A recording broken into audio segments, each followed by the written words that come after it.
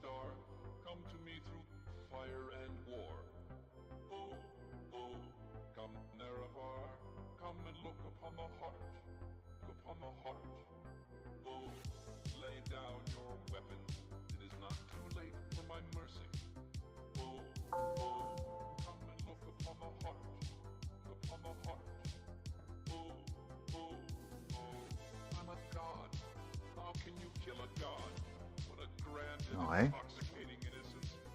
I'm a god. How can you kill a god? Shame on you, sweet Nerevar. I'm a god. I'm a god. I'm a god. God. I'm a god. I'm a god. I'm a god.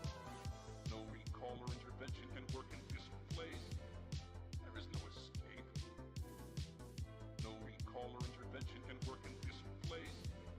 There is no escape. No recall or intervention can work in this place. There is no escape. No recall or intervention can work in this place. There is no escape. Oh, I'm a god. How can you kill a god? What a grand and intoxicating innocence. I'm a god. How can you kill a god? Shame on you, sweet Nerevar. I'm a god. I'm a god. I'm a god. God. I'm a god. I'm a god. I'm a god.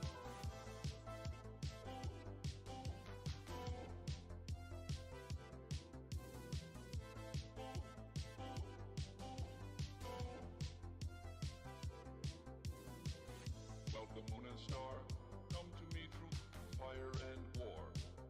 Oh, oh, come Nerevar, come and look upon the heart, upon the heart. Oh, lay down your weapons, it is not too late for my mercy. Oh, oh, come and look upon the heart, upon the heart.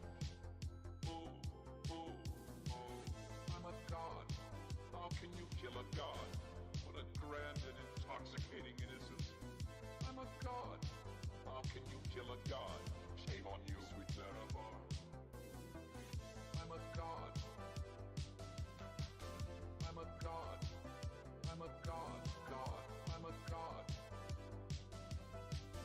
I'm a god. I'm a god.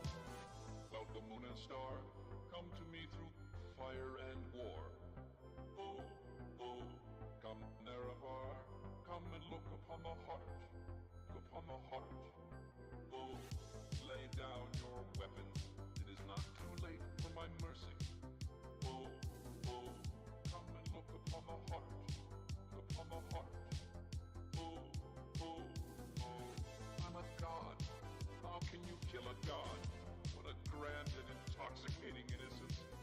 I'm a god. How can you kill a god? Shame on you, sweet Nerevar. I'm a god. I'm a god. I'm a god. God. I'm a god. I'm a god. I'm a god. No recall or intervention can work in this place. There is no escape.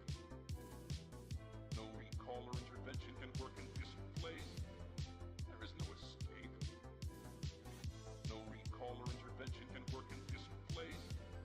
There is no escape. No recall or intervention can work in this place. There is no escape. Oh, I'm a god. How can you kill a god? What a grand and intoxicating innocence. I'm a god. How can you kill a god? Shame on you, sweet Nerevar. I'm a god.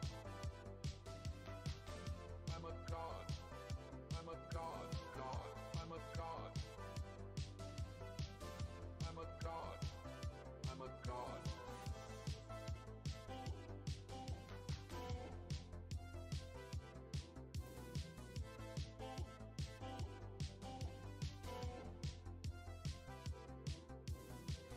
Well, the moon and star, come to me through fire and war. Oh, oh, come Nerevar, come and look upon the heart, upon the heart. Oh, lay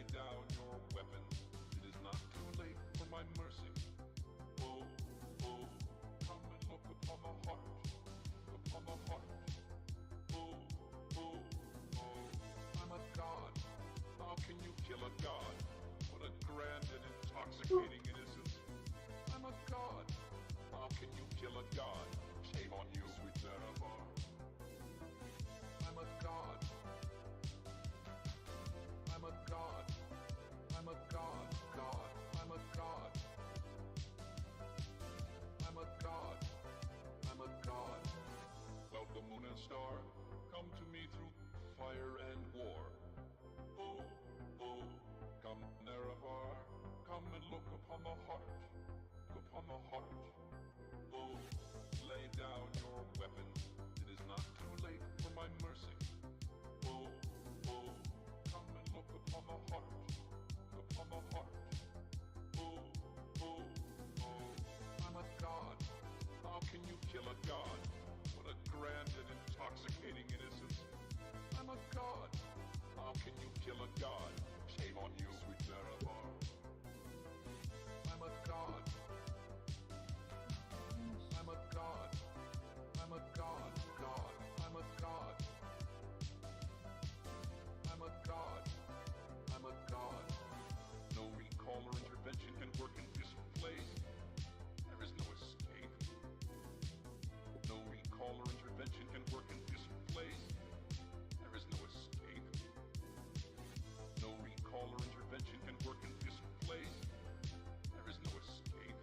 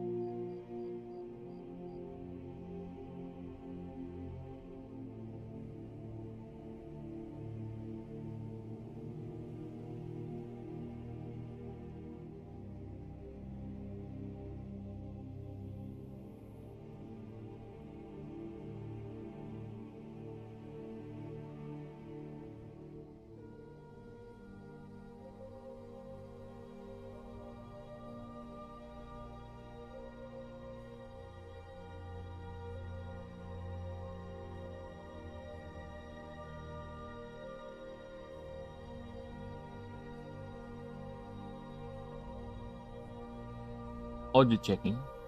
Audio. Audio checking. Audio. Okay.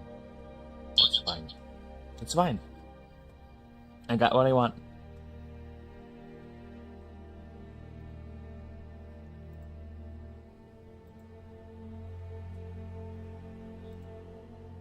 There you go. Okay. We are back. Hello. Ugh. Sleepy kazooms. Alright. Let's see, is everything good? Of course everything is good. I already checked this. What is wrong with me?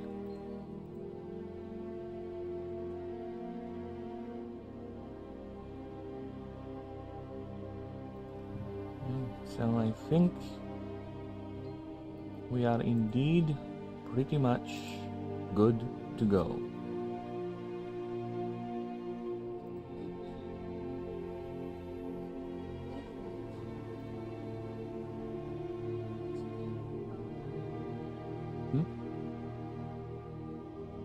Okay. So, yeah, once again, it is the weather of sleeps. So I'm a bit low energy. The blasted thing is pulling me in. But either way, we shall persevere. We shall continue. We shall rage on, so to speak.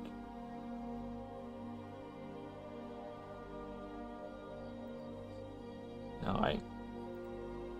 Not every day is Christmas, as they say. And let's try to make that not true. Let's try to make this day into Christmas. Let's Christmassive this day, you know? Let's christen it up.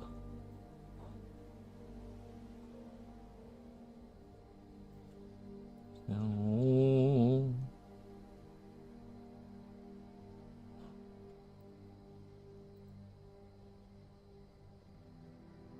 what are we going to do? We are going to continue where we left off last time. Yeah, last time we were able to at least do some significant progress. 6 of the 48 have been modified. Yes, that's the word, modified. Not updated. They have been modified.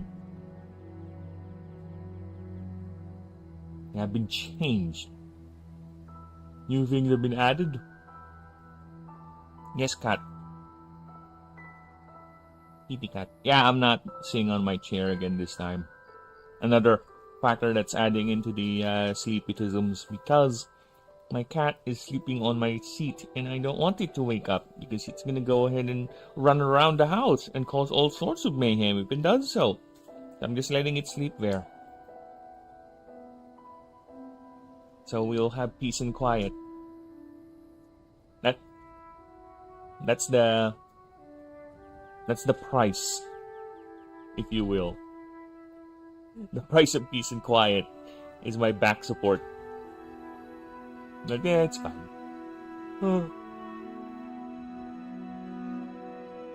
I hope everyone's doing a marvelous day, or having a marvelous day, everyone. So let me just make sure.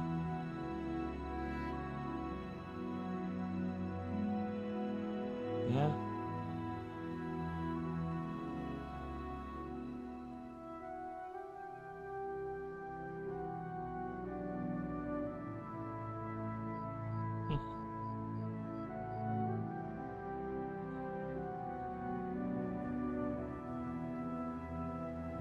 Okay.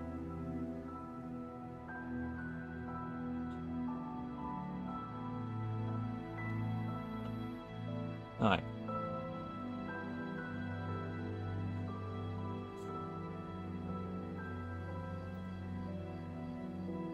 Where are we? Ah, yes. Let us continue.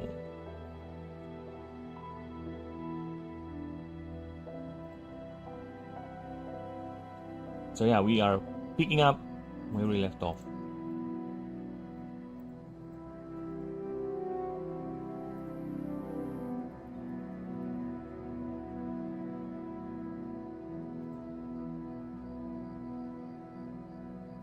Goddamn brain! Work, brain! Alright, focus. We are focusing. Alright, the brain is now focused, I think. Alright, as I said before. Alright, yesterday, we were able to do up until Gabber Tales, so we're gonna continue with Whisper, finish with Dondania, and hopefully we'll be done with a couple. Alright, because I kind of want to get back into making creatures, to be honest. Alright, now as for the rewrites, I have just technically finished rewriting the encounter rules. So yeah, the encounter rules are done.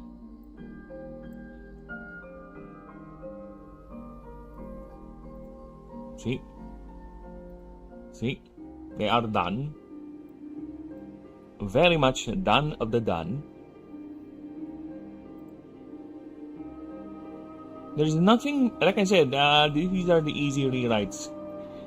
Nothing much to add or to take from it. Because it's roughly the same. Just fix some word choice, tightening the words and all that. Making sure the descriptions and ability stats are up to date. And also fixing some terminologies. Other than that, we are good.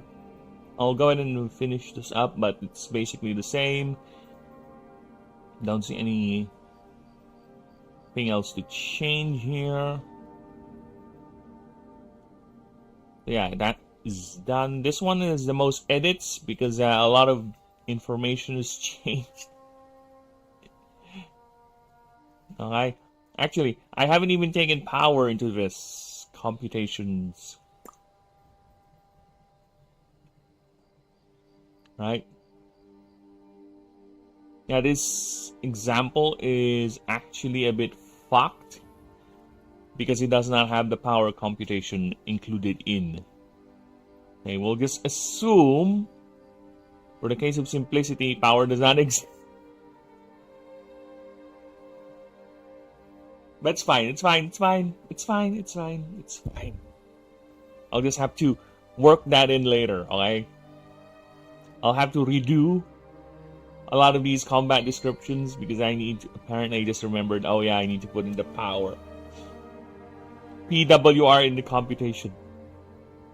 Which, funny thing is, I have it here. But in the actual examples, no. Because again, these were done before PWR was a thing and introduced into the game. So, I'll have to change that. Fuck!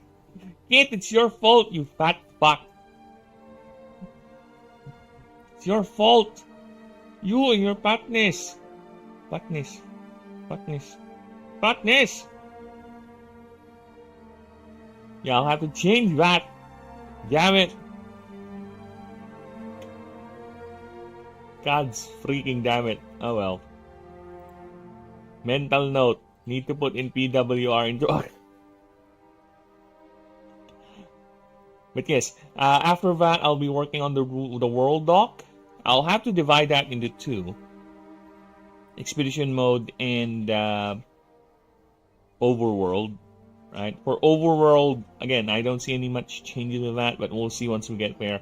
I said that the same with the combat doc, but here I am realizing, oh, fuck, yeah. PWR is a thing, and it was not included into those examples. Oosh. Fine, it's fine. Fine. We'll do it later. As 4 lay creatures... Go ahead and continue.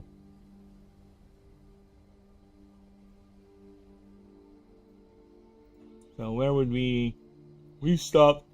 Oh, really cool. Oh. Ah. We stop at Gabbertail. I force myself to at least finish Gabbertails. You know, it's uber sleepy-tisms. I think we're fine with that. So yeah, we'll be starting today with Whisper. We'll be whispering, so to speak.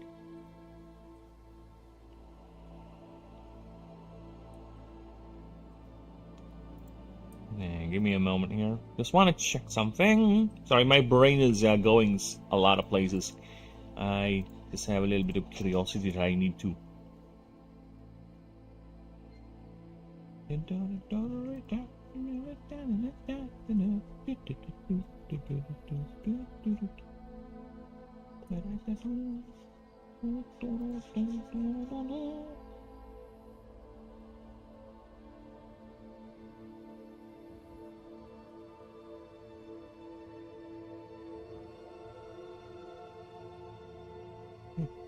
Interesting.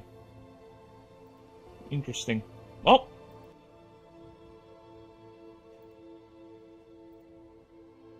Oh!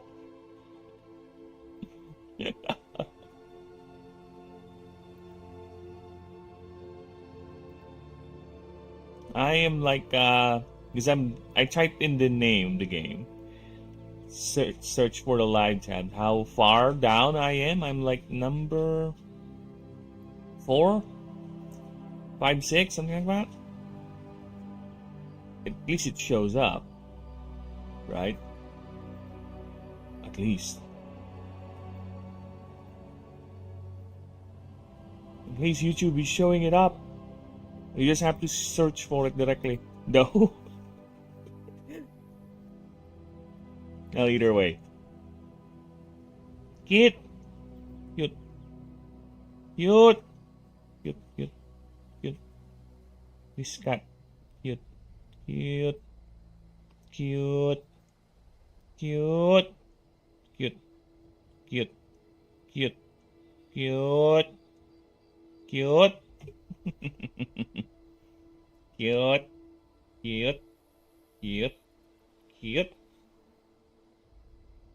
Cute cat. Cute cat. Cute cat. Cutie cat. Cutie kitty cat. Cutie cat. Alright. Enough distractions. Let us go ahead and continue so we can get more things done. There you go. Woo! English is hard. English is freaking hard. Alright. So let us continue our journey. We are now at Whisper. The last of the Gaia sphere starters. If I recall correctly, we recall correctly. Of course you recall correctly because there's no one else. That's it. There's only 9 Gaia sphere starters, and this is number 7. Alright. So, okay. Whisper. The cotton ball starter. 4 wings, kept the creature in flight. Creature spreads powdery pollen that it produces constantly inside its main body, tucked in layers of thick hair. False eyes act both as distraction and a focus for its arcane projections. So far so good with that. No need to worry about that. Let's take a look at the passives. Yeah, actually, I might do something offline where I'm checking the moves. Because the technical writing for the moves, especially the older ones, are very, very outdated. Like, very outdated. I might do a pass for the god moves themselves. Change some of the wordings there, right? Because a lot of them, I noticed, don't follow the same conventions I do now. Actually, the more I think about it, I might go ahead and do a drastic change with how I describe moves, making them much more easier to understand. Right? So we shall see. We shall see moving forward, but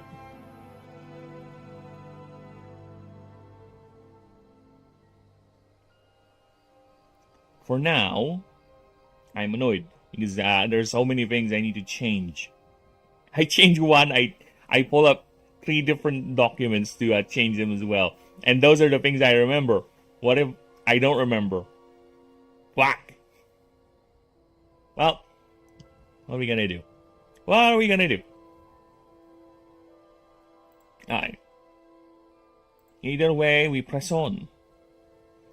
Okay, cottonize. All non-weakness hits.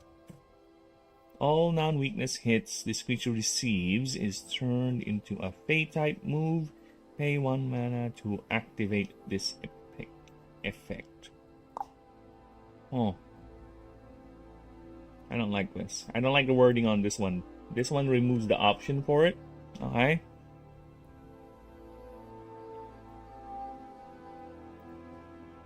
When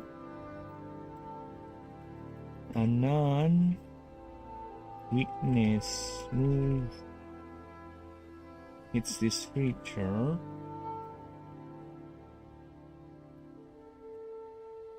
you may pay 1 mana to turn that move into a pay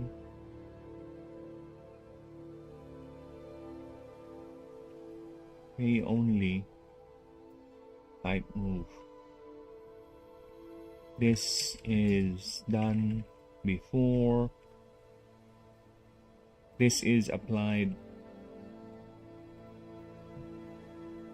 before damage resolution. Hey, pal. Morning. Morning, brother. I see you booting up Cyberpunk. So no classes today? Because I see the storm. The rains are still hitting us. They're quite annoyingly putting me into the sleep mode. What is this Bahapo? I don't understand that. What is that Bahapo? Behapo? Baha'i? What is that? I'm sorry. I don't speak anything other than English.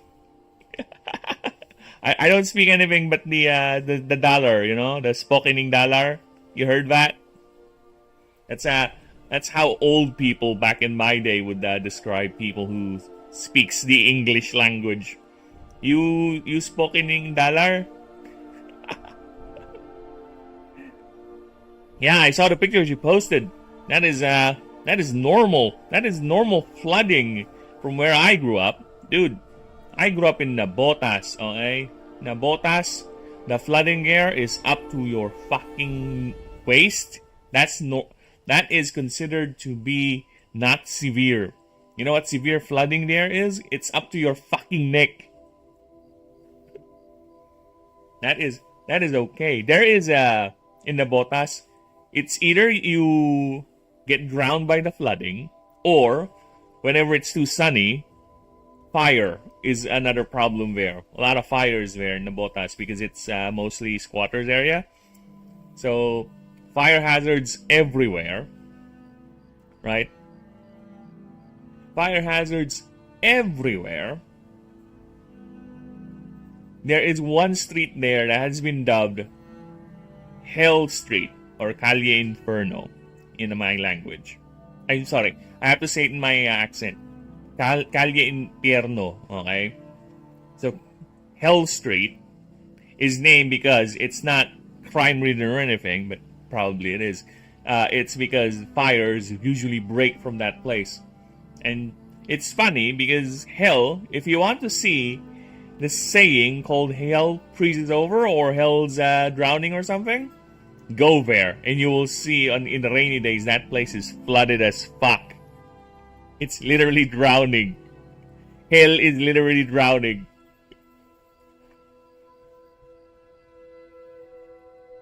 Waist high flooding. Dude, I grew up at a time where classes are not suspended till literally you're at your way to school. They're a lot more quicker nowadays with their announcements, but there was a time where before classes were suspended because of storms or heavy rainfall, you would already be in your school uniform and you'd already be outside or in the middle of transit before they announce it. There are moments I remember I actually got to school before I realized or before we are told classes are suspended. I mean, I have to go back in the rain like this. You absolute mong. It's flooding. For the record, I abbreviated cyberpunk. What do you mean? You abbreviated cyberpunk? You mean you did this? There? You did that? That's what have you done? That is cyberpunk abbreviated. I think that's how would you abbreviate cyberpunk? Alright.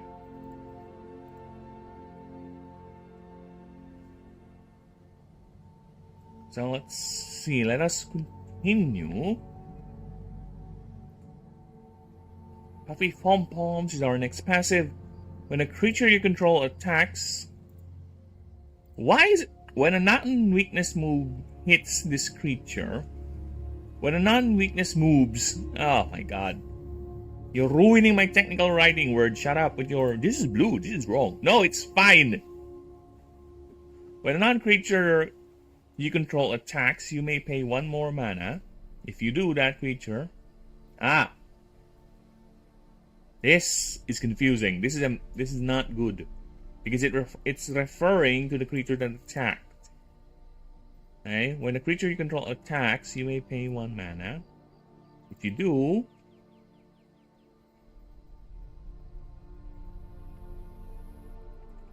the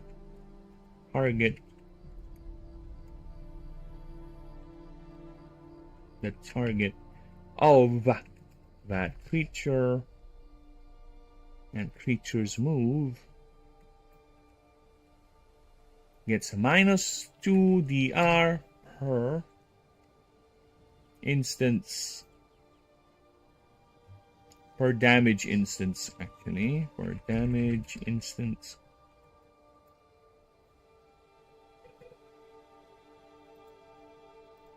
Per damage instance. What do you mean till their next move? What do I mean by that? Order. So, and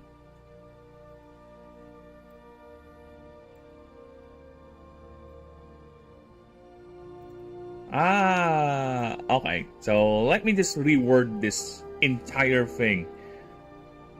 During a creature's turn, you may pay 1 mana. If you do, that creature's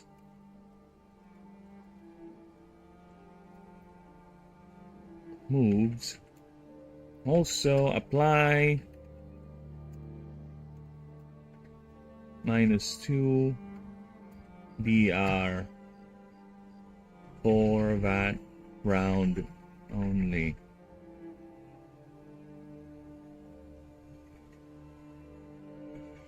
Parenthesis, the DR debuff lasts until affected creature is incapacitated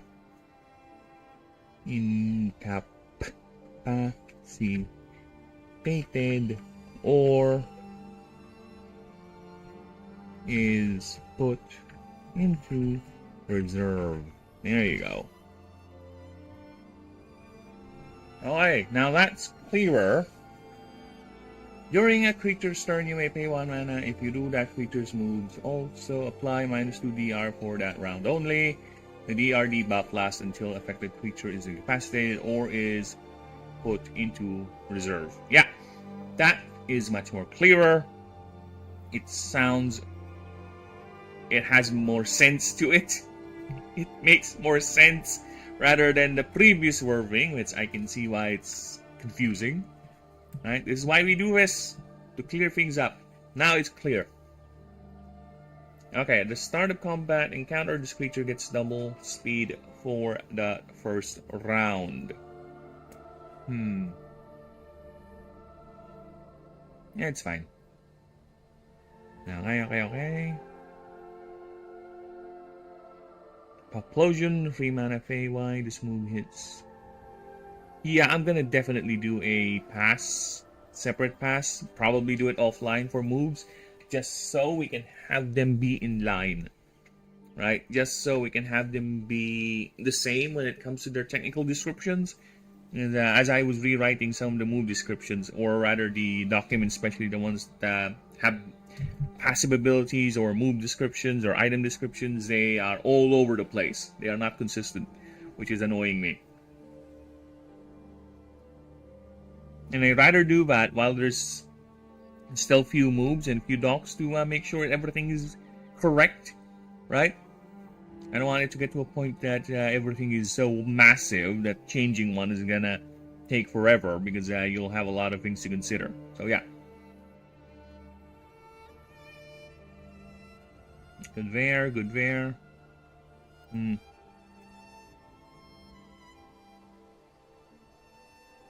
Okay, now for the creature profile, and before we do that, I need you to be a blank page, so whatever happens here doesn't fuck up the rest of us.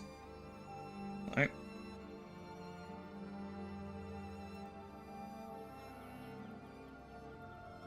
I don't see any other reasons for me to add more to it. We've already had a couple of additions already with the Whisper, but we shall see. Let me just adjust my monitor, because the cat,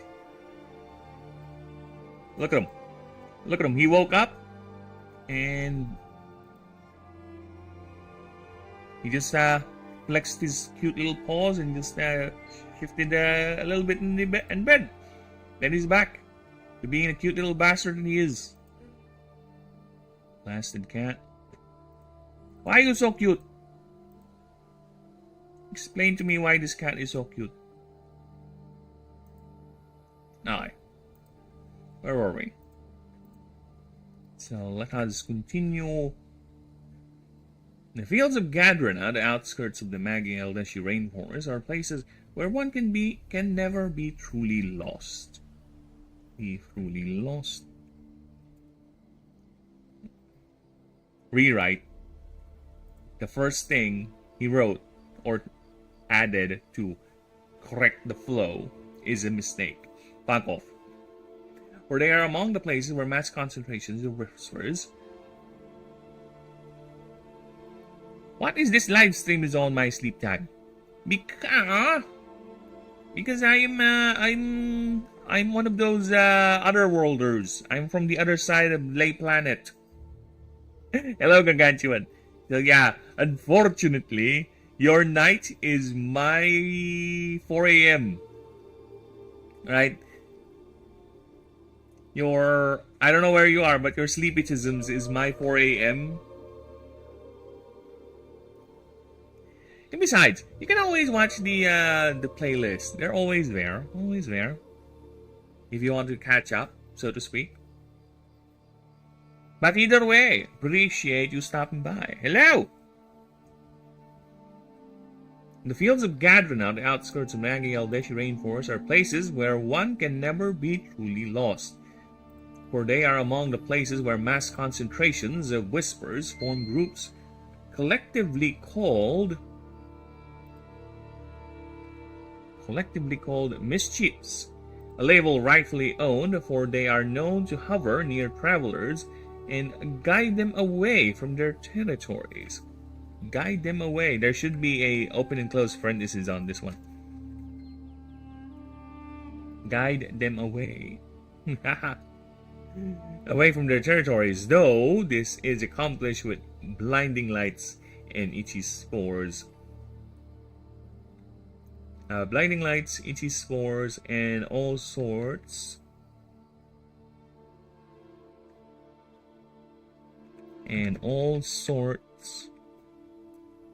of discomforting, uncomfortable, or uncomfortable,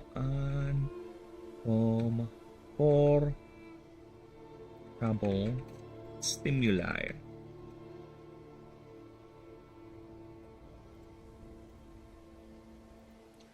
All the while, the creature seemingly expresses a playful demeanor about it.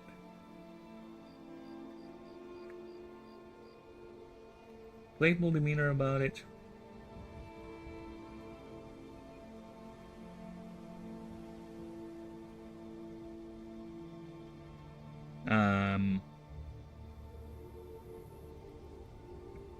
Big beady eyes.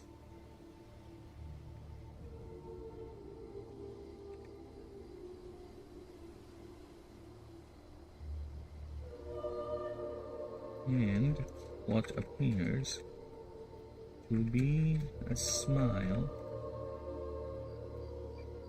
in its insectoid face.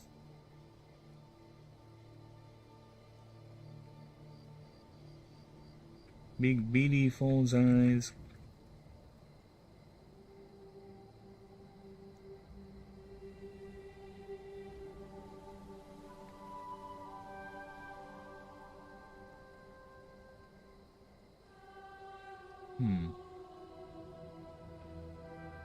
And even its actual eyes seem to twinkle,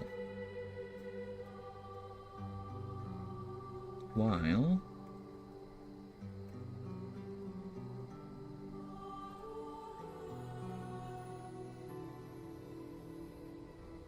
arches in its insectoid. I don't know, don't adjust the drawing, because most likely I have to reduce this. There you go. Okay. This behavior, why is that not capitalized? This behavior is not exclusive to outsiders, for it has been observed to be part of their social interactions. Each creature vying to outrank each other, and also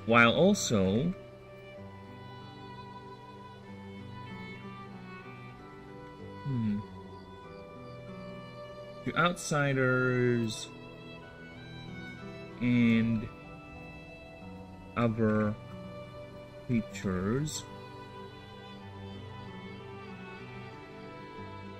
or has been observed it has been observed to be a part of their social interactions. Each creature vying to outrank each other.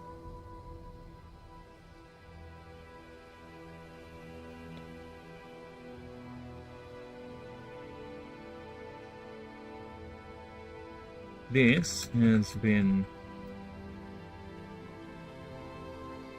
regarded. You massive regard. You regarded back. Stop regarding. Kit.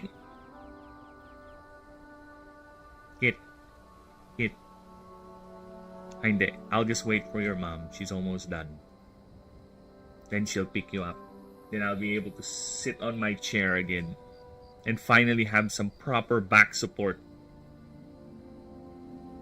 Hi. This has been regarded as the species, as the creatures way to determine rank as those who won, who win these, appear to have greater shares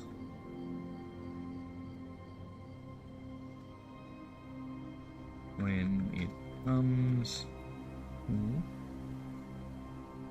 food and even access to better sources of it. There you go. His behaviors are not largely seen as hostile nor malicious in any sense, as some have been reported to heal travelers who somehow receive injuries or great discomfort during displays, or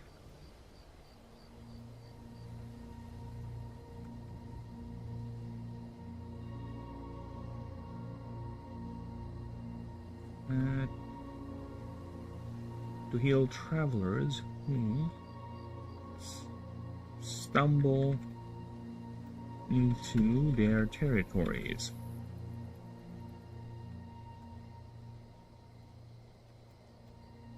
Which many travelers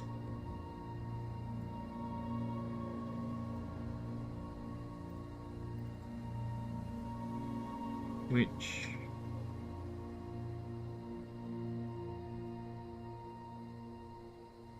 many travelers and even the local ranger corps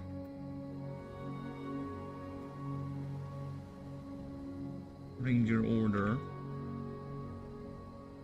Local Ranger Order uses this knowledge to their advantage. Playhouse. Yet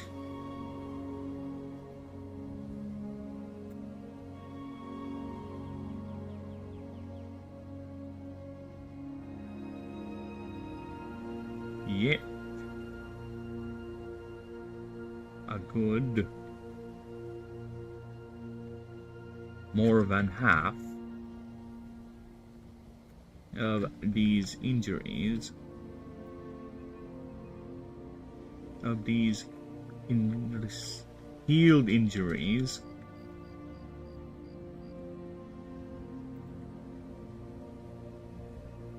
are caused by them, are caused by the whispers themselves during their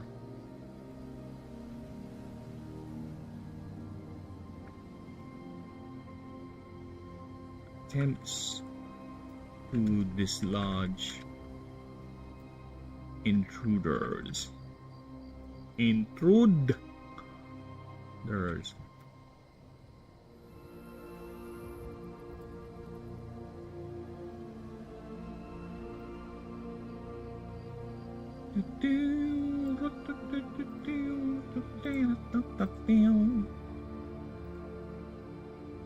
Now where am I? Oh, greeters. There you go. Alright.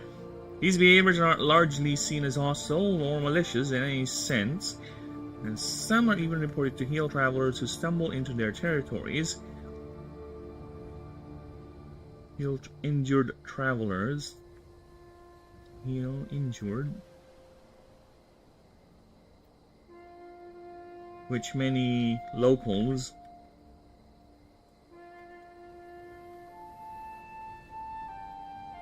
and even the local ranger order using this knowledge to their advantage. Locals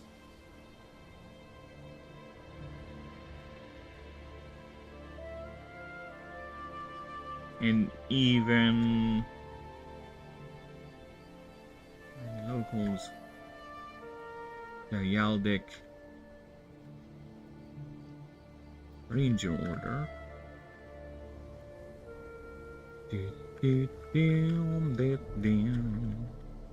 and even far-flung travelers.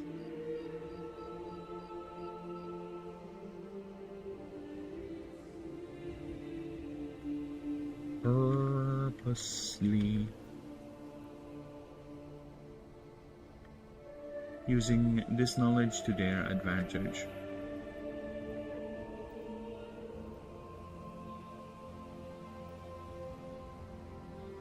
Bringing with them their sick and injured.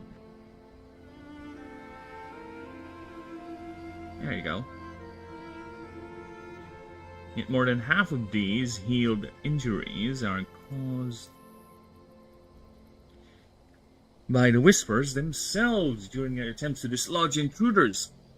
Some are even... Why does this have a... Why does that have a open and closed parenthesis? What the fuck? Why? Why? I don't know. I don't know either, but apparently it does. Alright. Some are even known to heal injured travelers who stumble into their territories only to be... There should be a B here. Be immediately... Only to immediately resume.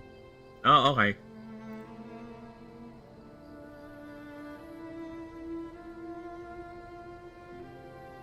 Oh.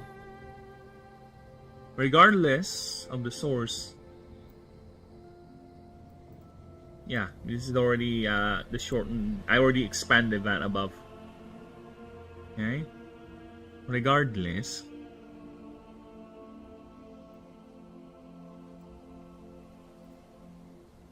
Regardless of the reason and purpose.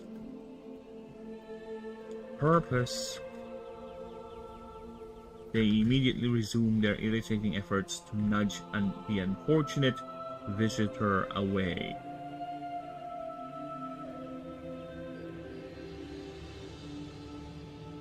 the visitors away.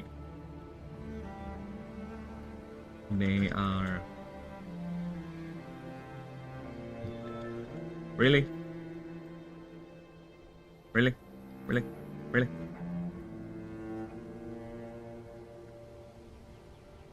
They are known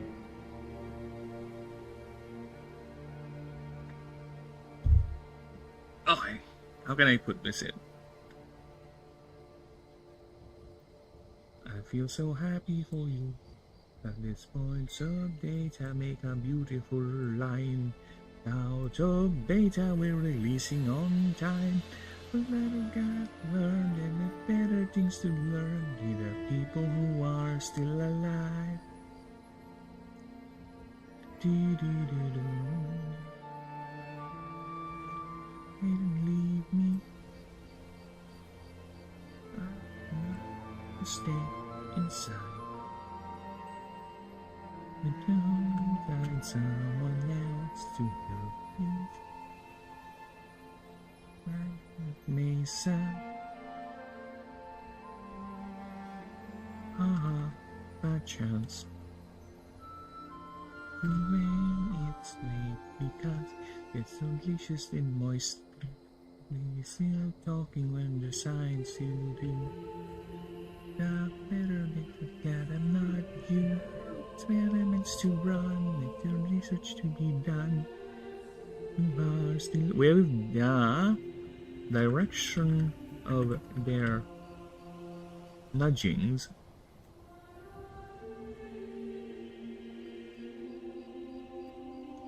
All seemingly always points to the nearest civilized location.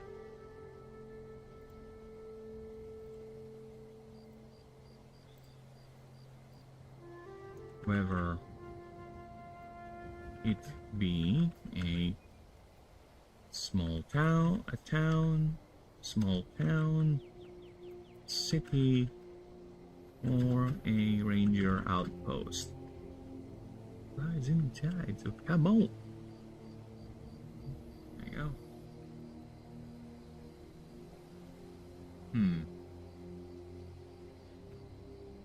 Which many biologists speculate as a learned behavior by the mischief.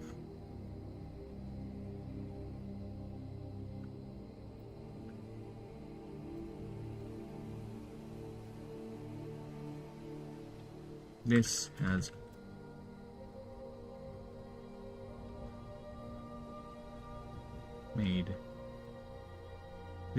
generated the local saying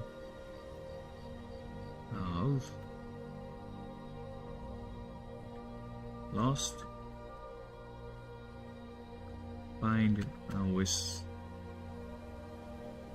cotton patch, find a puffer patch.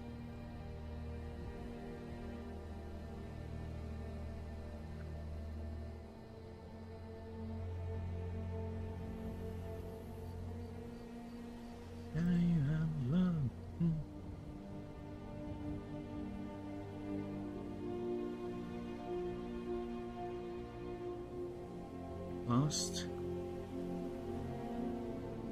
and injured. Little better on me. Okay, next.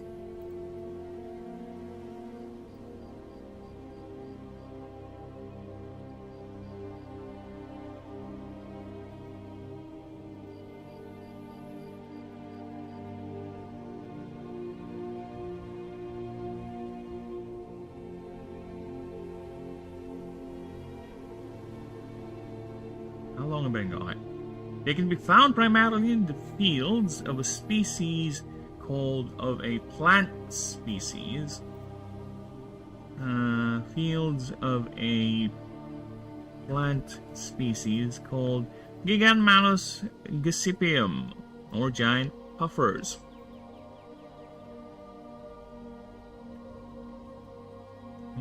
These plants have adapted its photosynthetic process into converting sugars into pure mana, which the Whisper harvests via a method where they draw out the substance into balls of pure undiluted mana. These manifest into balls of light floating above the plant, in which the Whisper absorbs it, feeding itself.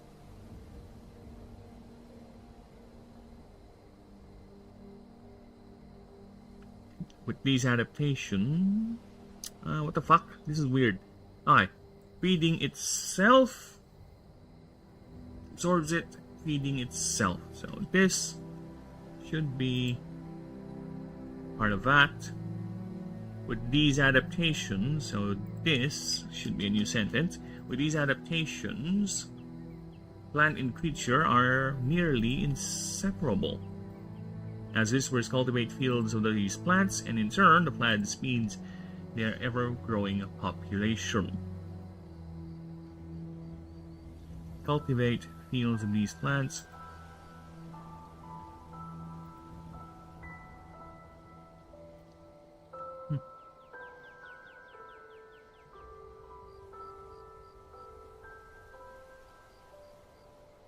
Yes, kid. Yes, kid. Yes, kid. Oh my god, look at this cute cat.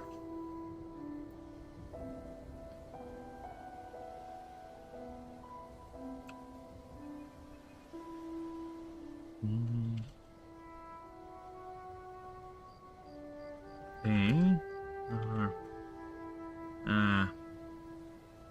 Biologists and theorizing healers are a way to make sure the mischief secures as much of the available mana and keeps the plants undisturbed. It is highly sensitive and very delicate to both atmospheric and terrain disruptions.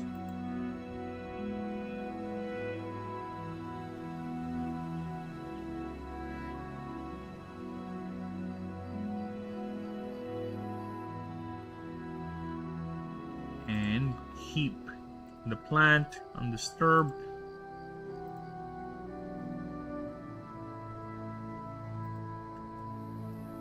Sensitive and delicate to both atmospheric and terrain disruptions.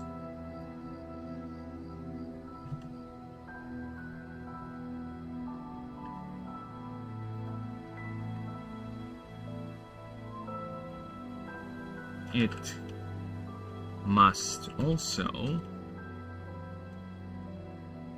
be noted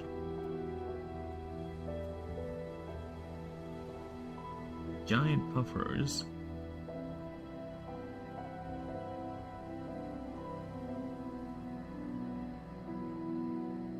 with no or too few whispers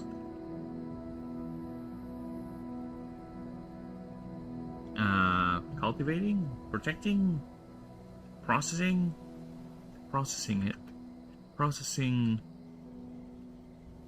its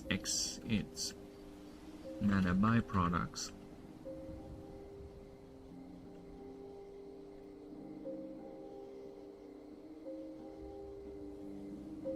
And to release it in explosive into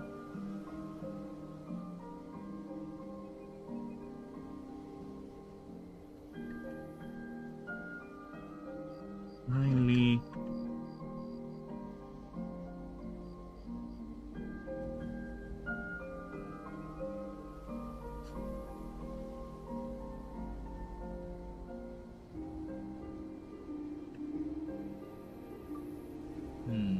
pussycat in the form of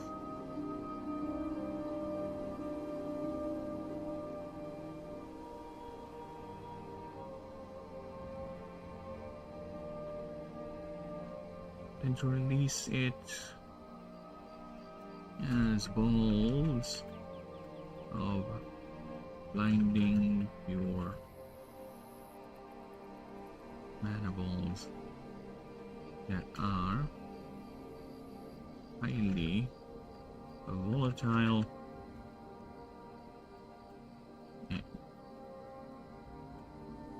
before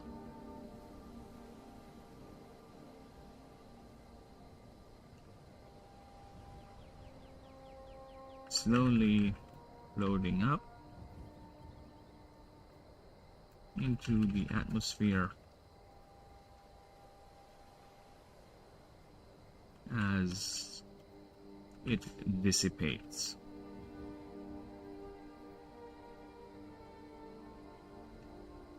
Creating a natural saturation of the substance.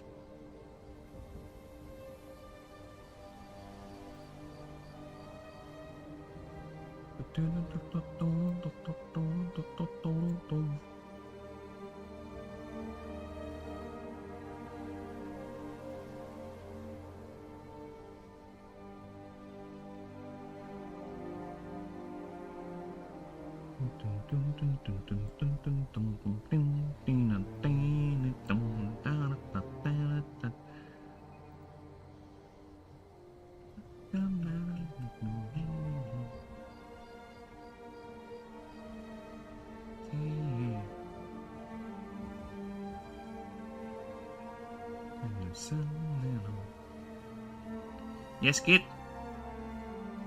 Whispers are very reliant on particular locations to cultivate the what? The what? Damn it! The plant.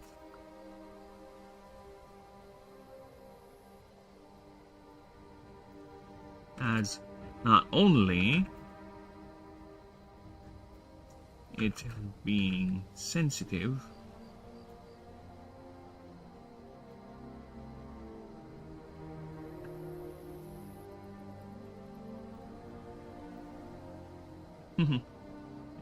Bebe, come here. as its seeds are very Baby boy, come here. sensitive to mana. Why are you so tired? Because being cute is a tiring job. Just look at him. He's always on 100% cute mode. That's why he's always so tired. Imagine being so cute all the time. That's its job, is being cute 100% 24/7. So of course he's always tired. What you get for being cute? Cutie cat. Oh my god, so this is how it feels to have proper back support. Yes. Oh. By the gods, that feels nice. What's that? Absolutely. Oh.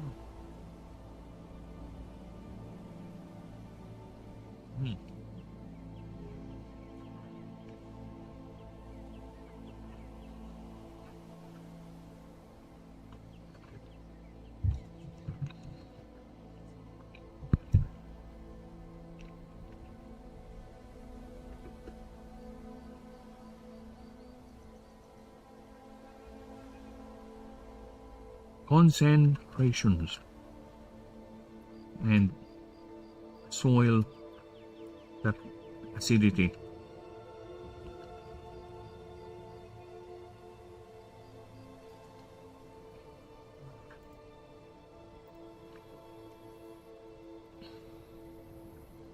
Which can result in friction with other mischiefs, and in extreme cases cause a what myologists call a prank war.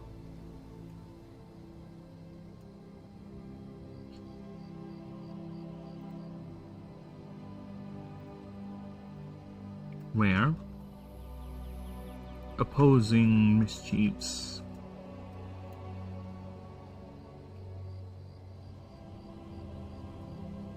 Wood.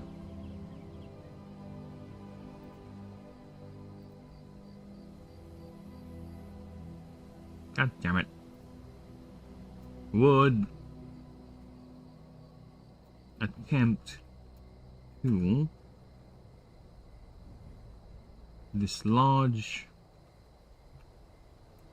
or break each other using the same methods they do with travelers, with intruders.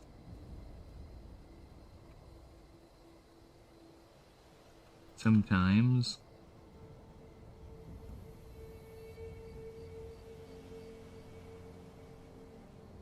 or the losing group is either absorbed or is first forced, is absorbed or is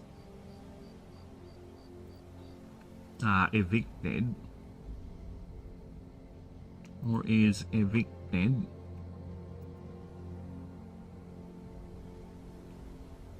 with only a few allowed to stay.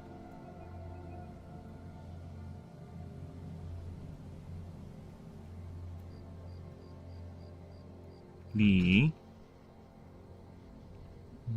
banished individuals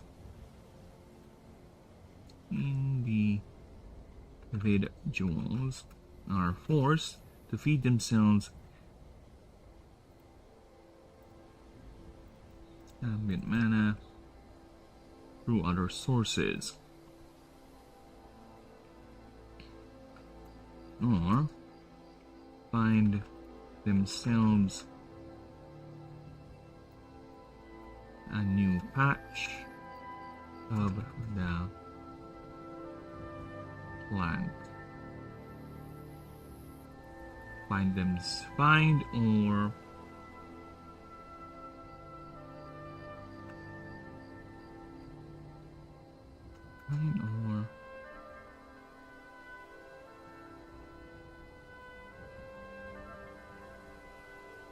to either cultivate there or discover.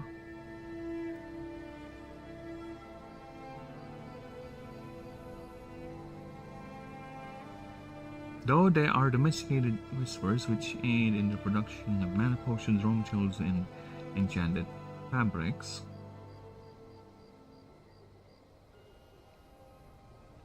many of which belonging to small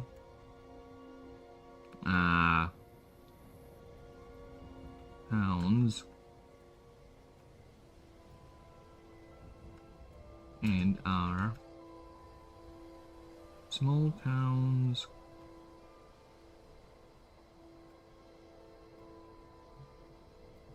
and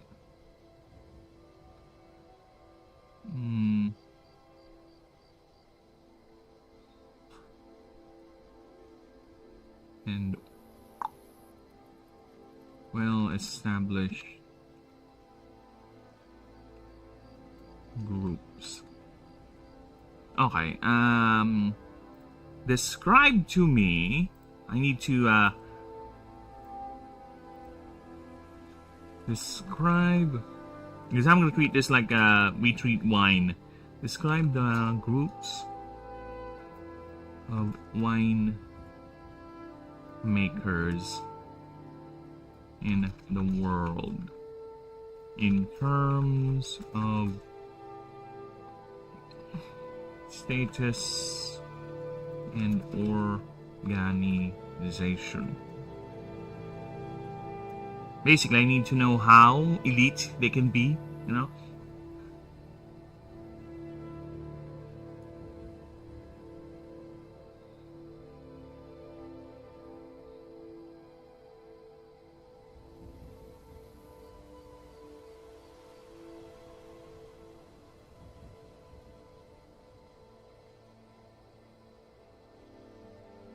And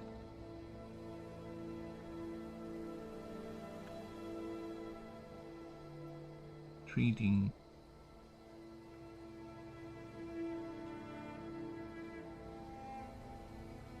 the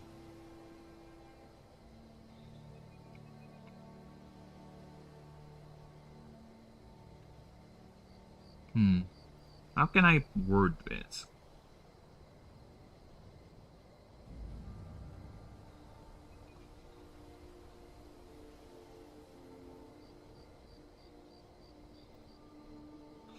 Well-established prestige groups.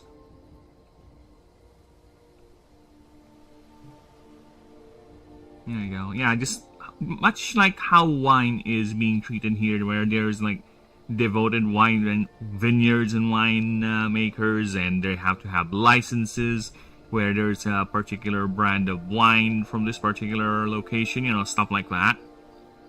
But this time it's for this.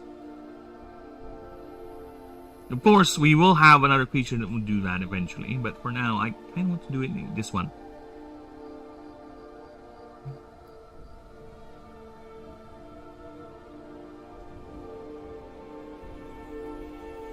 Having very strict codes and regulations in production and domestication, where... Hello, Denisium! Hello, hello! Yo, yo, yo, indeed! How you doing, man? We are on Whisper now, so we did a lot yesterday. I was able to do 6 rewrites, and it's quite the expansion on a lot of them. So yes, and I also changed several passive abilities. So because I've noticed some of them are actually poorly worded. So yeah, there's a couple of updates I need to do actually. Let me just pull up the passive master list, because we have to change that. And also, I am done with the encounter rules. Technically, I'll just have to change some numbers because I need to put account power.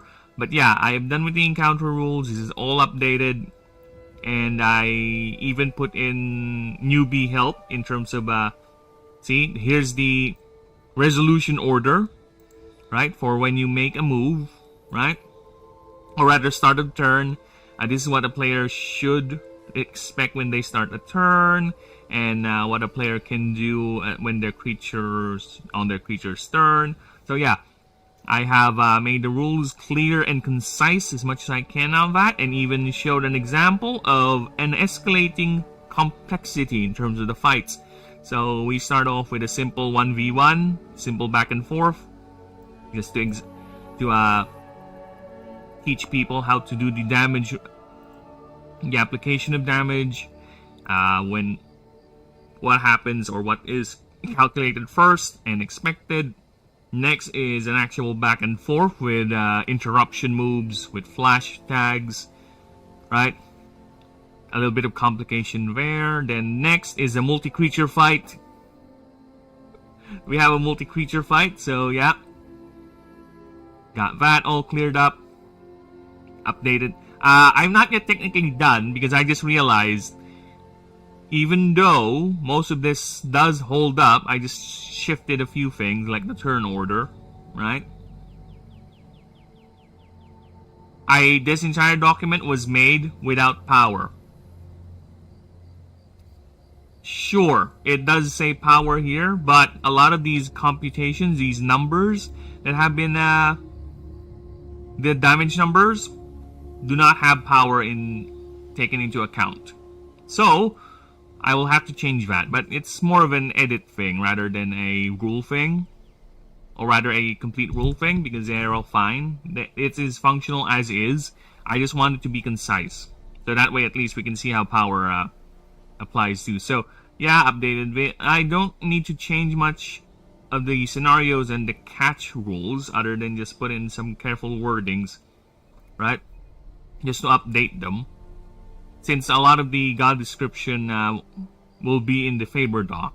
So we just explained how to bond with a god with this one. So yeah, that's what I've done offline, and after I clarify that for the power, I will be moving on to the world doc. Then after that, I will be making a massive technical rewrite of all the moves. So basically, offline, I will, if I do have time offline, of course. If. There's a massive if. Because I expect to be quite busy for the next few days. For the next God knows how long. Either way, regardless, I will be doing a massive technical rework of all the moves, because I have noticed especially the older moves are very outdated with how I wrote them. Just reading some of the passives too are very outdated and actually very confusing. So yeah,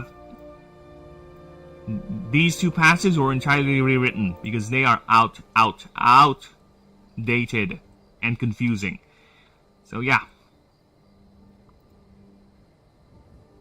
So now we are working with Whisper. Just doing the rewrite, if you will. Regulations in production and domestication.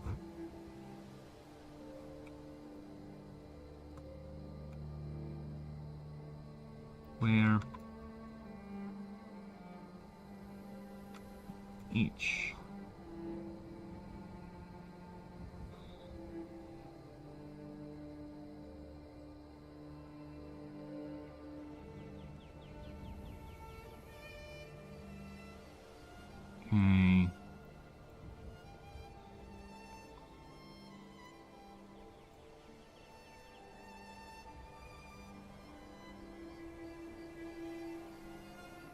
no problem, man.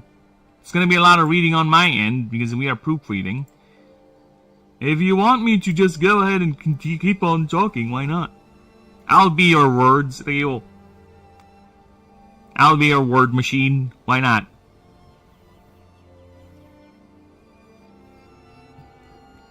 Crit code, regulation, production, and domestication.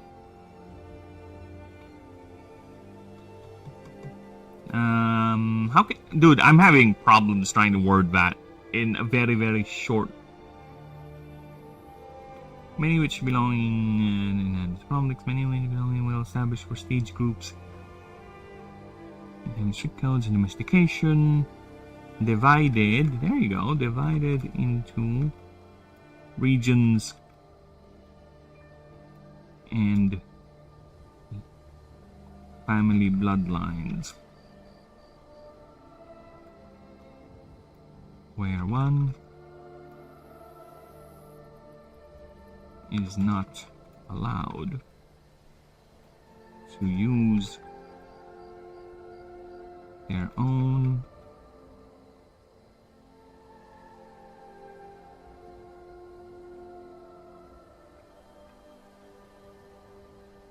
regions and family names, where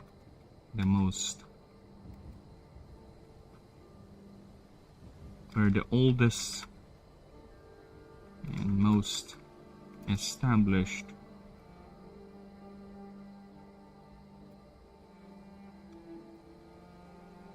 like the 1,000-year-old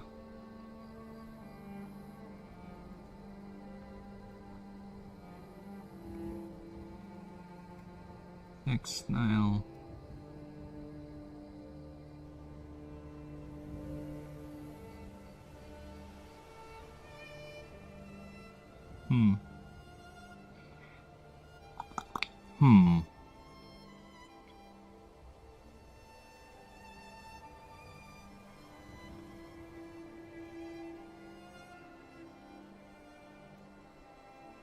of the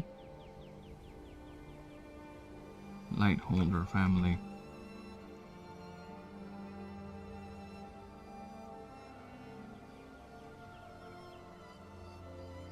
The Elven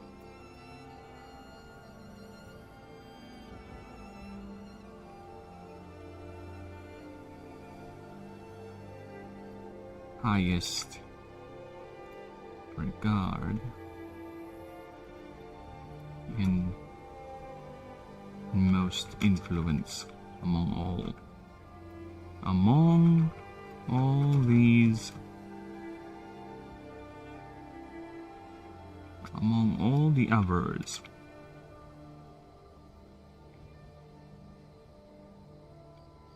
Alright, so space is a premium. Space! There you go. Okay, now time for the actual rewrite.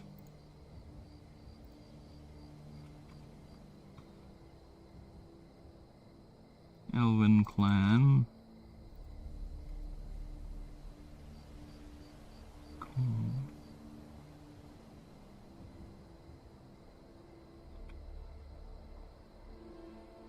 Why are you not uniform? There you go. Alright. Now it's uniform. Alright, so let's start reading this whole thing. The fields of Gadrina, the outskirts of the Magnayel Deshi rainforest, are places where one can never be truly lost.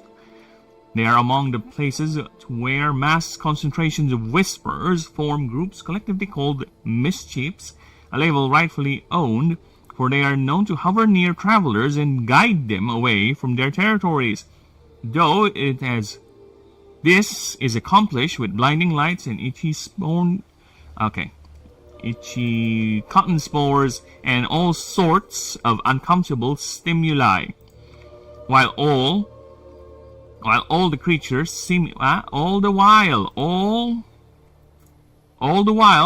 seemingly expresses a playful demeanor about it. Big, beady false eyes, and even its actual eyes seem to twinkle, while what appears to be a smile arches in its insectoid face. This behavior is not exclusive to outsiders and to other creatures, for it has been observed to be a part of their social interactions, each creature vying to outprank each other. This has been regarded as the creature's way to determine rank, as those who win these appear to have greater shares when it comes to food and even access to better sources of it. These behaviors are not largely seen as hostile or malicious in any sense, as some are even reported to heal injured travelers who stumble into their territories, which many locals, the Yaldic Ranger Order, and even far-flung travelers bring with them their sick and injured, purposely using this knowledge to their advantage. Yet more than half of these healed injuries are caused by the Whispers themselves during their attempts to dislodge intruders. Regardless of the reason and purpose, they will immediately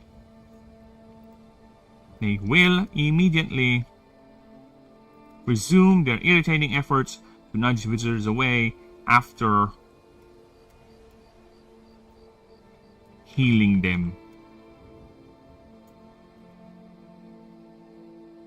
With the direction of their nudgings seemingly always pointing towards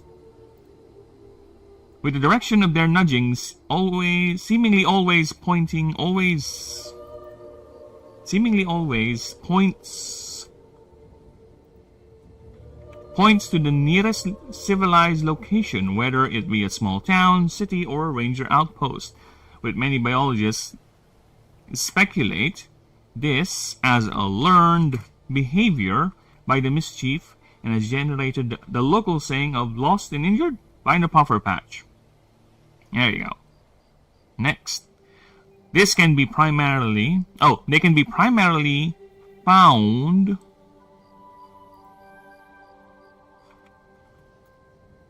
in fields of a plant species called Gigan Manus gossypium, or giant puffers. These plants have adapted its photosynthetic process into converting sugars into pure mana, which the Whisper harvest via a method where they draw out the substance into balls of undiluted mana. These manifest into balls of light floating above the plant, in which the whisper absorbs it, thus feeding itself. With these adaptations, plant and creature are nearly inseparable, as whispers cultivate fields of these plants, and in turn the plants feed their ever-growing population. Biologists theorize their mischievous behaviors are a way to make sure the mischief secures as much of the available mana and keep the plants undisturbed, because it is highly sensitive and delicate to both atmospheric and terrain disruptions. It must also be noted, giant fuffers with no or too few whispers processing its mana byproduct tends to release it as balls of pure blinding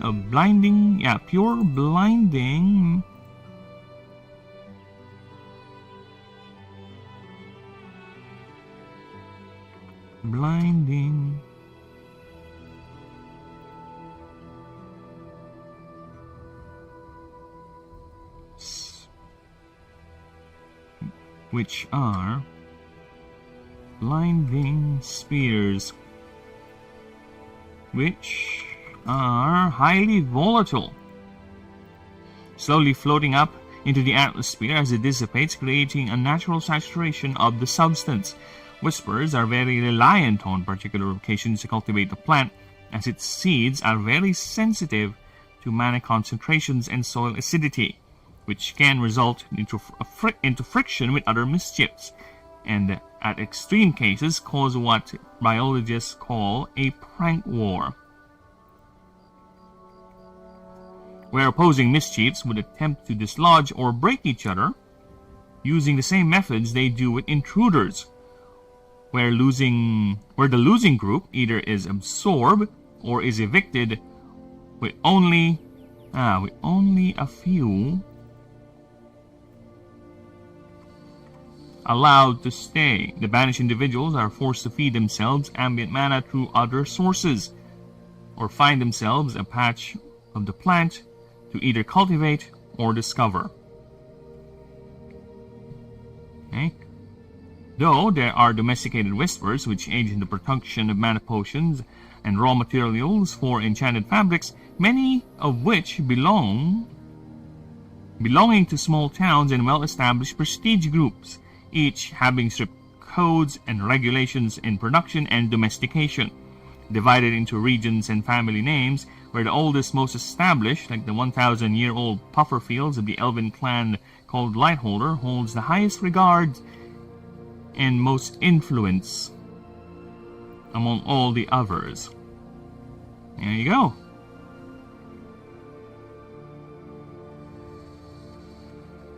There you go. Okay, so that is the new Whisper. As you can see, it has been expanded greatly. So with that, let's go ahead and kill the extra page here. Oh my god, why are you so annoying? Okay, next is Pixie Pierce. Is Ria already streaming?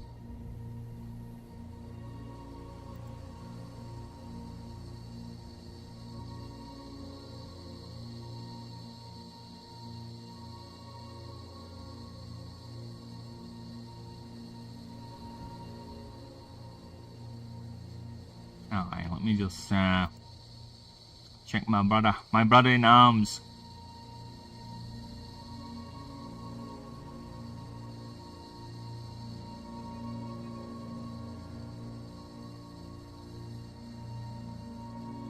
There you go.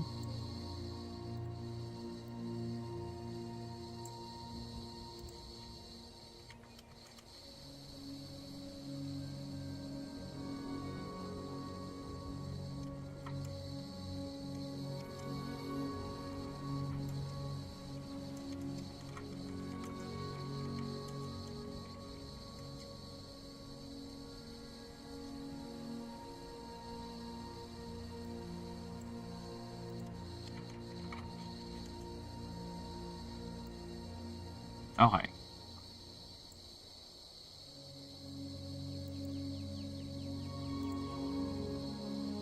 lucky for me, I have a way to make things not all crazy.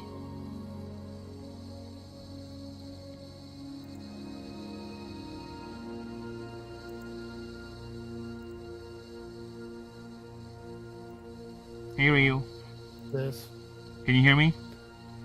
Hello, Phoenix. Hello. Told you I'm proofreading right now, so there's a lot of me talking. Hope that's fine. Okay. That'll be yeah. I think I screwed this puzzle up already. Well, your problem. I'll be going back to my own shit. But everyone, this is my good friend Ryu Planeswalker. Again, he's a very good streamer on Twitch. no. Look at him. He's streaming Assassin's Creed right now. Assassin's Creed Origins. Where he's playing a very weird man trying to climb on things that are not supposed to be climbable. Right? You want to check him out? Go right ahead. But either way, I will be here. Reading my shit! Well, Alia, yes, that was a priceless artifact. But it was in my way, and I actually... That's not the part I screwed up. Okay. Now let us continue. Spears made from stems of giant poppers magically enhanced to be durable.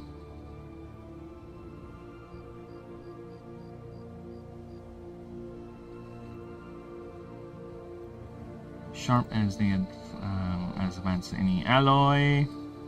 Main body has emerged from the hairy and round body of the pre-ascended form. Body is covered in a tough exoskeleton. I think there is nothing to change there. That is fine, oh fine. Now here's the fun part.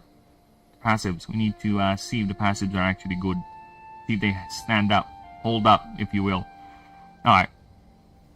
Let's see what we got here. During this creature's turn, you may pay up to 5 mana. You do remove a stack. Oh, okay. So, X mana.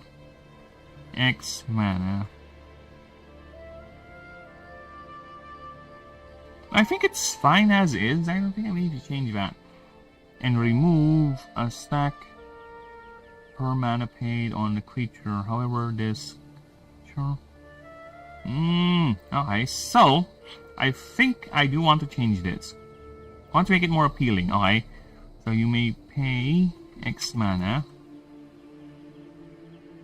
Max 5. Max 5 mana and remove 2 stacks per mana paid. Because it's gonna make the creature lose its turn. If it's gonna spend its turn healing a stat stack, might as well. It's not just gonna heal it for free too, it's gonna burn its own resource. So yeah, might as well have it be more efficient. Yes. No, but I was listening to what do you call that? The real BBC about it, and I guess they did. They might have killed Hal Jordan. Might. Could be. You've seen it? You like it? No, I haven't watched it yet.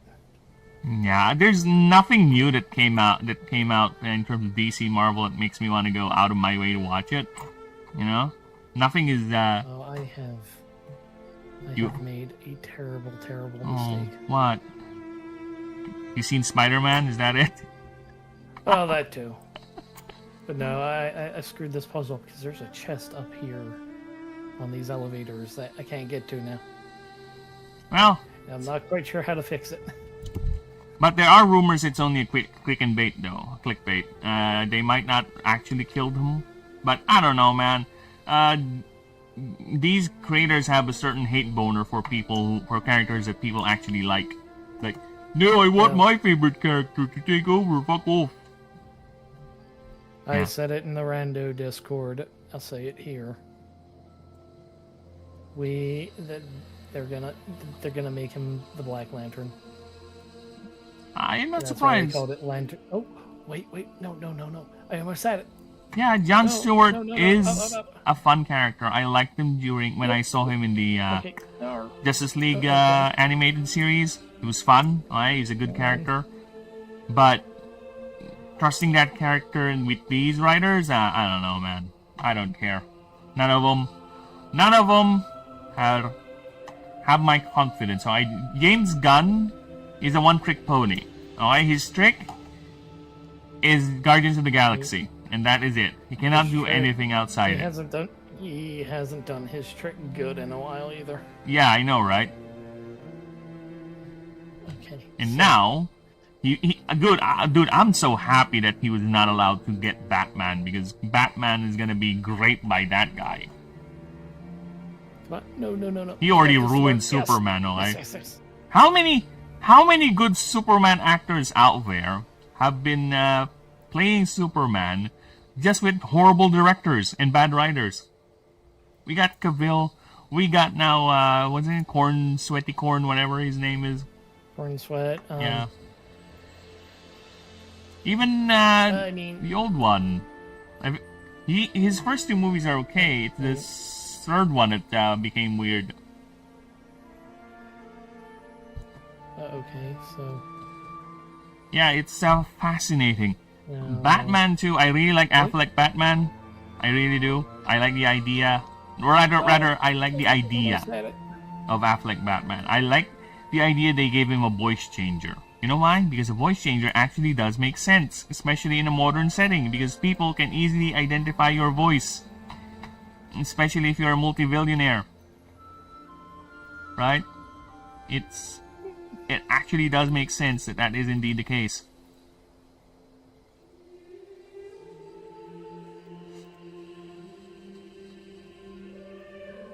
I think I borked this up in a way that I can't undo. Aww. What have you done? Well, while you're trying to work that out, I'm going back to my creature dock.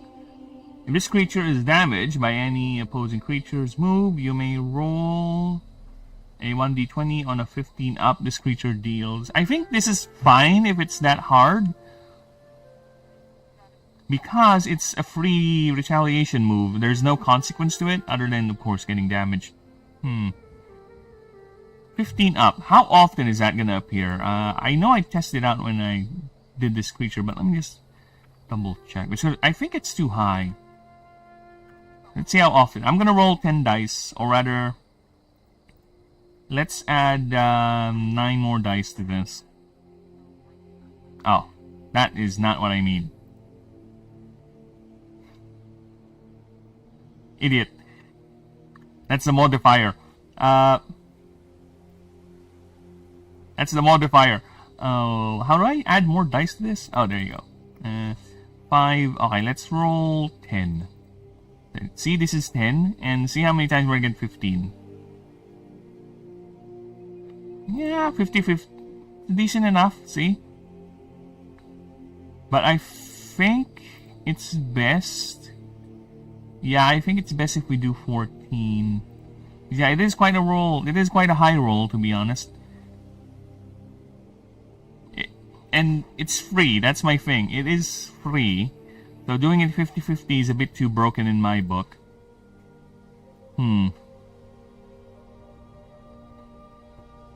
Yeah, it is free. That's the main thing. There's no consequence to it. Or rather, there's no cost to it. So let's just make it 14. Just to be fair with everyone else. Let me turn off the light. Yeah, just to be fair with everyone else, we're gonna make it 14. Okay? But again, this is quite free. It's a free jab. It's a free hit. Free stab. You get hit back. Maybe. Probably.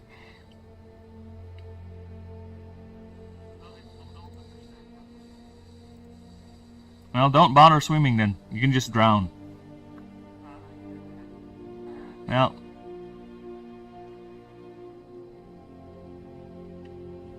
At the beginning of combat, this creature gains plus 50 temp HP, which is... things like this. I kind of want to scale up, to be honest.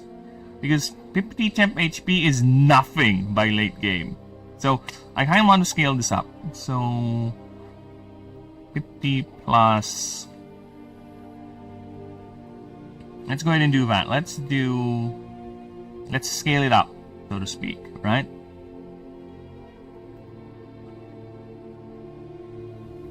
Oh yeah. And it's not gonna be, it can't be healed anyway, so.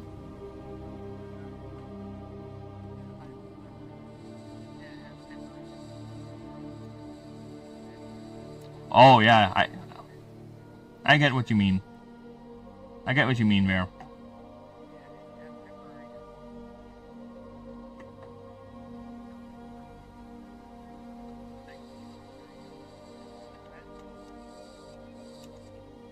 Well, there is a god that has so much of that, but he has very, very low max HP.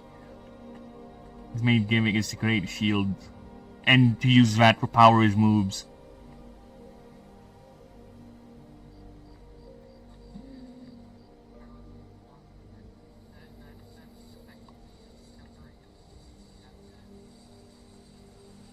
Oh yeah, you're right. Indeed, I remember that being good. I used to use that a lot. But when everything just revolves around getting one-shotted, became more of a liability than use. It's like wasting a turn, because it only lasts one turn before it gets one-shotted.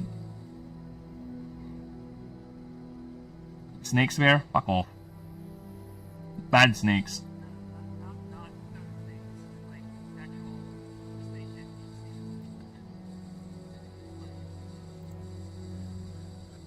And using a spear against snakes is does not seem great.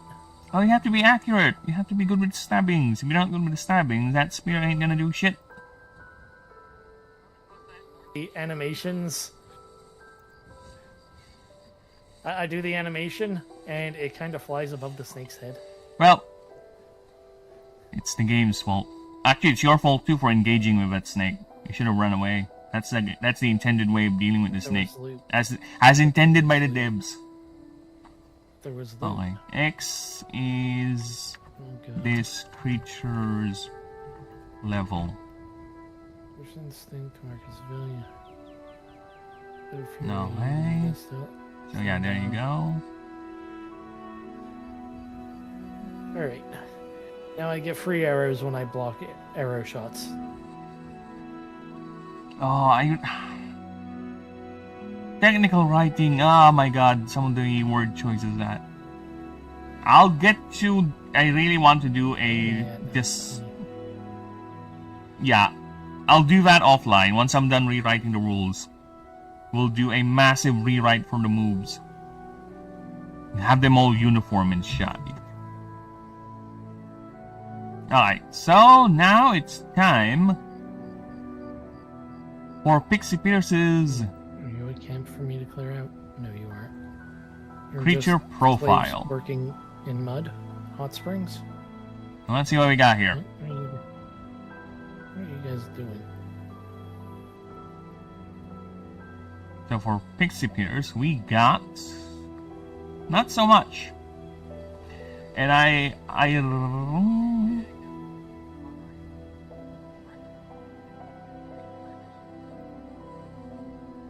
they're making shit bricks? Bricks they shit on? Shitty bricks? No. I think those... I think they're making... yeah. But I think they're just... Oh, it might be paving stones. Yeah, those are dyes. So yeah. Yeah, I think that's limestone. Yeah, I think they are making limestone slabs. I think they're making paving stones for roads.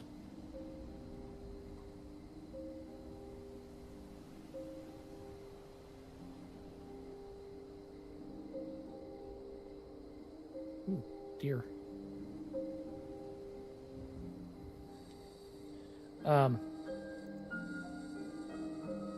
Alright. Now let's see what we got here when it comes to the piercing of the pixie.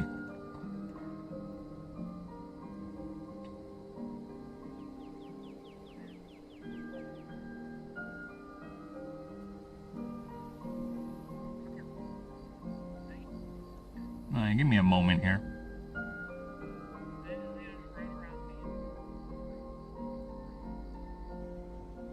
Dun, dun, dun, dun, dun, dun, dun, dun, dun.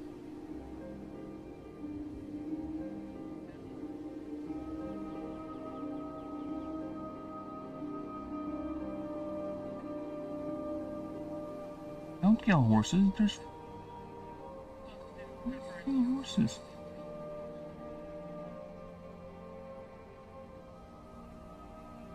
Oh, you should get yourself some infinite arrows too.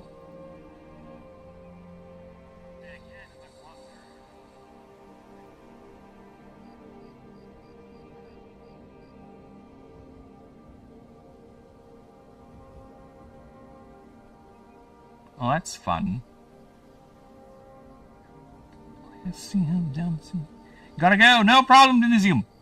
Thank you for stopping by, brother. You go ahead and have a nice one. I will be here. Alright, I will continue on. I'll keep on doing this until we're done. So, we gotta keep on doing this. We gotta keep on making sure quality is consistent, unfortunately.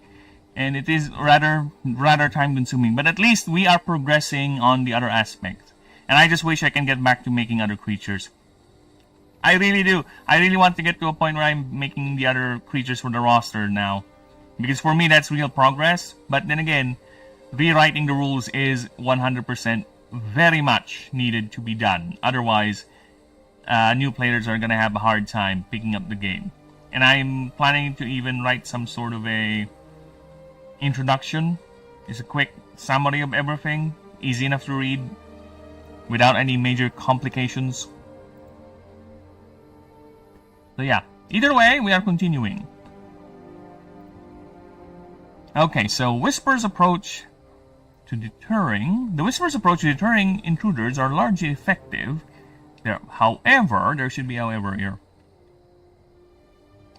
However, there are instances where either competition is too fierce, that pranks, or where prank wars have become too often, or when invaders and predators become too bold.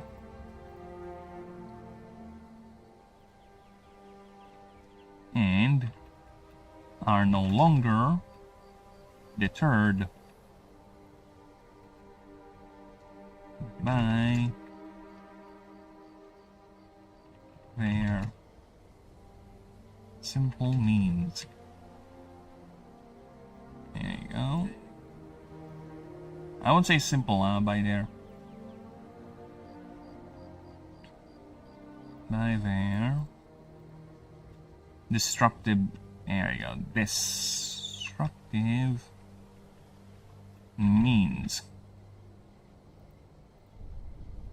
A whisper, at least a couple, ascend into a pixie pierce.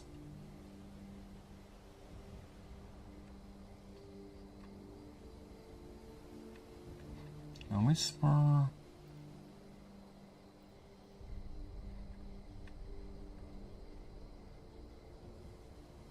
Ooh, at least a couple will ascend. Will ascend into a pixie pierce. Okay.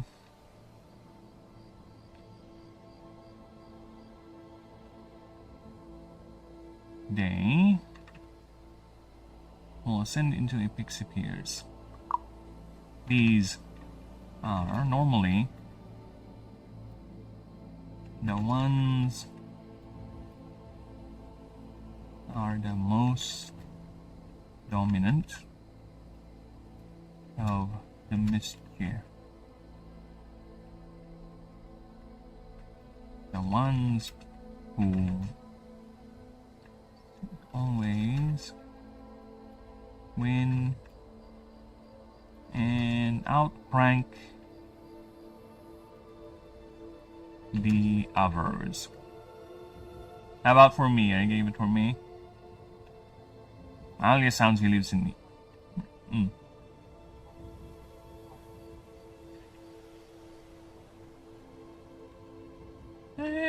You can do it. You're American. You're a first worlder.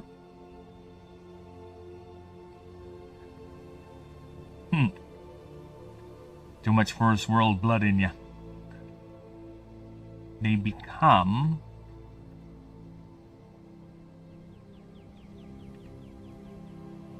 the armed and highly aggressive protectors of the fields, where once they use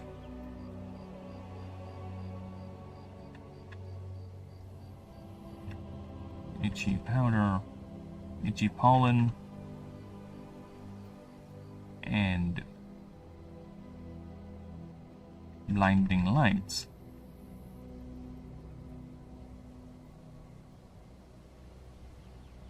nowadays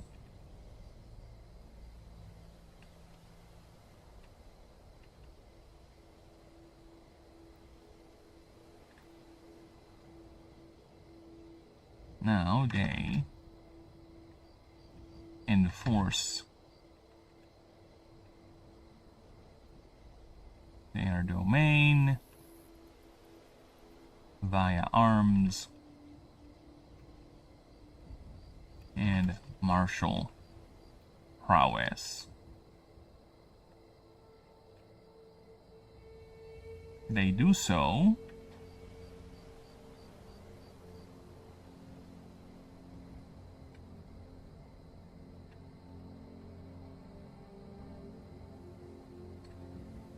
which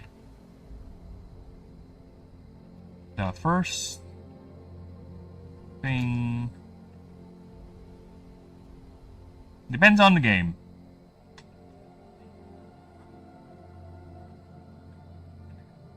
Which the first thing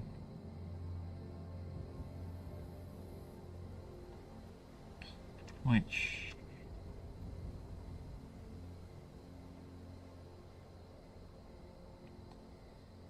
this is formalized as the very first thing they do is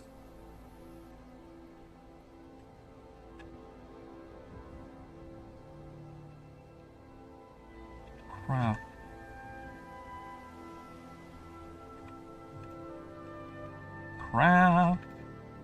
a spear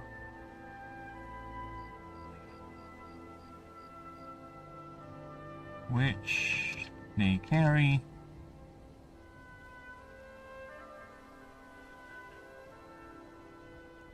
they always carry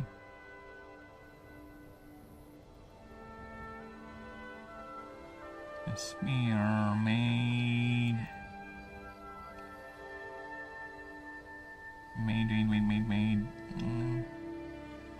fucking hell, where was that? Made from, there you go. There you go.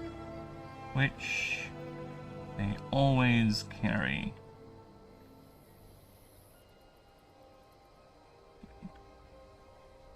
And the sphere. These are magically enhanced to increase durability and effectiveness.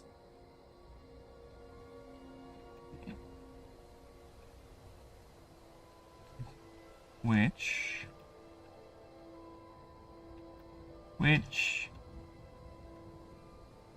are quickly replaced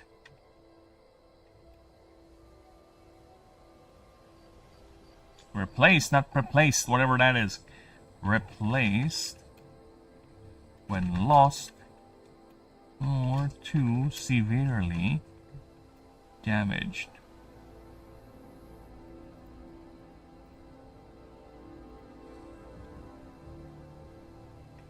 Biologists find it fascinating these diminutive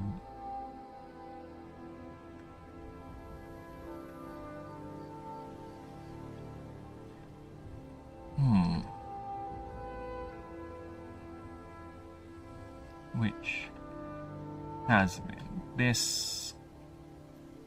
been documented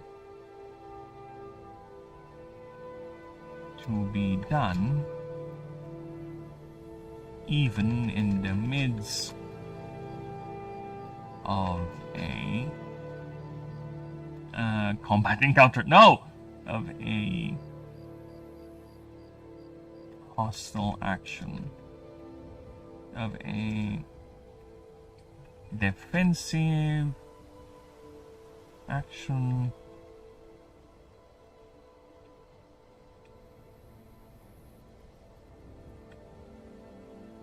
How can I put that? In the midst of combat. I guess that's the best way to say it. In the midst of combat. Biologists have found it fascinating.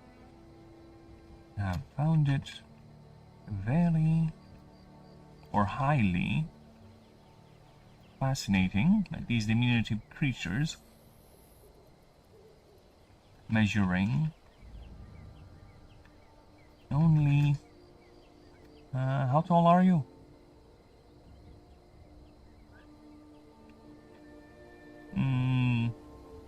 2 feet tall, form phalanxes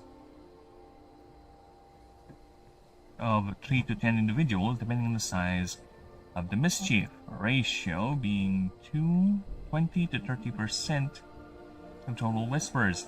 They stay in this formation.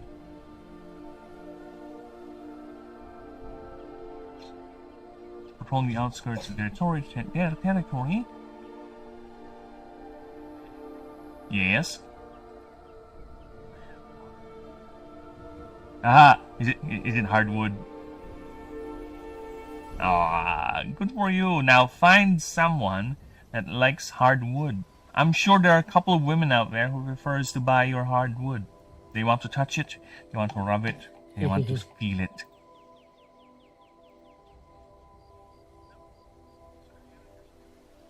They'll actively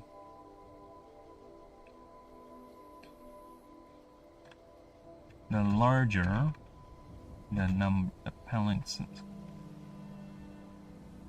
with larger mischiefs having multiple patrols. Kasama mo.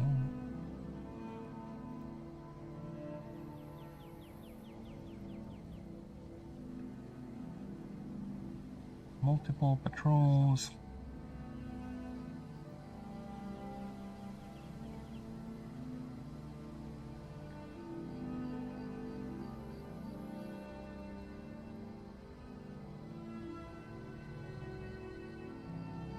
You guys still watching Animu on Ninja's Discord every now and then?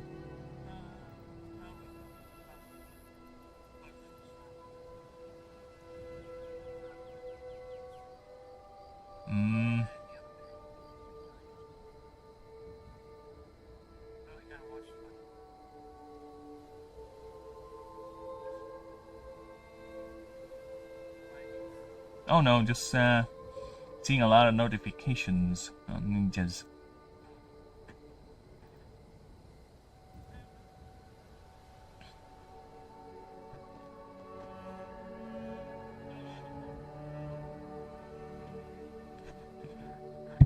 Yeah, the same thing as me doing this project here. I'm doing this anyway. Might as well, right? Might as well stream it. Not doing anything else anyway. And if people like it, people like it. And hopefully do. Hopefully they do. Toledo? With larger mischiefs. Booby-dooby-doo.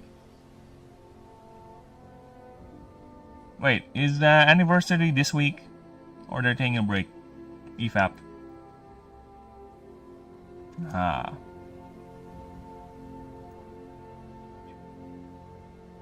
Yeah, because I saw him stream yesterday, but I was streaming, so I haven't seen that one.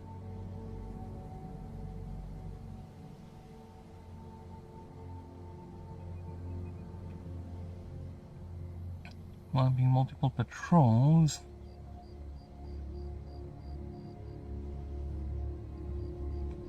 With larger mischiefs having multiple patrols.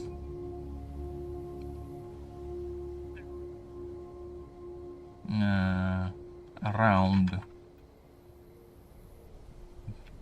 their territories.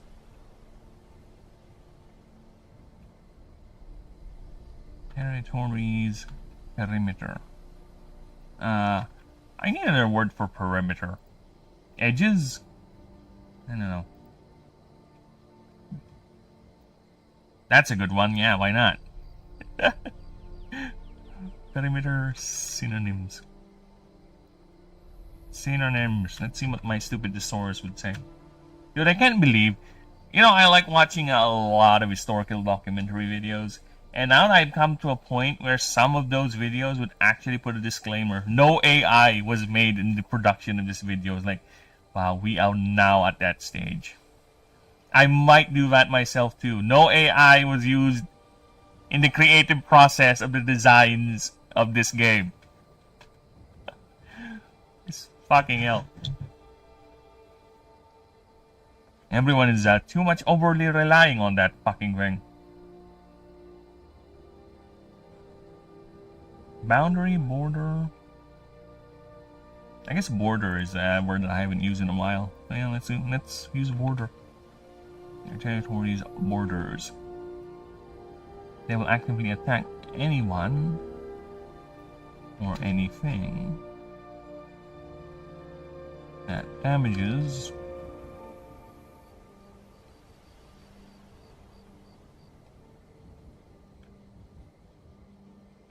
huh? The fuck? No. Fuck. Anyone or anything that damages their giant upper fields. And will not relent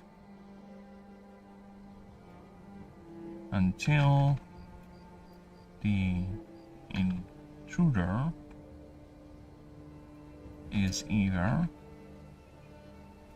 defeated or pushed away. These creatures are not known to back down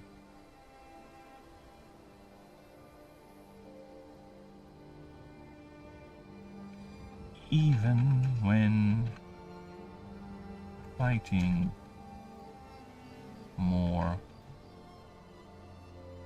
powerful foes. Even when fighting outnumbered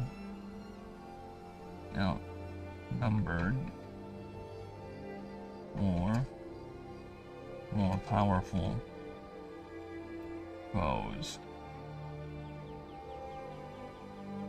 Yeah? What if he doesn't want to leave you alone? What are you gonna do?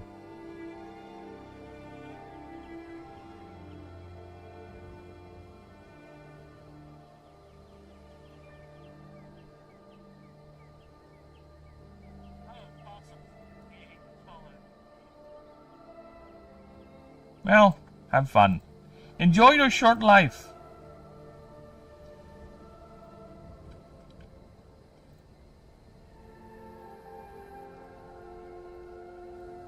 Fucking hell, why? You know, a good percentage of the time I spent doing these proofreading exercises, these expansions, is me dealing with the stupid formatting of this stupid Word app. MS. Yes, very bad and annoying. Unless you're referring to your game, which is also bad and annoying.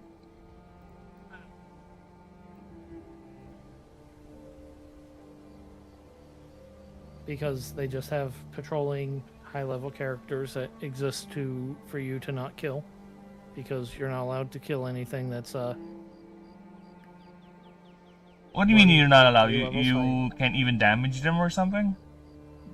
Like once you get to like anything that's like 3 levels higher than you, it like hard codes you doing almost no damage. Like I will, if one thing is, it will. Okay, so if I have an enemy that's 4 levels higher than me, I will literally do half the damage of it compared to if it's 3 levels higher than me. Is it just because they have so much HP, or there's really a cap? No. It will tell me it tells you in numbers. 1 level's difference will have my damage. Well, that's dumb. Just straight up have my damage. That's fucking dumb. That guy who assaulted me was level 30. So my super duper attack did a whole 25 damage when against a normal foe, it'll do like 700. Yeah, that's dumb. They should have just allowed it. You know, it's actually fun beating high-level enemies, and maybe make the game a bit more, you know, challenging or actually fun. Because I play Victor 3 a lot, and that game you can easily overlevel. I purposely go out of my way to find enemies that are uber higher level than me, just so I can have a little bit of thrill, okay? There's that one Leshen I keep fighting every time I do a playthrough in Velen, which is like level 21, 24, and I always fight it like I'm level 12 or whatever, and that was a fun fight. I get one hit, sure, but I always come back, and eventually I'll kill that fucker. Why did the game doesn't allow to do that? Game? You dumb? You being annoying, little bitch? I hate. Okay, cool. I don't like that when games are hand-holding you too much. Cool. And I don't think it's just. I don't think hand-holding is the right word. Is one of the like hand-holding has become a problem in video games, but I think that's because that has cropped up because game mechanics have become so bad that the players kind of need to be handheld. That's the thing. A lot of the game mechanics nowadays are, they're bad because they're either superficial, tacked in, or they're just there because someone else is doing it, but better, and they just want to have it, right? Either way, it is a massive problem as to how a lot of games are being made nowadays. That's the annoying thing. So that's why they have to. It's a massive problem, and it's more apparent in games like this. I'm pointing at your game. Come on, yeah. Where a lot of the development cycle is wasted on non-important things. Like, they're in the middle of putting in the system, then all of a sudden some idiot just barges in. Oh, they're doing this! Let's do this on our game too! Like, no. We're busy. I almost had him dead and he decides to stun lock me. Well. Cool. Thanks, game. Thanks. Have fun.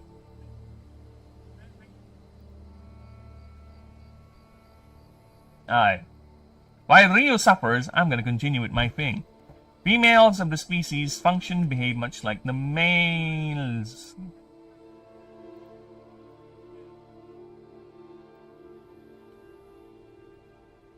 Yeah, when will you learn? That's how it is. Get good. The species function and behave much like the males, but instead of having white fur, they have gold and apparently even put tassels on their spear points, which has no other bearing other than distinction.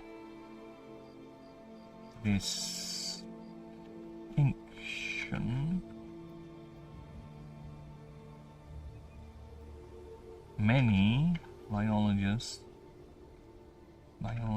Oh my god. Why did this... I hate you, word. I'm gonna slap you so hard. Whomever made you, even though they're dead, they're gonna feel it in whatever afterlife they're lingering in.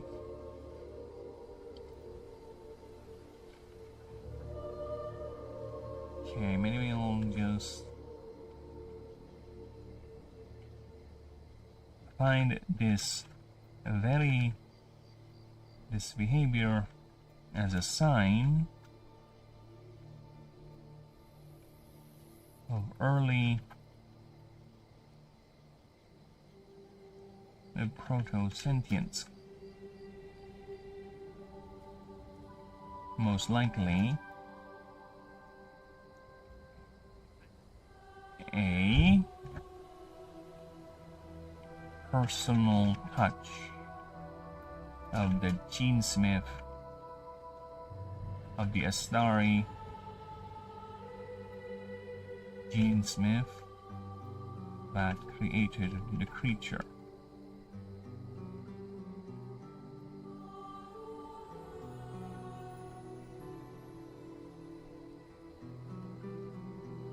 At least for those who believe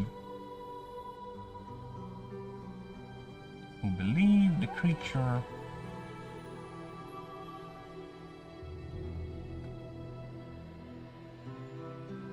is indeed,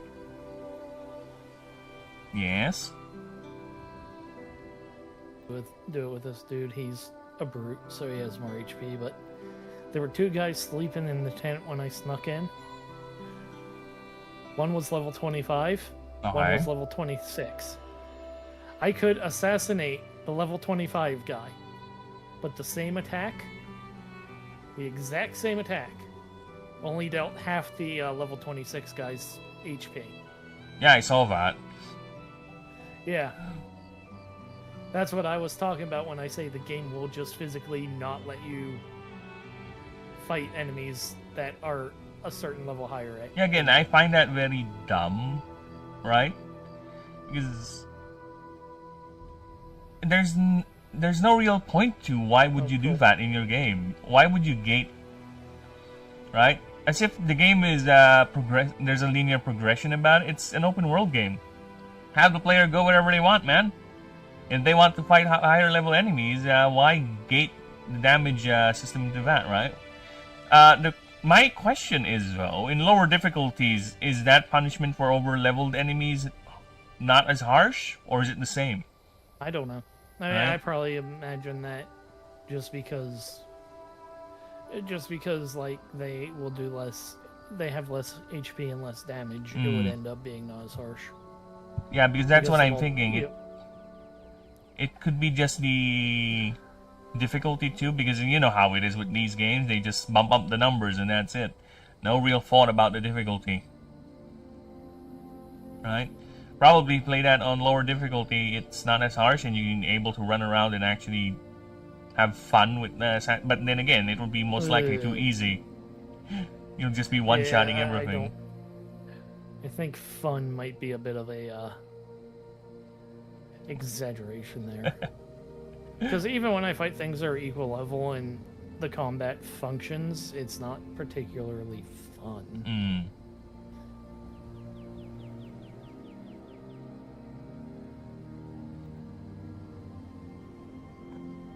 How would you describe the combat in the game? Let's go there. Third-person action slop. Slop? You mean just press buttons, stuff happens? For the most part. Oh, great. With long flashy animations and your enemies will actually allow you to hit them.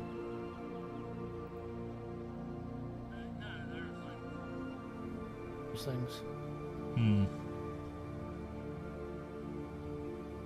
Oh, this is interesting. Now I have to carry him out of an area. Because the Batman games, you have that kind of a combat system too, where it's mostly you just pressing buttons with Batman and he does all sorts, he does the automatic counters and all that. But it's, at least that one has more oomph to it, you know, it's flash and there's impact, right? No, there's no flash in this game whatsoever. Just, yeah, because all I saw you do is just swing the sword and people go, and that's it. Like,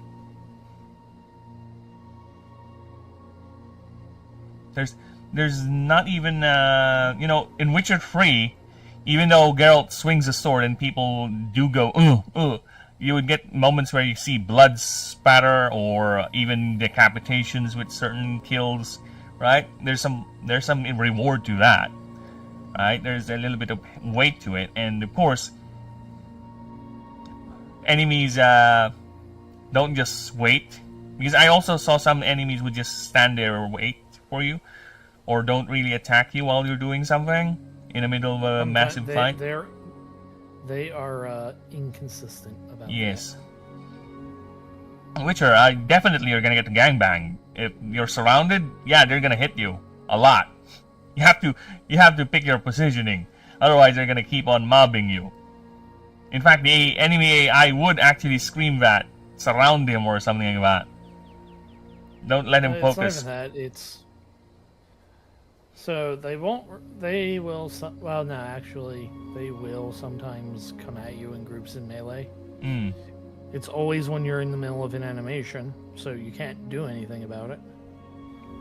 But a lot of the time, it's just shooting arrows from off screen, and there's not like this isn't Batman where you can where you have super dodge stuff or anything. You just kind of have a shield, and so arrow getting shot at you from behind is just kind of you get shot. Yeah, there's no indicator that there's an arrow incoming, you know. Maybe your assassin dude can hear it because he's that good, like a bow getting knocked. I mean, they'll say, "Oh, I'm taking aim," but that's not particularly relevant when you're also sword fighting a guy who you have to dodge every blow.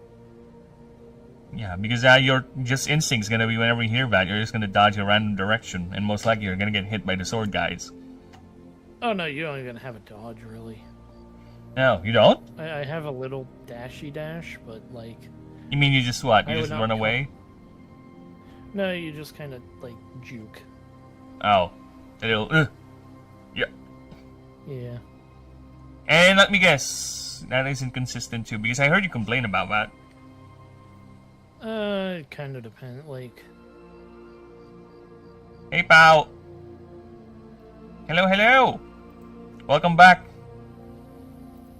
You disappeared. You left me alone, pal. Alright. Why? What happened? You want me to make the bloop bloop bloop? Oh no, I'm not referring to chat. I just learned that my earlier chat about playing Cyberpunk was auto-filtered. Oh! Yes. Because YouTube is TISM. You have to be careful with what you type.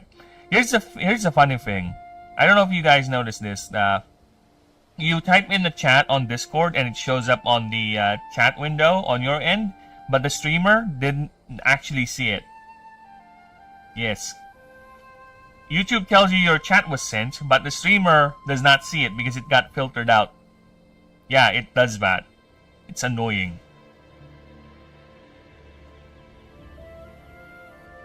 So yeah. I don't know what you said about Cyberpunk, but one thing is for sure, if it's been auto-filtered, most likely it's gonna be okay and not really lewd or offensive in any way whatsoever. Alright, where am I? Who am I? Greetings, traveler. Oh no, maybe I should do the... Maybe I should do the Garth voice. I will do the Garth voice. Greetings, traveler. I am a connoisseur of horror. A fabricator of fear. Wow, dark place. Are you available later tonight so we can dark place some more? I said I will engage in Cyberpunk, abbreviated, as a joke. Oh, well, no. No. Whatever your abbreviation is, pal, it never showed up, unfortunately. Unfortunately, indeed. Well, one thing is for sure. You are so addicted to Cyberpunk. It's unhealthy now. It's unhealthy. Are you gonna 100% that game? It does show, actually, whenever you boot up Cyberpunk, it will show on on Steam, you fuck.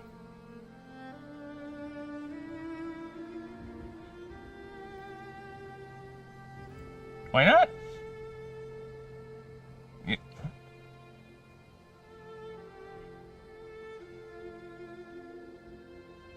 Oh,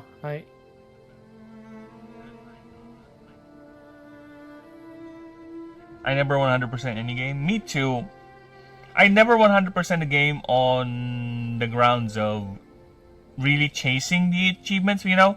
If the achievements are easy enough, I might do it. But if it's something it demands me doing specific things, like play the game with only one hand tied behind your ass, something like that, nah, I'll probably not do that. If I get it, I get it. If it's easy enough, I might do it. I don't know. Oh. Well, that's fun. The game, I just got a notification from Steam. You were playing Assassin's Creed Origins. Nice. What were you playing all that time before I got that notification?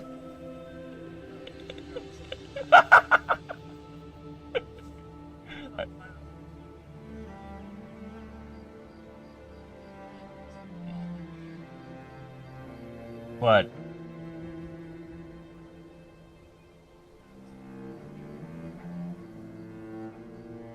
Steam? Ah, Twitch. Well, it says error.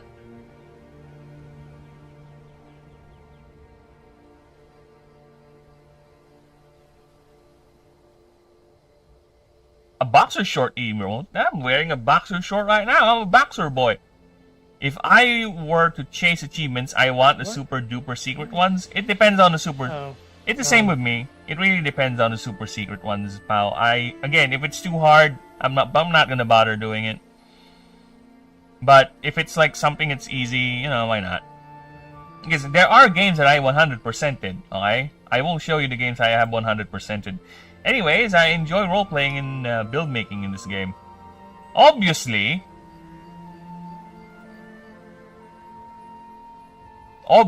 so the only other games I recall 100%ing is Digimon Time Stranger. Yeah, it's 100%ed. Look at that. I 100%ed the fucking game because, to be honest with you, the achievements are just basically play the game. That's the achievements for the game. You play the game and you get the achievements. Like, oh, whatever, I don't care. The other one is Resident Evil 4. Yeah, I 100% that one too. Resident Evil 4. Yeah, 100% in this one. Because again, a lot of these achievements are just play the freaking game. And to be honest, the hardest achievement is play the game on the highest difficulty. If you play it the way I did, it's quite easy, to be honest. Yeah, I had to have broken something with my controls. It's actually quite easy to play the game in the hardest difficulty if you play the way I did, which is break the game. They gave me a armored companion that whatever happens cannot die, and the enemies just keep on aggroing on that companion because their goal is to capture her. I'm gonna abuse the fuck out of it. Okay. I don't care. Fuck you. Graphics, gameplay, controls. Why, you blame your controller now for you not being able to swim properly? Is that it? Because a lot of the achievements are pointless. I won't say they're pointless. They're just there because you can do it and might as well just put them as an achievement, right? Because there are some achievements that are fun to do, to be honest, like find a secret thing, right? Or do this certain weird build. You know, I'm okay with those, but like I said, I won't go out of my way to do them. But it's fun they're there, right? I would say an achievement is pointless if they're just there because you get them by playing the game. That's a pointless achievement for me. Only equip tool, switch, torch. But even that is bordering the line of okay. But if I were to put something in that definition of a meaningless, pointless achievement, that's it.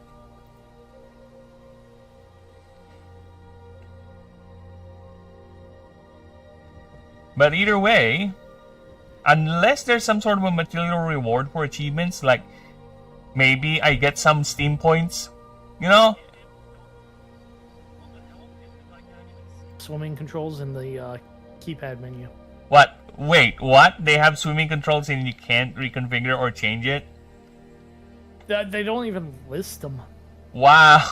Like here, I'll go into my menu, options, controls, customize controls, navigation, climb up, climb down, crouch, Oh, I? boat, or the mounted controls, the eagle, fighting, interactions. They don't actually list the swimming controls anywhere. Yeah, right. Whistle, whatever. That's fun. Which the game complains because I switched the controls because the base controls are the stupid R2 and L2 or R1 and L1 to do light and heavy attacks instead of You're drowning. actual. Yeah, I know, but I'm holding an A and it's not doing anything, and that's what tells me to press. Whatever game. I do not know what I did to break the swim up controls, but they Yes, do not function for some Yes, reason. just turn him back to default. Just reset the fucking thing. Maybe No. I should fix that. No, because I would have to change them back anyways to get Well. rid of the stupid use bumpers to attack instead of like the keypad. Well, Because modern gaming doesn't know how to make controls. Because I had to do that with the stupid God of War games too. Well, put the attacks on R1 and R2 instead of like the buttons that you rest your thumb on. no, put them on hard to reach places. Fuck off. Put them on places where you don't have muscle memory for playing games for, I don't know, 30 years. Let's go, Doomer. Aye. Where were we? At least for those... what?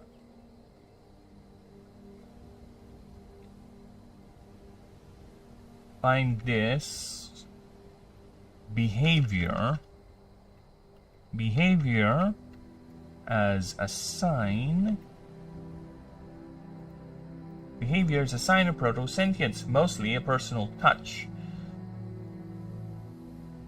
Yet, proto-sentient, as this can be considered as a form of preference.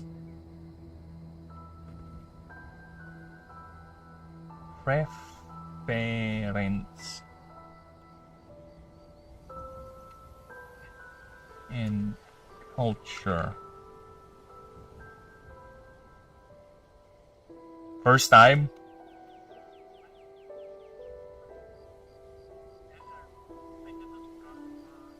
Others.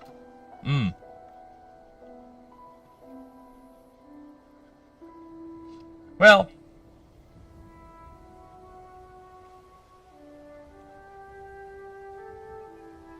I have a question. Were those games made by Ubisoft? They were not. This one was made by Ubisoft. You should expect less.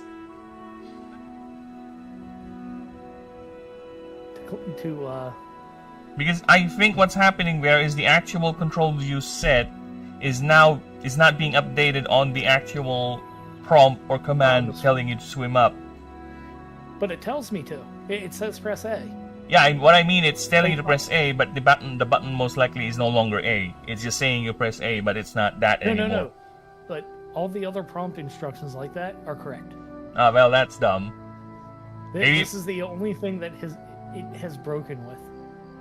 That is a very specific bug, which is fascinating considering a lot of the game there's water areas and most likely it's just, did someone figure this out, or they never bothered switching the controls, or just people avoided the water? What's going on there?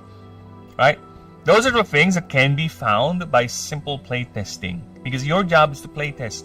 And I think swimming in the water and looking for things that might break is one of those playtesting things you might do. Because I guess it never occurred to them that people might change the controls. I don't know, man. Maybe that's why they hid it. Yeah, but oh, there. Okay, that worked. Others, however, argue that this was just a personal touch left Okay, Beardman. by the Astari Genesmiths that initially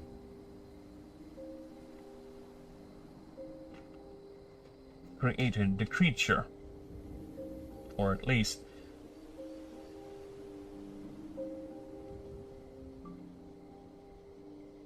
either way. Kill him.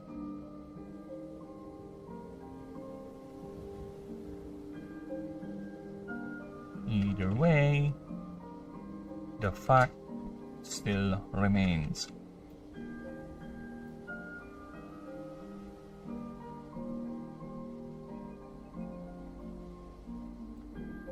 There you go. It's the tassel has no bearing other than distinction between male and females. Male and females. There you go. Know that I can't win, but the day that I stop counting, that's the day my world will end.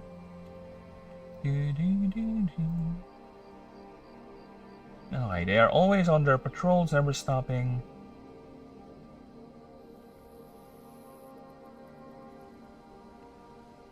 Really? More stupid side quest crap. Or,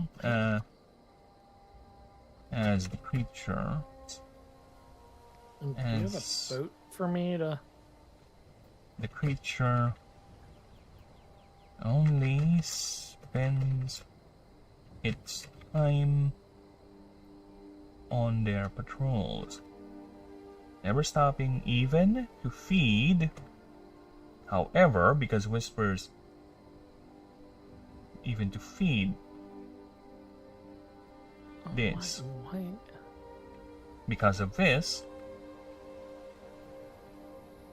Alright, I guess I'm swimming like 1,000 miles now. I did that once in Witcher. My boat got fucked up and I just had to swim the entire length from where I am, the middle of the ocean, to an island, which is fun. I find it funny in The Witcher 2. You have an over-encumbrance in that game, right? If your character is over-encumbered, the things you can do... Mechanics. Well, you're gonna have fun with this one, is ride the horse, or you go ahead and swim. Because for some reason, Geralt of Rivia is not affected by over-encumbrance even when he's swimming. He's like, fuck you, I am fast as fuck, boy. I don't know. Maybe it's the waves that are helping him propel his body. Or, because I think the swimming aspect of The Witcher 3 is actually one of their... It's there, but it's tacked on and it's poorly thought out. Because, just to give an idea to you, there's a crossbow in that game that virtually does no damage, and its only function is either to stun the enemy or knock down flying enemies. But in the water, it turns into a harpoon. It literally can one-shot underwater enemies. Like, what the fuck? Well, does it give a description that says it's meant for use underwater? No, it's not. It's not. It's just a simple hand crossbow. No magical properties whatsoever. It's a small hand crossbow. Like, literally. You can put it in your one hand. And that's how big it is. And it's a fucking harpoon underwater. I think the game does explicitly say this is what you should use when dealing with enemies underwater. Because, for me... then that's the point of it. Yeah, and for me, that's kind of dumb. It just shows that the underwater section is not really thought out. Because that's their solution. Is to make the crossbow into a harpoon. Right? Even though it doesn't really make sense. I mean, if they made it like, if in game it's designed for, or if in lore it's designed for underwater use. I won't even say it's in lore. No, it's just the game. That's the game solution for dealing with underwater enemies. It's not in lore. There's no in lore explanation why that thing one-shots a drowner. There's no magical properties with the crossbow. It's just a crossbow. Can I have your boat? It doesn't say that this was made with magical enhancements that hold will up, turn the Phoenix? bolt. Yes. Yes. Aye. Because I got the I have the underwater controls. They displayed them. So. Aye. Where is it? Well, One more boss. Congratulations. You're about to end this misery. no, I have 3 after this. But it says hold A to swim up. Aye. I'm holding an A, and it's not swimming up. I don't hear you pressing A. Make the sound. No, I'm holding it. Do It the is as. hold. Break your controller pressing it. But it's not press. It's hold. I have to hold Well, it. you're holding I'm it. Physically holding it. Yes, I am. Have you tried holding other buttons? That would be fun if it just suddenly goes up Yep. with other buttons. Is it because there's a boat There's under down. you? There's down. No. Oh, I'm look, pressing you're getting A. even deeper. Hold A. It's telling me to hold A. And now you're drowning.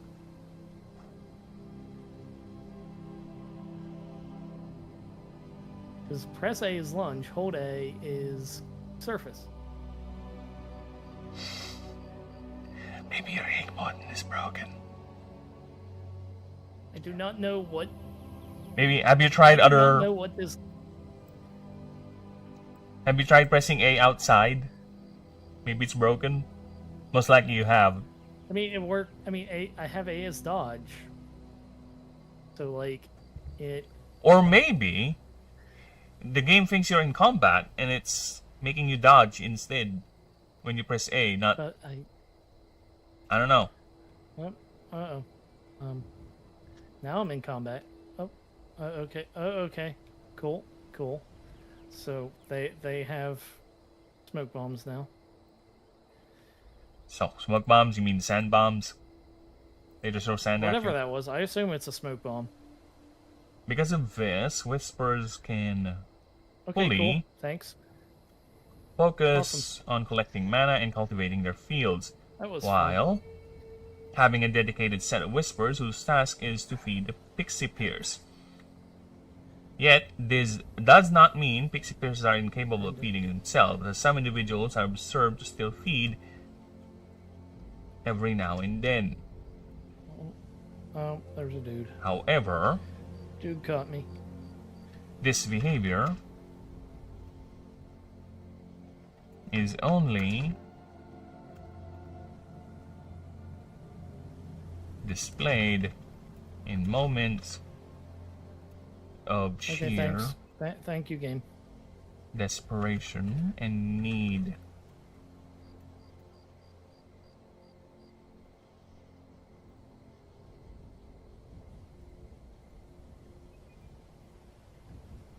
For the creatures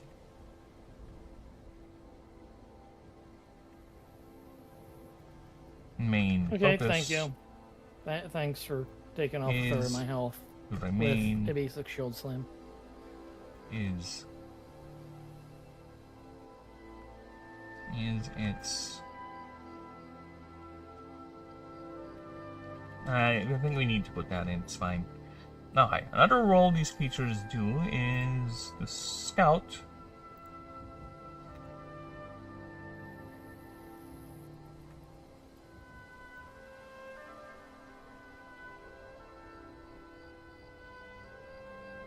Another role these creatures do is to scout for new locations the mischief can move into if their current location proves too dangerous or is no longer capable of sustaining them. Why is this spelled like that? This behavior should be this. This behavior is what biologists called an errant stage. This is more apparent in times of scarcity, even at a point where a whisper just ascends to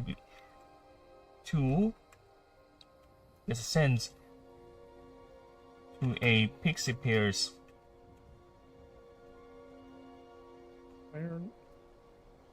just There's 26.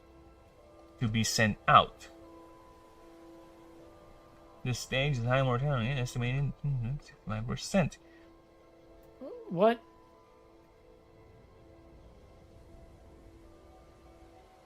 Why? I was behind them, and As many predators seem to find where are these guys even these spawning? creatures. There's one. Highly. Two.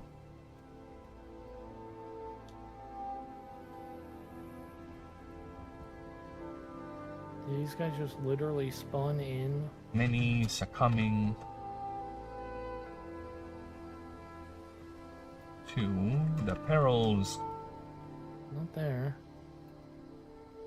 of the wilds, or over exerting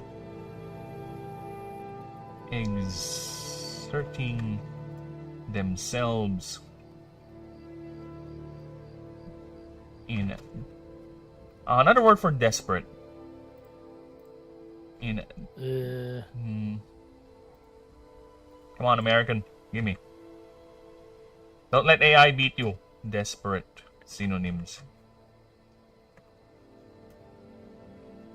Why do I keep I'm in combat right at the moment, so frantic, desperate, despairing, distressed, wild-eyed, panicked, in a rash and reckless. There you go. Rash and reckless drive to complete this task. why am I not? There you go. There it goes. Okay, now let's go ahead and reread it, making sure that we are good. Whisper's approach to deterring intruders is largely effective. However, there are instances where either competition is too fierce, their prank wars have become too often, or invaders and predators becoming too bold, and are no longer deterred by their disruptive means. A whisper, or at least a couple, will ascend into a pixie pierce. These are normally the most dominant of the mischief, the ones who always wins and outprank the others. They are armed and highly aggressive protectors of their fields, where once they use itchy pollen and blinding lights, now they enforce their domain via arms and martial prowess. This is formalized as their very first act. They do is craft a spear made from the hardened stem cores of the giant puffers, which they always carry and never seen without.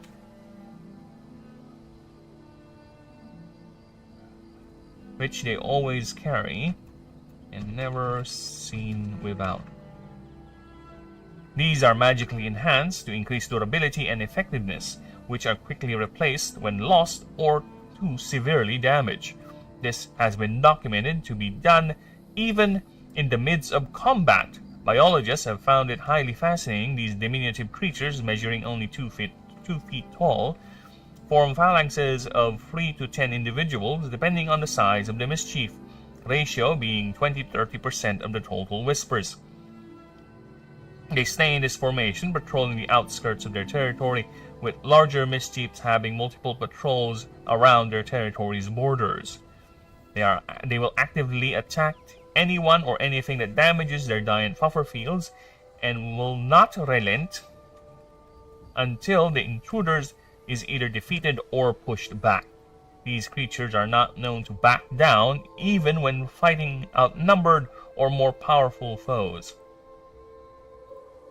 Females of the species function and behave much like the males, but instead of having white fur, they have gold and apparently put a tassel on their spear points. Many biologists find this behavior as a sign of proto-sapience, as this can be considered as a form of preference or culture. Others, however, argue that this was just a personal touch left by the Astari genesmiths that initially created the creature. Either, the fact still remains that the tassel has no other bearing other than distinction between male and females. As the creature only spends its time on patrols, never stopping to feed, because of this, the Whispers can fully focus on collecting mana and cultivating their fields, while having a dedicated set of Whispers whose task is to feed the Pixie Pierces. Yet, this does not mean Pixie Pierces are incapable of feeding themselves, as some individuals are observed to still feed every now and then. This behavior is only displayed in moments of sheer desperation and need. However, another role these creatures do is to scout for new locations the mischief can move into if their current location proves to be too dangerous or no longer capable of sustaining them. This behavior is what biologists call an errand stage. This should be... There you go. This is more apparent in times of scarcity, even to a point where a Whisper just ascends to a Pixie Pierce just to be sent out. This stage is has a very high mortality rate, estimated at 60 to 75%. Many succumbing to the perils of the wilds or exerting themselves in a rash and reckless drive to complete this task. And there you go. That is the rewrite for the Pixie Pierce, and I think that was very, very well done. You know what? I'll let Ryu take over for a bit. I'm gonna go ahead and grab something. Alright, Ryu, you take over. I am gonna... What the heck? Thirstings. What have I run into? Bayek. You have run into Bayek. No. About to do something to a child. I'll be right back. Have to screw around with Stonehenge or something. What?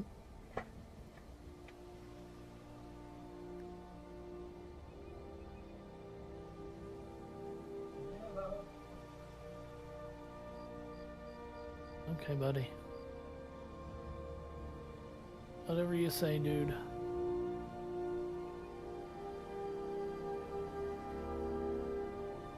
Listen, I'd be okay with Egyptian Atreus at this point. What are we doing? What? Why? What? What is this game?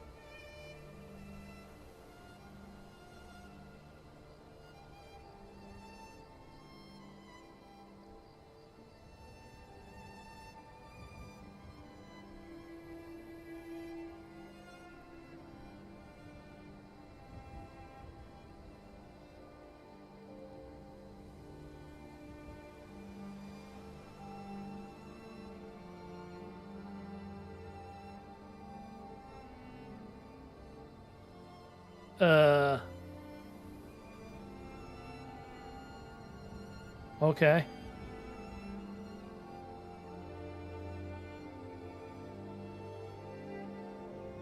I have no idea what the heck that was.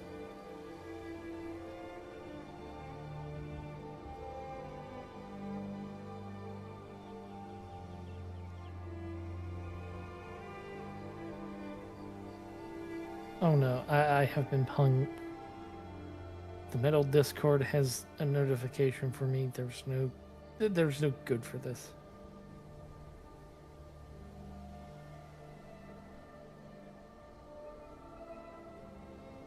Okay. They sent me a funny meme. I apologize to Metal's Discord. I thought there was going to be something painful there. You know, because it's Metal Commander. There's nothing good that comes of him.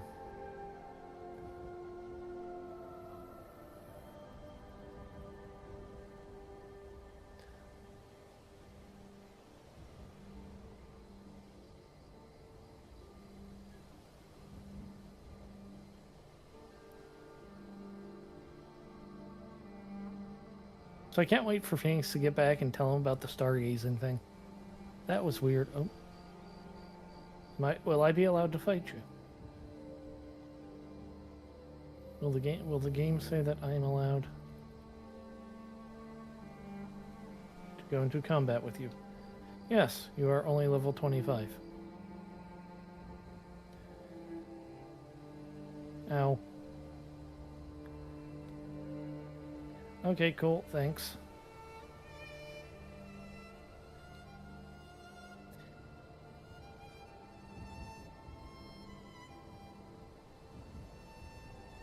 Okay, I just hit you with a power attack and you completely ignore it.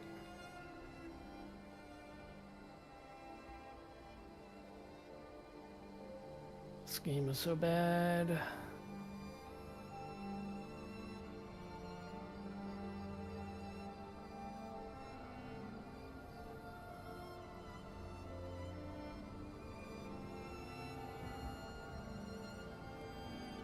Dude.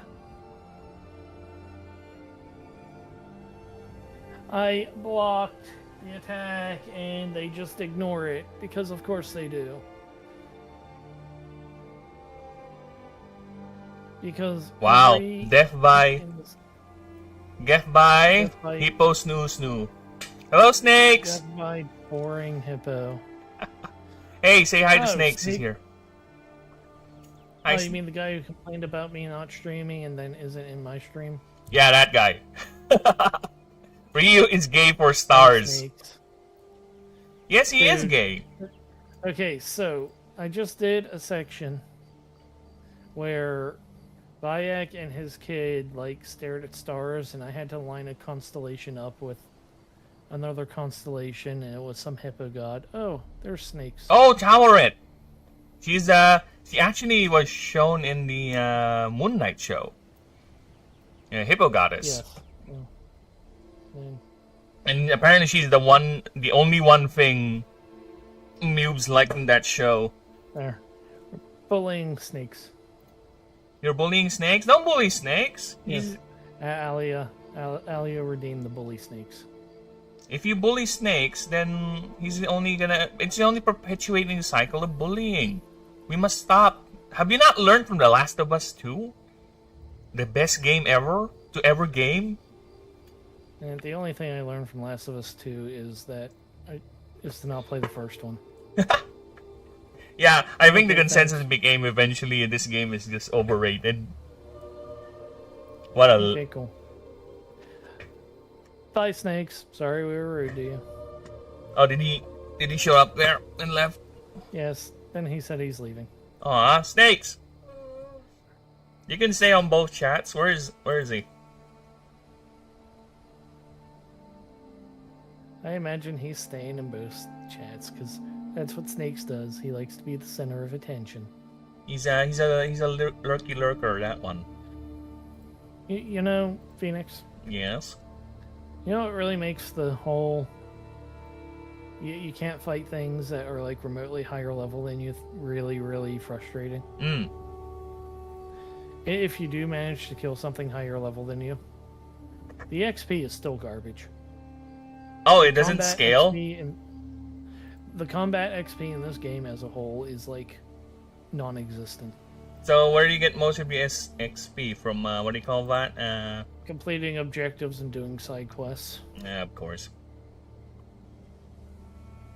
Oh, there's yeah, that's boring. They should at least scale. You know what I'm saying? They should at least scale the...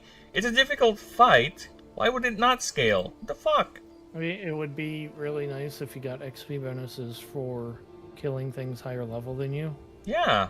That way, like, if you're low level and manage to do it, you catch up and can continue forth. That is lame-o balamo. Hi, buddy. No, I really don't care about that. Now, yeah, YouTube next year is gonna be fun. I'm gonna go ahead and. Oh, okay. They're like level Continue. 27, so I am literally not allowed to interact with them. Well, unless you want pain, go ahead. No. I'm literally not allowed to interact with them at all. Why? Does the game will I actively? could've- No. I could have done a stealth attack. It would have done 1 damage. Oh, well, game is dumb. Now let us continue with Dondania. At least I can do the entire Gaia line for today. Creatures fully integrated giant puffers into its physiology can now create it at will, even used as a focus for arcane displays of power. False eyes still continue to be used as with previous forms. Wings are heavily segmented and are used more as a vestigial cloak, yet is still capable of arcane assisted flight. I'm leaving both chats. I give support to you, and all I get in return is abuse. I'm done. Who says I'm abusing you? Snakes. You must be huffing some hoppers. I ain't abusing you, snakes. I love the snakes. I will hug you with my imaginative, non-gay way. See, there you go. Totally masculine. Britannia mapping. Oh, hello. How are we doing, Gourmet? Hope we doing good. Welcome in. I'm just doing the rewordings now for the creatures, so very good. And I will eventually get to making the creature design. So I will be, because I really want to open that Discord, and I was advised to at least complete the rulebook. So when I do open the Discord, the rule books will be there, so that's another reason for people to join in, you know, if they want to check out the rules and all that. And there will be a secret council, because the secret council are for people who I trust to post a lot of dick pics and a lot of slurs. So we do have a secret council slot, a chat there on that Discord. Yes. Now they'll see it there. They'll see it that... Why does this person have the secreter tab? Yeah. I don't know. Now I know. Now you make me regret saying it. Fuck you.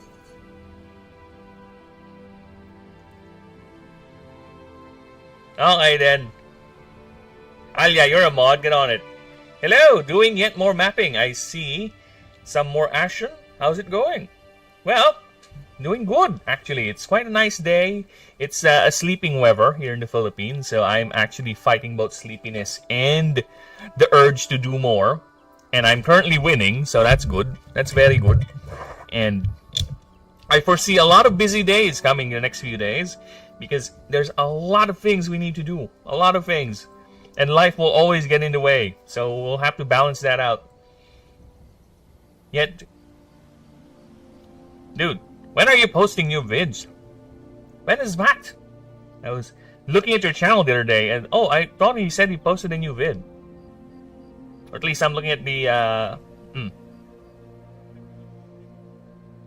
What?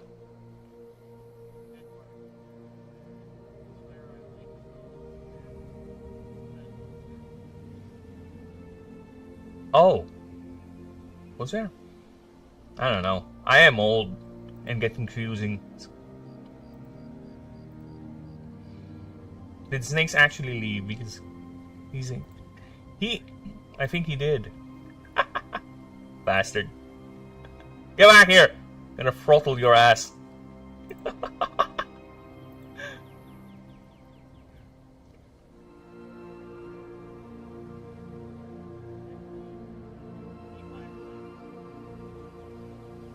Nope, that's gonna happen.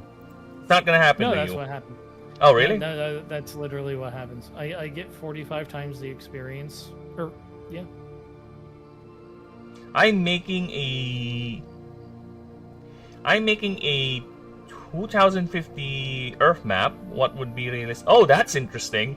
Yes. Yes. Double check my math on this. Oh, 450 divided by 10 is 45, right? Yes, that is correct. Yeah, I get 45 times the experience destroying a random statue than I do killing somebody. Yes, defame history. Defame more history, Ryu. Get at it. Dude, I'm making a 2050 Earth map. What would realistic Southeast Asia and the Philippines like a scene? Oh, you mean like in the future? Dude, I love watching those videos of that. You know, the speculative movement of the tectonic plates. Or is it like a geopolitical map? Something like that. But yes, that is very interesting. Dude, if only I can show you guys my other channel, because geopolitical, ooh, that's interesting. Not that I would want to comment on geopolitics, but you know what I'm saying. That is also interesting, because there are certain countries who, you know, who has other ways or other rules. Because to be honest with you, it's not just China who's competing with the Philippines, with the Southeast or the South China Sea. There's a couple. There's a couple. It's just that China is the more adamant, is the more persistent. But there are a couple. I think Vietnam is also, and Borneo is also fighting us with some territorial waters. But not like the way China is doing it, no. Not like that. They are more aggressive. But yeah, it is very, very interesting. Not that I would comment on it, because I am apolitical. Right? Politics is cringe. We don't deal with politics here. Again, the only politics I'll deal with is the politics of my setting. That's it. Nothing else. We're done. Alright. Let us continue with the proofreadings. Call it a night. You're gonna leave me? Before raid. Why are you gonna leave me? The season started up on WoW, so I have raid nights again. There we go again. You have a good evening. Have a good Talk one. To you later. Bye-bye. Bye, Ryu. And again, sub to Ryu and all that. He's on Twitch. And where am I? I am moving to my own voice. There you go. So I don't lose the burb talk, because the only way that Burby is gonna go and do the talkie talks if I have Discord on. Yes, that's a thing.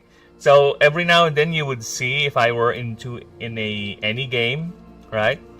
Or in Krita, you would see there's a Discord call icon on the sides over here, because that's the only way this burb here is gonna keep on functioning. If I don't have a Discord call active, the burb talk is not gonna happen. Yes, that's why.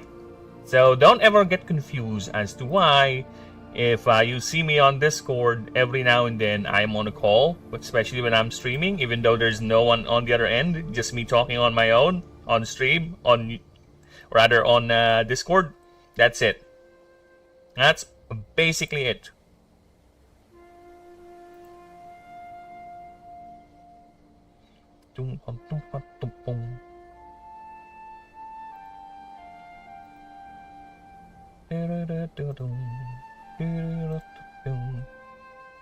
Alright, where were we?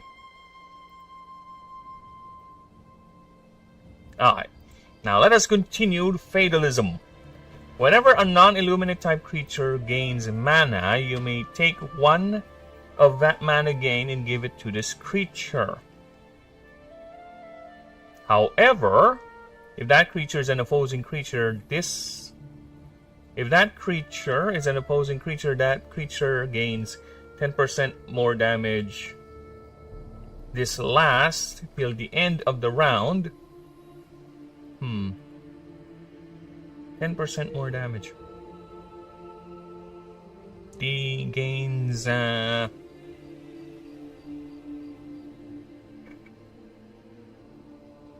yeah, I think we're fine with this one, because here's the thing. Here's the thing why I'm thinking this needs to be adjusted. What is the base mana regen of a creature? 1 per turn.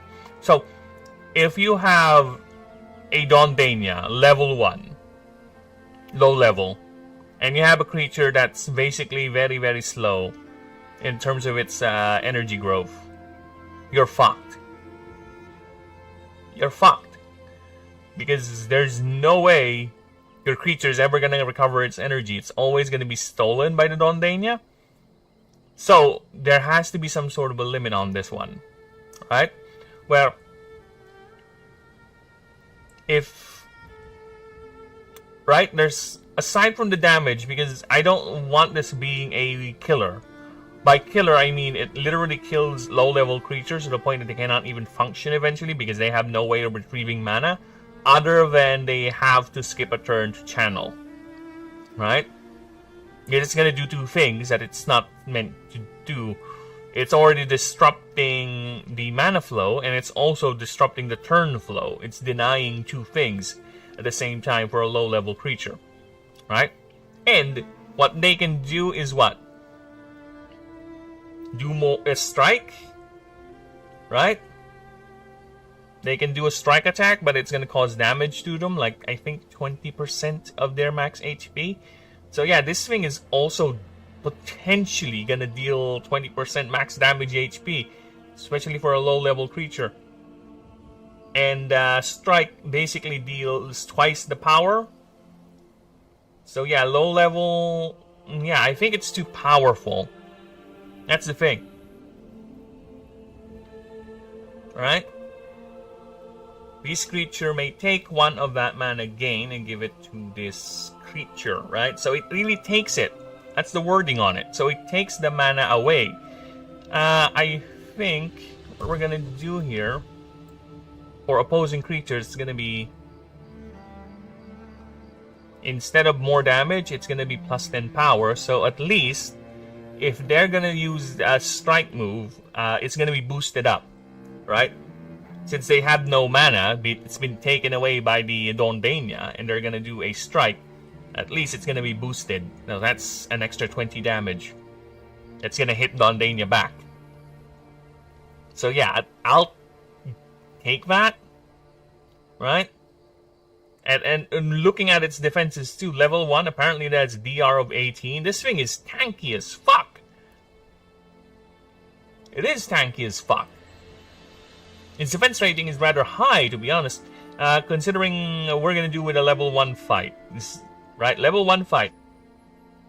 You drain your opponent's creature's mana so much that it only has 1 viable way of attacking, which is a strike.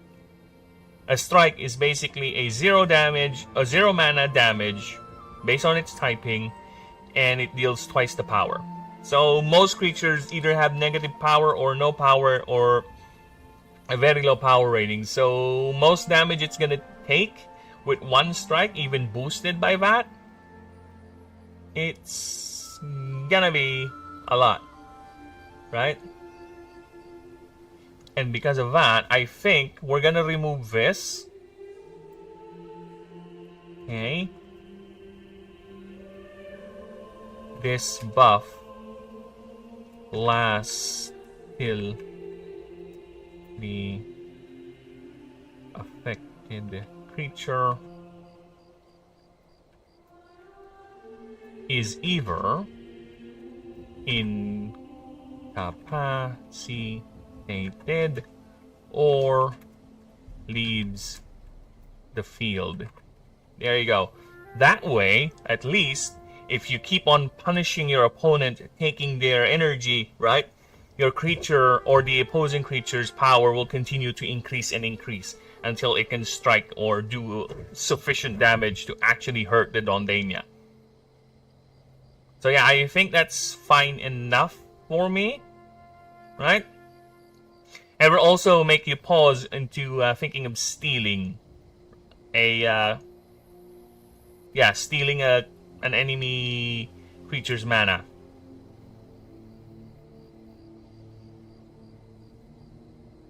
Yes. Now, I also... When fighting... no. I think it's fine. It's fine. Yeah, it's fine.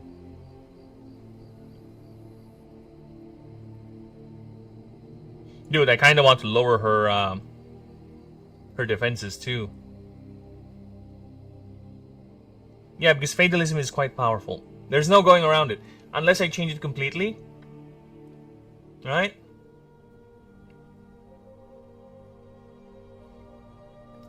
Instead of gains, or the Dondania will take it, it's gonna share. Right? It gains 2. But that's too much because it's a double benefit. Right? Or... No, I think it's fine because it's in theme. There's a theme going on here with the move, with the passive. So, yeah, I think we're fine with that.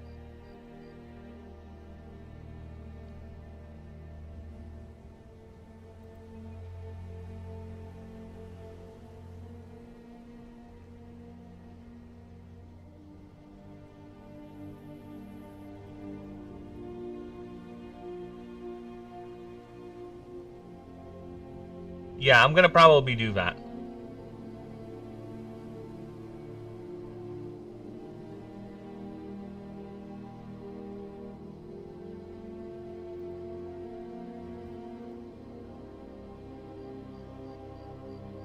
I think this is... Yeah, I think we're fine with this one for now. Because if you keep on stealing from your opponent, eventually it's gonna be so angry, so powerful, that you're fucked. Right? Londania is gonna suffer. Alright. Next is Puffy Glamour. Allied creatures may transfer 1 mana to this creature to apply 2 more effect stacks. Oh, to have... Let me just... To have their moves...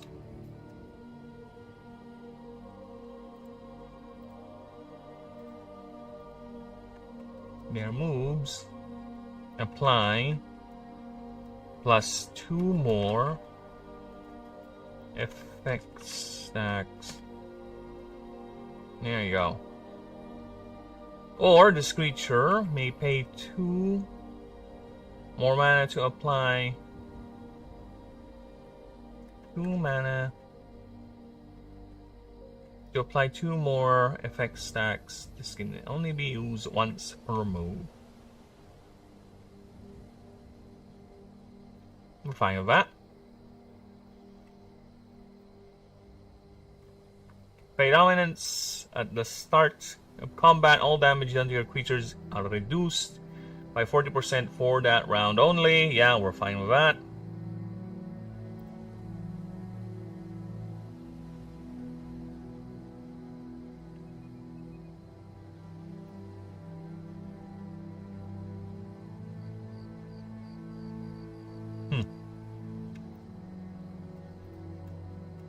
If Dondania, or if this creature it enters the field,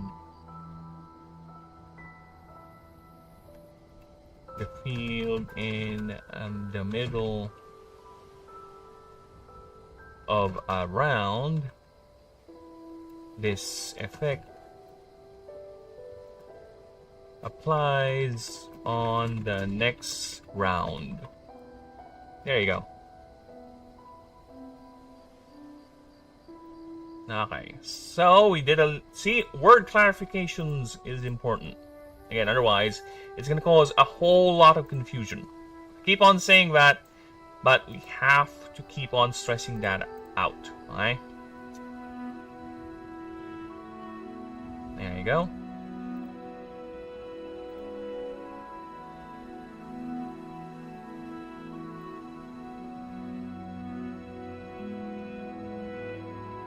So let's see what else we got here.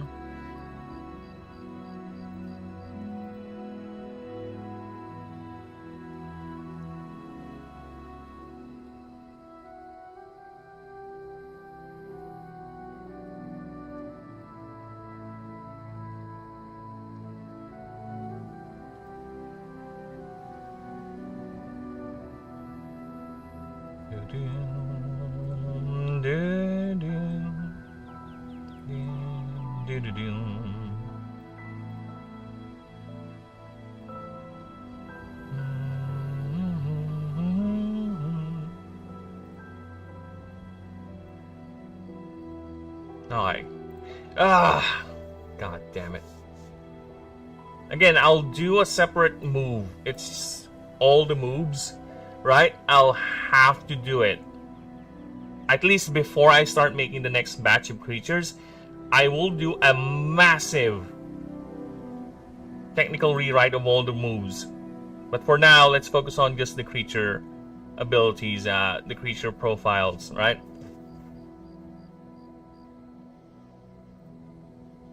So let us continue with Dondania.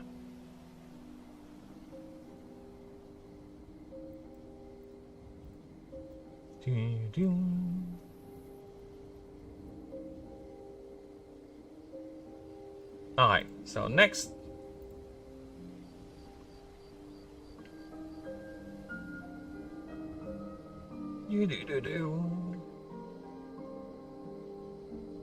Dondania is a mischief's elevation from a simple group of cultivators and patrolling guards to what is considered a baseline societal evolution into a rudimentary hierarchy. Dondanias are at the very top of this. They are what sociological biologists call a symbiotic monarchy. I need to put that in there. With the ratio being 1 for 50 whispers. Their ascension is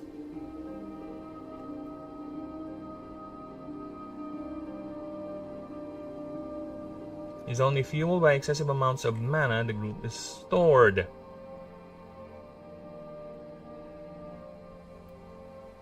And only done if there is no Dondania already present, unless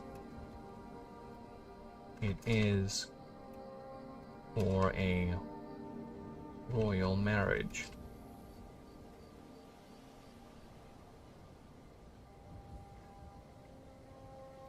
Where the ascending creature, the ascending pixie appears,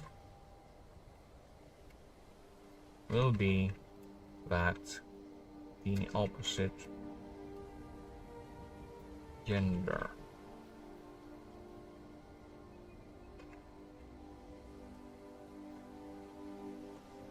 Which is identified by the coloration of their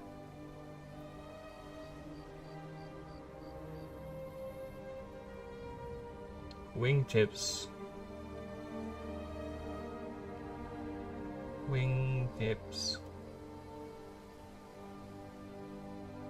and fur. Males have white, while females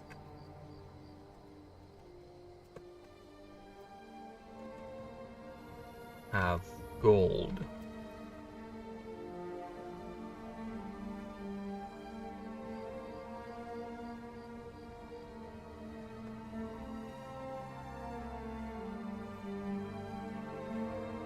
This dimorphism is more apparent on their behavior as well.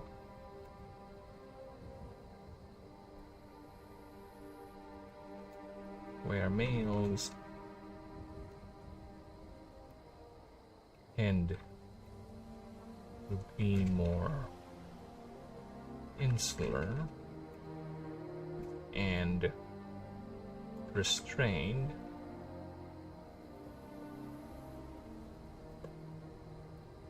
females are more expressive and highly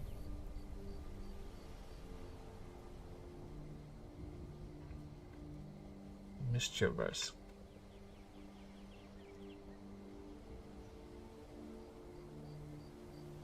Oh. Oh. Oh. Oh. That your powers of retention are as wet as a warthog's backside. But thick as you are, pay attention. My words are a matter of pride. But clear from your vacant expressions, the lights are not all on upstairs. We're talking kings and successions. Only you can't be caught unawares. Be prepared for a chance of a lifetime. Be prepared for sensational news. A shining new era is tiptoeing nearer. Just listen to teacher. I know it sounds sordid, but you'll be rewarded when at last I am given my dues. And justice deliciously swear, be prepared.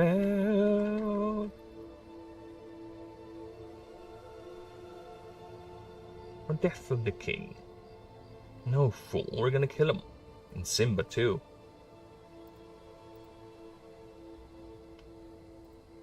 Idiots! There will be a king. I will be king. Stick with me, and you'll never go hungry again. Again, all hail the king! The Vixie Peters chosen for this ascension ritual is highly... for this ascension ritual is always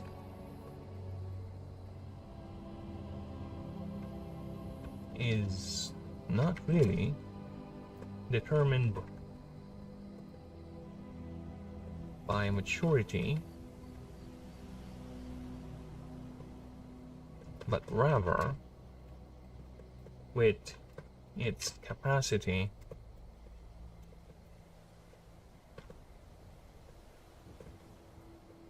to hold a mana. The ritual itself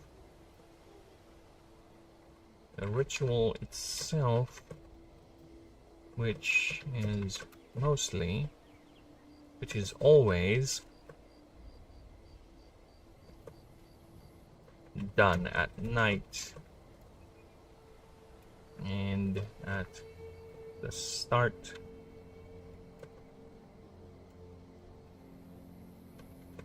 of the winter equinox.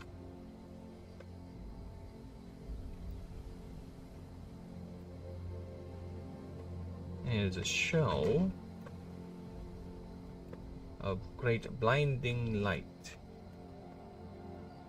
and bursts of energy.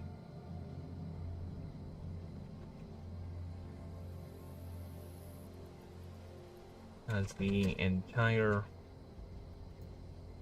field glows, radiates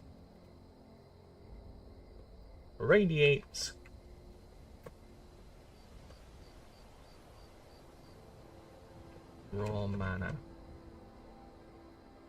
all being channeled by the whispers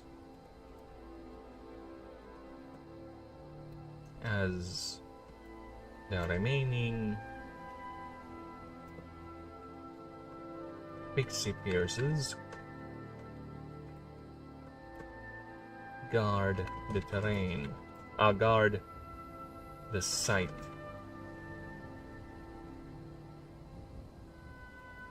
with its highest point with its zenith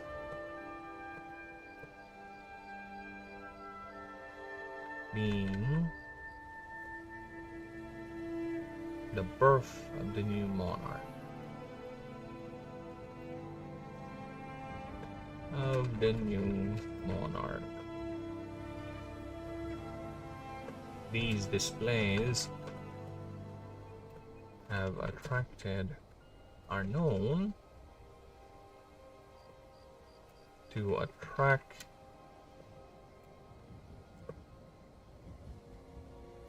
many travelers.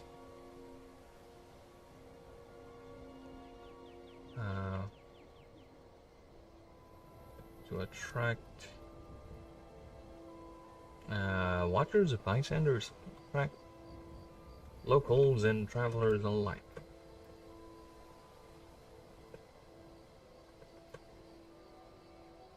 To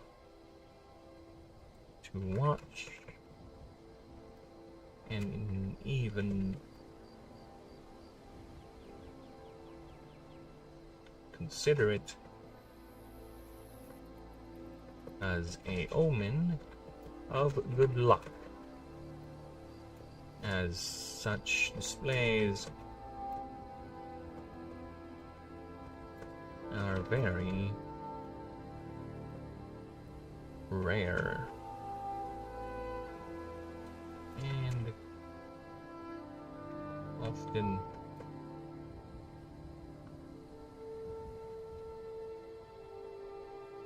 are very rare indeed.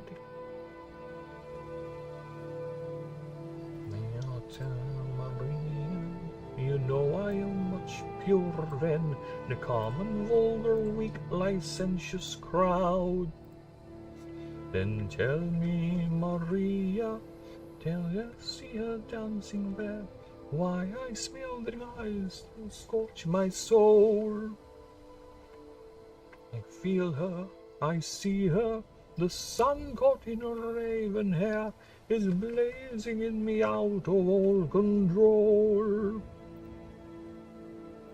Like fire, hellfire, this fire in my skin, this burning desire is turning me to sin.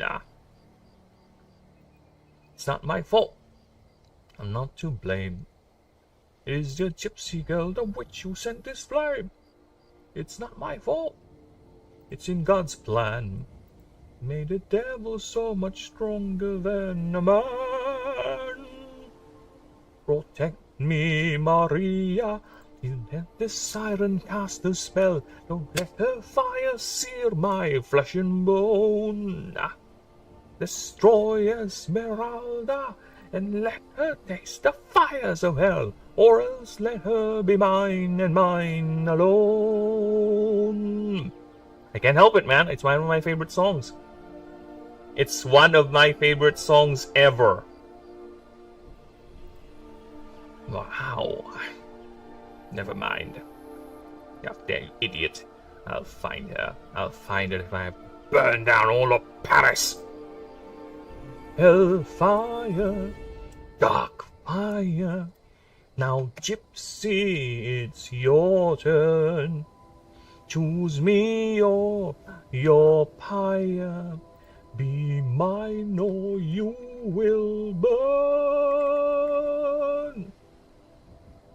God have mercy on her. God have mercy on me. But she will be mine or she will burn.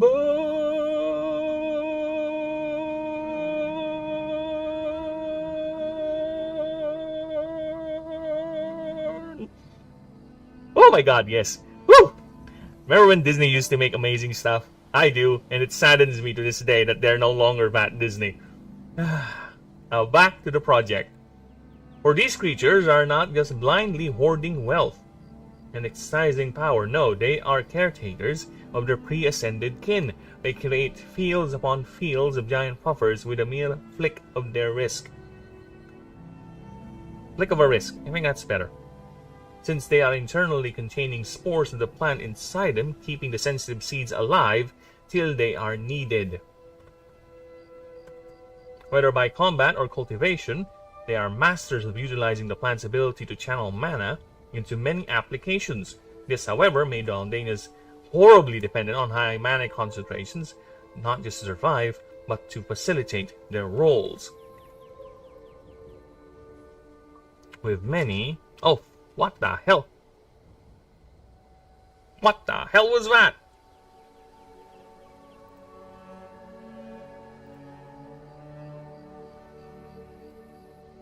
What the hell is even that? With many... Alright, so it's 9. The font is 9. With many... With some specimens even seen, even documented leaving their mischiefs in search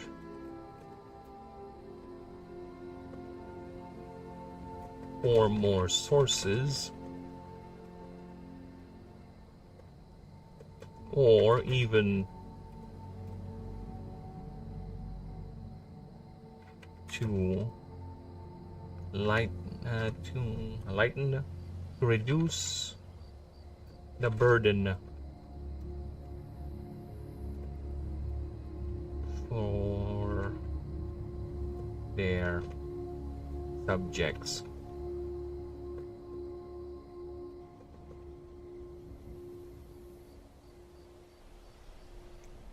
Those that leave sometimes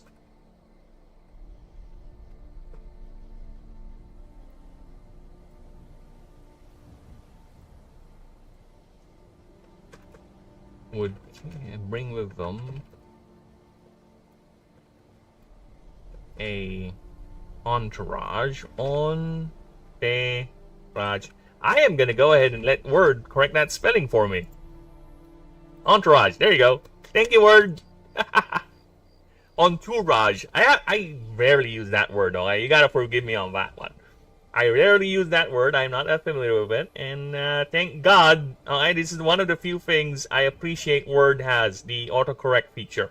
Because I kind of know the spelling. I know the word. I just don't remember how it's spelled. There's so many words in the English language. It's kind of hard to remember all of them. You gotta forgive me on that one. You gotta at least throw me a bone on that one. Throw me a boner on that one. Yeah, throw me the boner.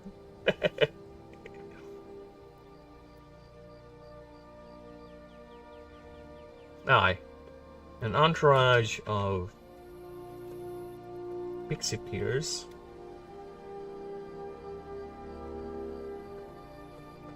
and whisperers.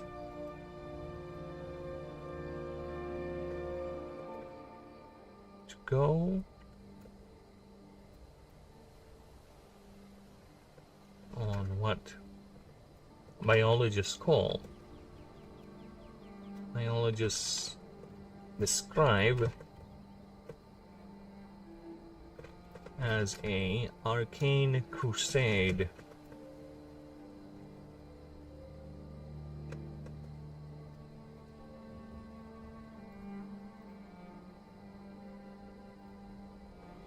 Much like the errant phase,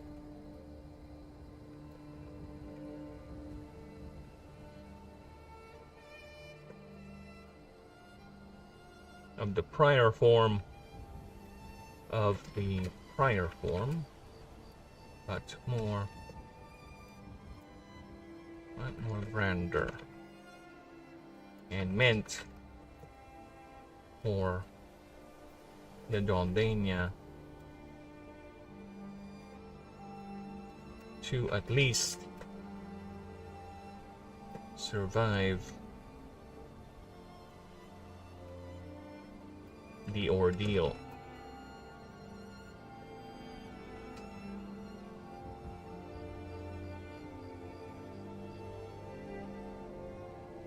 Okay. As the pre-ascension forms, the pre-ascension forms would actively set themselves into harm's way, even starve themselves,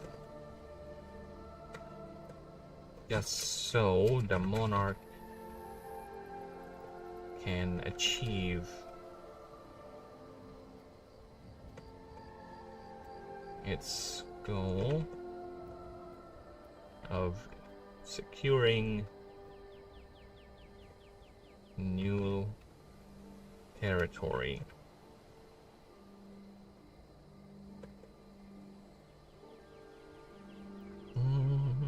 Oh fuck. We're gonna move you up, boy.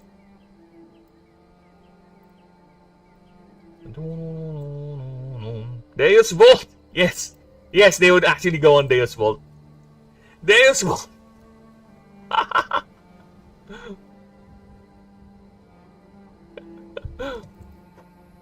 Now let's have it, yeah, there you go.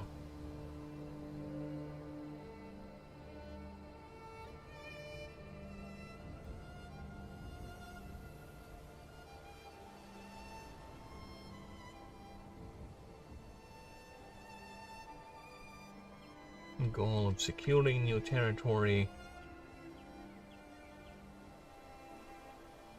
whether by conquest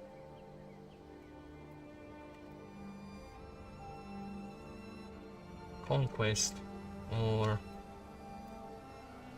conquest of other mischiefs,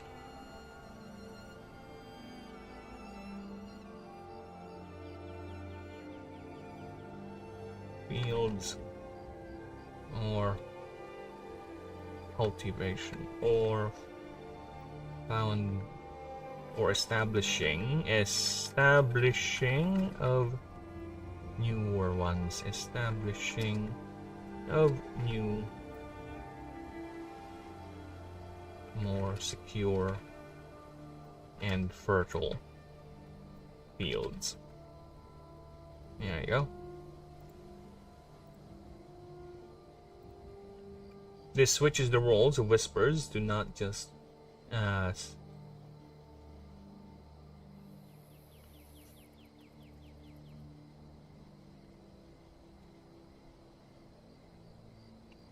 regardless, having a Dondania in a mischief switches the roles of the whispers not just feed their experience, but also their very ravenous and utterly demanding Daldania, which is the very... With this, it is very... With this reason, it is why very few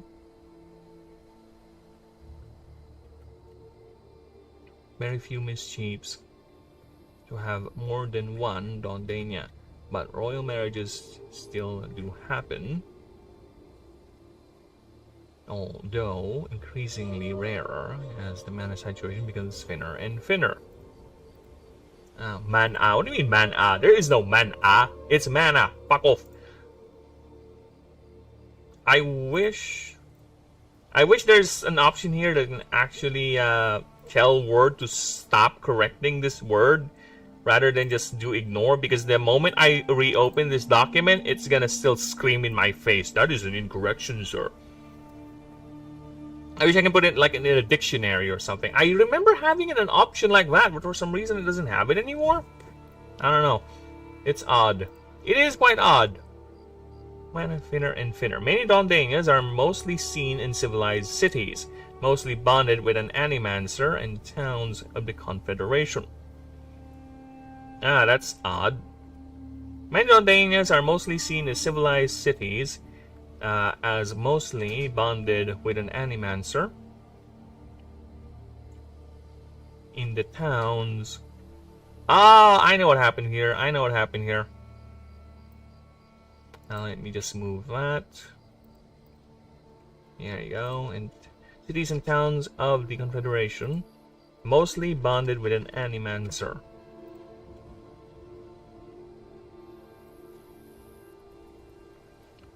For they are indeed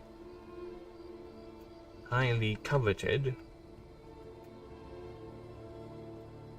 for not only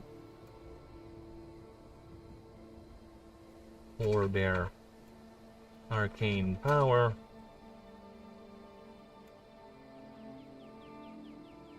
but also for cultural expressions. Cultural arts expressions.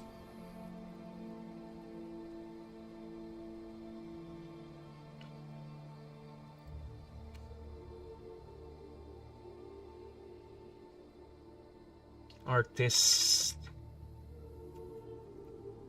and performers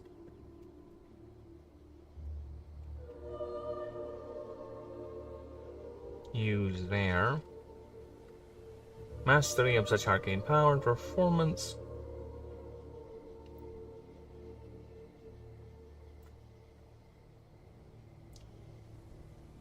well, have fun. Have fun. Oh fuck, yes, Ignator. Sorry, we need the blank space here. Shit. No. Page break? Oh, okay then. I'll take that. Actually, no, I want it to be a blank page because I'm much more comfortable with that rather than whatever that is. Okay.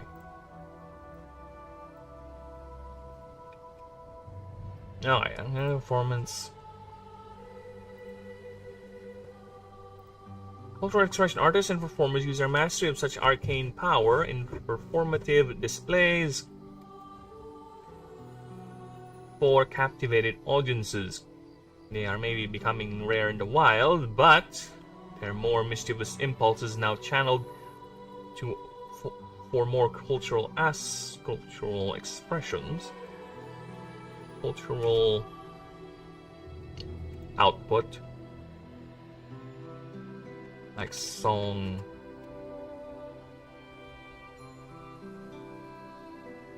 like the famous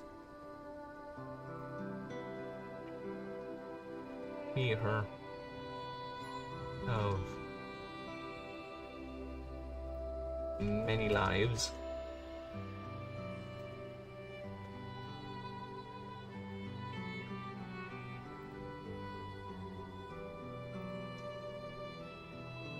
In the valley, in the capital city of the Valley of Miracles.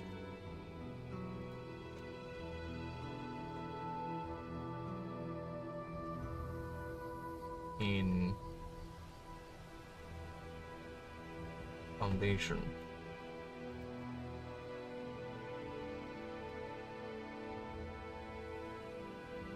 The capital city and the Valley of Miracles.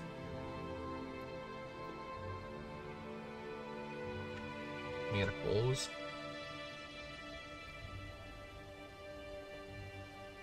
Hosting massive, proud, elaborate displays with at least 100 Dondanias. Dondania. Observers note this as designed to be. Range performers, however, under the grim concentration decrease. Ay. This is already 9, by the way, so.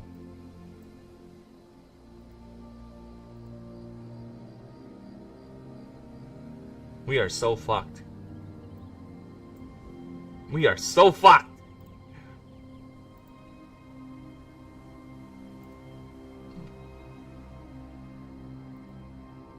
Well, fuck the formatting.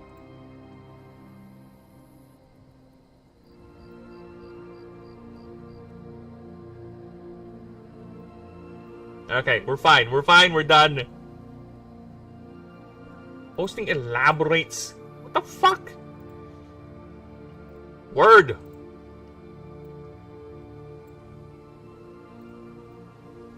Hosting elaborates. What the fuck are you talking about? Word. Aye. Let us reread this. Aye. I think we're fine with this one. Adondania is a mischief's elevation from a simple group of cultivators and patrolling guards to what is considered a baseline societal evolution into a rudimentary hierarchy. Dondanias are at the very top of this. They are what sociological biologists call a symbiotic monarchy, with the ratio being 1 per 50 whispers. Their ascension is only fueled by excessive amounts of mana the group has stored. Really? Really? Excess. How do you spell? Which is C, which is S? Oh, it's X. Idiot. Amounts of mana the group has stored. This is only done if there are no Dondania already present, unless it is for a royal marriage, where the ascending pixie pairs will be the opposite gender, which is identified by the coloration of their wingtips and fur. Males have white, while females have gold. This dimorphism is more apparent on their behavior as well, where males are more insular and restrained. Females are more expressive and playful. The pixie pairs chosen for this ascension ritual is not really determined by maturity, but rather with its capability to hold mana. The ritual itself, which is always done at night and at the start of the winter equinox, is a show.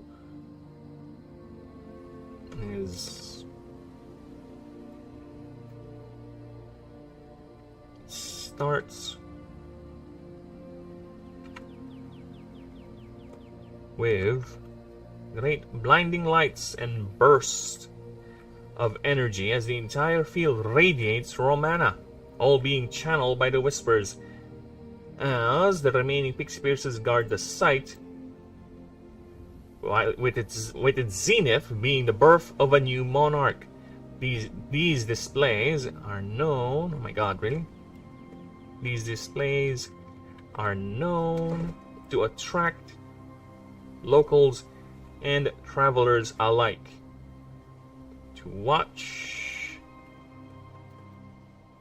and even consider, and that it is even considered as an omen of good luck.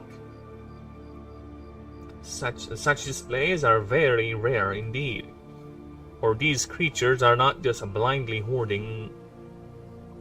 However, Adondania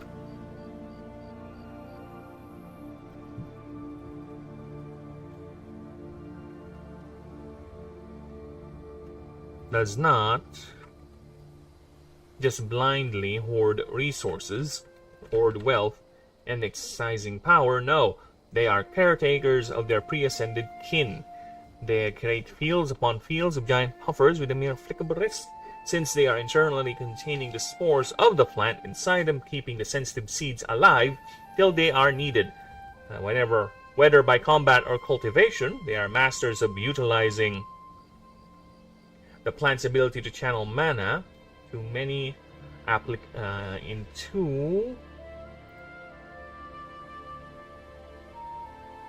into many other applications. This, however, makes Dondanias horribly dependent on high mana concentrations, not just to survive, but to facilitate their roles, with some specimens even documented leaving their mischief in search for more sources, or even reduce the burden for their subjects. Those that leave sometimes would bring with them an entourage of pixie peers and whispers to go on what biologists describe as a Fey crusade, much like the errant Fays of its friar form, but grander and meant for the Dondania to at least survive the ordeal. As the pre-ascensions would actively set themselves into harm's way, even starve themselves just so the monarch can achieve its goal of securing new territory, whether by conquest or other mischief's fields, or establishing of a new and more secure and fertile field. Having a Dondania in a mischief switches the roles of the Whispers to not just feed the Fixpierces, but also the very ravenous and utterly demanding Dondania. With this reason, it is why very few mischiefs have more than one Dondania, but royal marriages do still happen, though increasingly rarer as the mana saturation becomes thinner and thinner. Namely, Dondanias are mostly seen in the civilized cities and towns of the Confederation, mostly bonded with an Animancer, for they are indeed highly coveted not only for their arcane power, but also for cultural expression. I have returned! Hello, MacArthur! Are you here to help us from the Japs? Because you are a bit late. The Japanese had already surrendered, but I appreciate you returning. Welcome back. How do you do? I hope the trip was not too much, was not too bumpy, because you took all this time just to get back. Artists and performers use their mastery of such arcane power in performative displays for captivated audiences. They may be becoming rare in the wild, but they are more mischievous impulses. They may be becoming rare in the wild, but with their more mischievous impulses now channeled for more cultural output, like the famous Theater of Many Lives in Foundation, the capital city of the Valley of Miracles, hosting elaborate displays of at least 100 Dondanias. Yes, Gourmet, you are indeed back. And what a time to be back.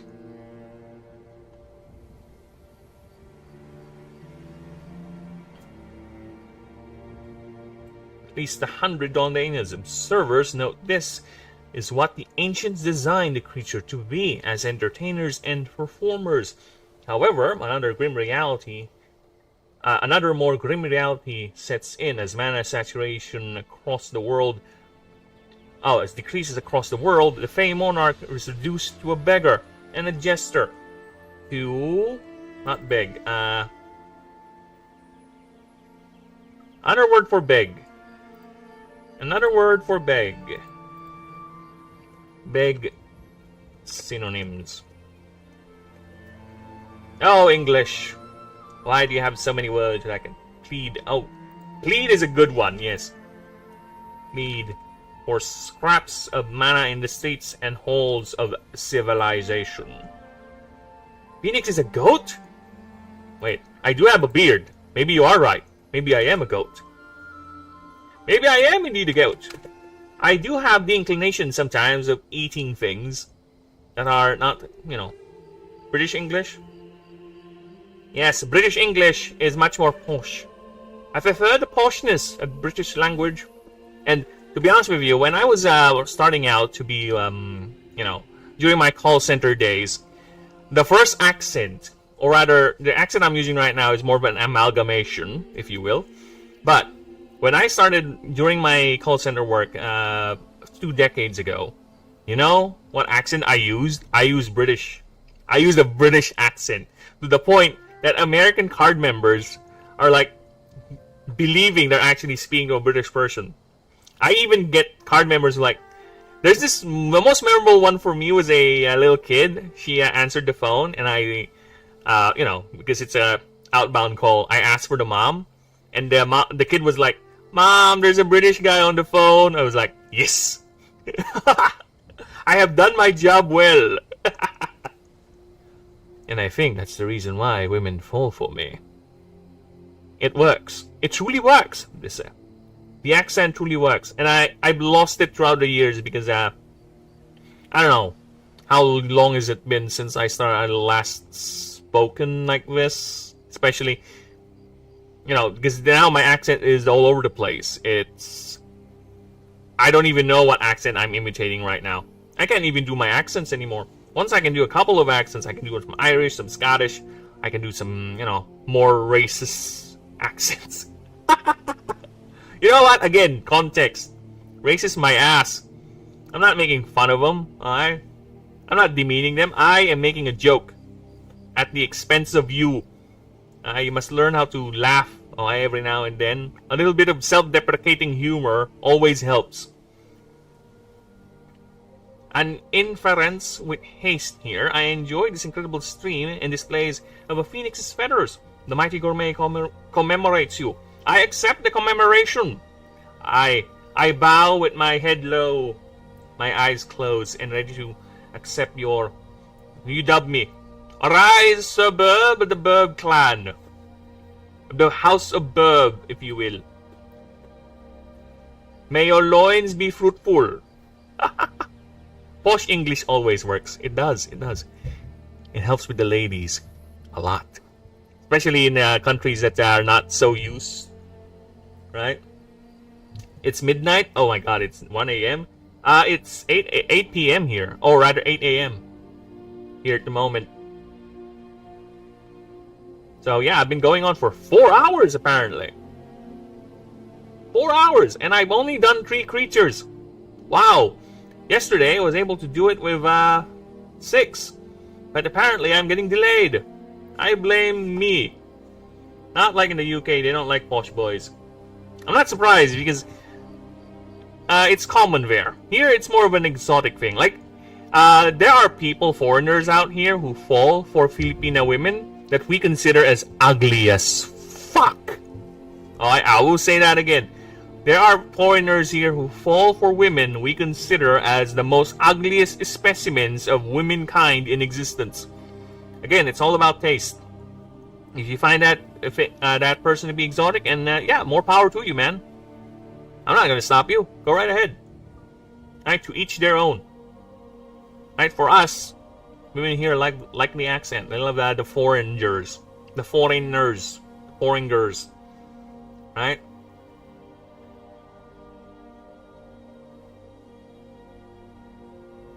If you find them ugly, come to the UK.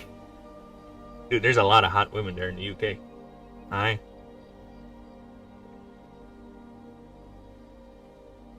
To each their own. Dude. Different people, different strokes. Indeed. Exactly. It's all about respect, you see. No, there ain't. I told you. It all comes to preference. To be honest, it's a percentage, right? It's a percentage. Anywhere in the world, anywhere you go, it's a percentage, right? What is considered beautiful is still a percentage. I would say a good maybe 40% of the population is considered to be beautiful in whatever is considered to be beautiful in that culture / country / context, right? I think if you grow up there, you have more standards. It depends. It really depends. That's your standards. Depends. Let's just say, when I grew up, I was more of a pretentious little asshole. Alright, my standards were very high back in the day. My standards were quite high back then. I have learned to accept that sometimes mediocrity is okay, as long as you're aware of its mediocrity. Alright. Because I do enjoy things that are considered to be horrible and bad. For example, I enjoy the Fallout games. Right? I enjoy some animes that are considered cringe. Right? It's all about your awareness and willingness to accept that it's not really that good and you're just liking it because something appealed to you. It's not really well made. Again, it's fine. It's fine. To each their own. Just don't delude yourself. That's the case. Yeah, that's the case for wherever. Wherever you go, that is the case. To each their own. Isn't the internet amazing? I can hear someone stream from their side of the world. Yes, I know, right? This is the fun thing. Internet has made the world so small. Truly. It has made information so cheap. Really. Right? And because of this, there's a lot of people like me who would not normally have friends in other countries, which is amazing. The way we are able to connect. The only drawback is because, for me, is that it also allows idiots to have voices. It also empowers idiots to have their own voice and yell out and disrupt our culture. But you know what? It's fine. It's fine. I would rather have it like this than have it the other way around where everyone is isolated and all alone. Right? To be honest with you, I would prefer that. I just see a British Phoenix guy in your yeah. You see the thumbnail? You see the thumbnail? That's I call that version of me the sophisticated me. Where is it? I have a picture here, I think. Yeah, I call that one the sophisticated me. Where is that?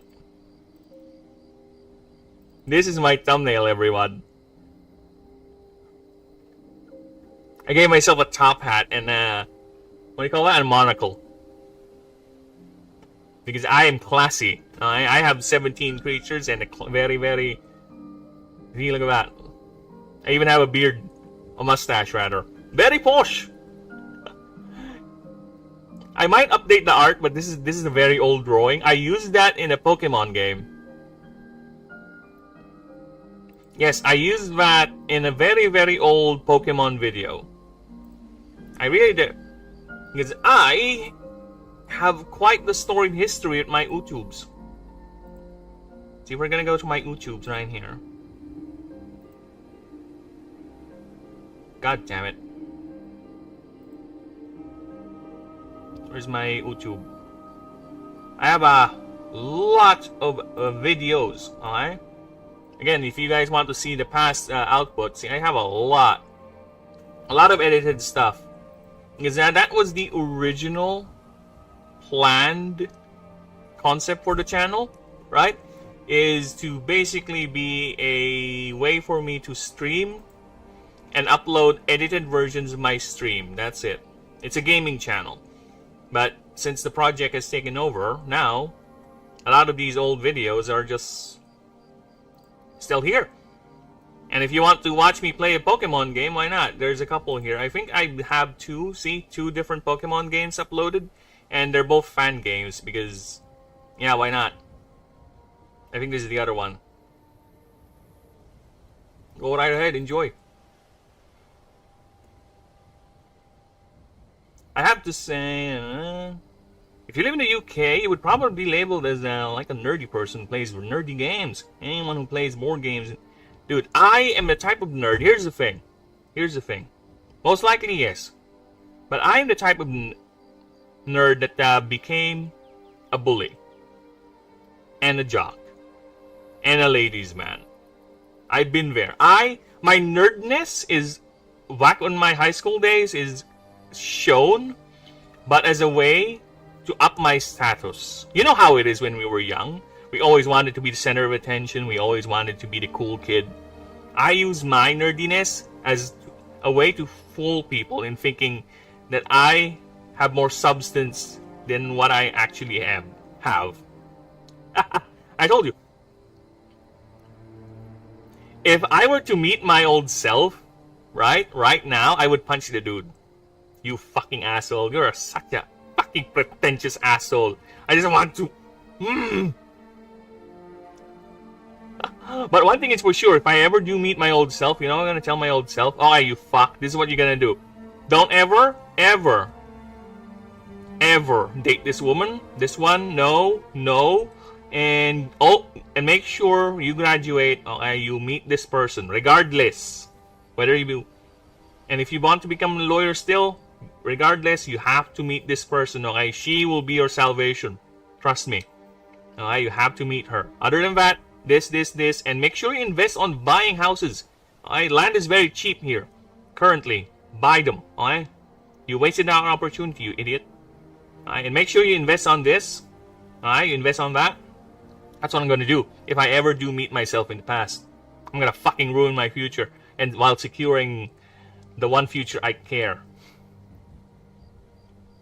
The one part of my future that I care of, I'm gonna make sure that's secure. But everything else, I'll make sure gets corrected. And I'm gonna tell myself, hey dude, there's this project I'm doing right now, and you have to do this earlier, you fuck. Here's everything. Go right ahead and do this project while you're very, very young. Not when you're pushing 40, okay? Go ahead and do that. Now! Same pathway as me, not gonna lie. You know what? That's why you're here. We are a kindred spirit, you and I. We are the both sides of the same coin. I always mess that up. Jokes aside, I always mess up that saying. I don't know, for some reason, I always mess that up. And Bitcoin in 27... Dude, Bitcoin was... Nope! Nope! Nope, a lot of those Bitcoin users, the ones that are prominent, are scumbags. I don't know, there's something about it that I hate. I hate scumbags. I hate overly, what do you call that? Boastful people, because I was one of them. And I despise them now. Alright? I was a blowhard, I was a pretentious asshole, I was everything that I'm opposite right now. Alright? 4 special 4s converted as an exhaust sport. Flame tongue, special organ that contain mana sacs, along with a pre-made chemicals it stores for flame projection. Scales are hyper efficient in absorbing and containing heat energy. And yeah, we're good with that. This is how big it is. Alright, Ignator. That's the fire starter. We are now the primal spear. Okay, that's Ignator. He's a Reptilia Primus. And both fire types. So, how does that work? In Pokemon, there's a single typing, right? Single typing. In Pokemon, there is such a thing as a double weakness sort of thing, which is like 150 or 200 times more damage. For me, I tend to avoid. I really don't like the one-shots. I really don't like it. If you can do a one-shot in the game, good for you. If it's too easy to acquire, I'll nerf it. If not, then I won't. Regardless. So the way this works for me, if a creature is going to be pure fire, it's going to be double tag fire. This is considered a pure type. No secondary, because its secondary is fire. So with this logic, if this gets hit by a water move, it's going to be 70% more damage. Since 50 and 20. It's not 100, no. That's not how it works. So, if a creature is fire-based type, that's not a pure fire type. That's different. It's a fire type with the properties of a base type creature. This one is just pure fire. Okay, let's see what we got here. Fire Bomber. You may pay 1 mana when using a fire type move. You can choose another target. Deal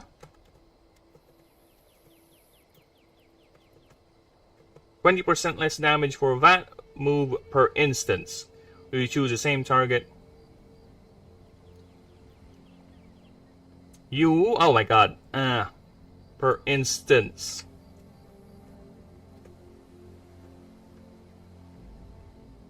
You can choose. You may choose the same target, however, you pay the move's cost instead. You may choose. Oh, you may choose the same target, however.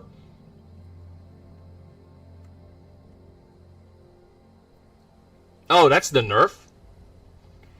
You may choose the same target, however, you pay the move's cost instead of the 1 mana. Alright, that's you see those streamers who have loads of followers, who find random people streaming with a couple of viewers and donate them 10k? How would you react? I would be fucking grateful, man. I would be over the rooftop with that if that ever happens to me. I'll be very, very elated to the point that, what the fuck? Thank you. I don't know why I deserve this, but either way, thank you. Right? I don't even know. I might just fucking end the stream there. I would be shocked as fuck. That would derail the entire stream, whatever I'm doing. That's 100% sure. I probably will be talking about that for the rest of the stream. Because I just can't hardly believe that ever happened to me. Right? I don't know. We'll see if it does happen, right? Fingers crossed. Either way. Not that I'm hoping. But, yeah. That's it. And after that, there will be a feeling of dread. You know why? Because I might get flagged. My bank account might get flagged for anti-money laundering. Because if you are someone who doesn't have much activity in your bank account and all of a sudden you get a stream of money coming from specially overseas transfers, your bank is going to ask you questions like, why? Are you part of some sort of syndicate? Are you running drug money?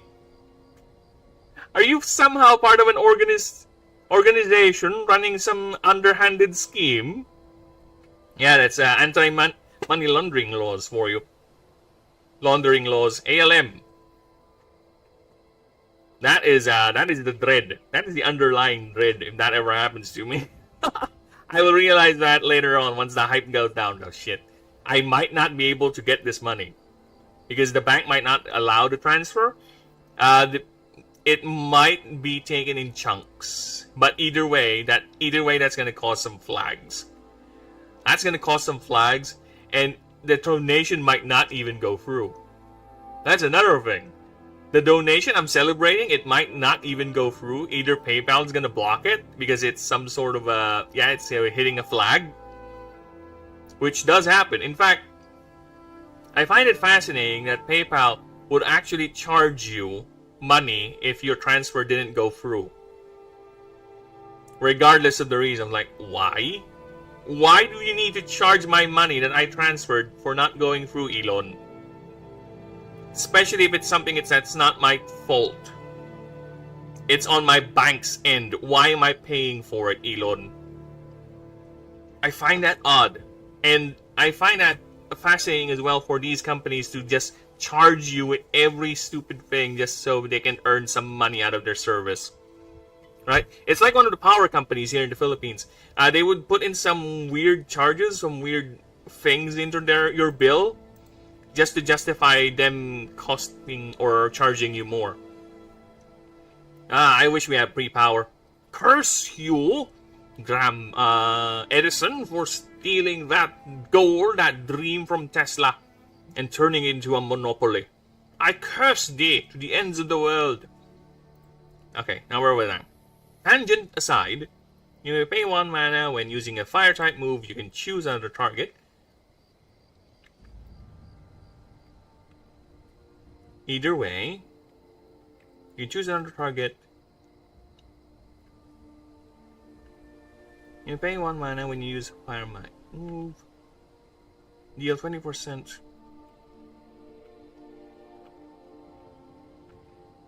Choose another target. Oh shit. Choose another target and deal. And it deals 20% less damage for that move per instance. Paid per beyond the initial target.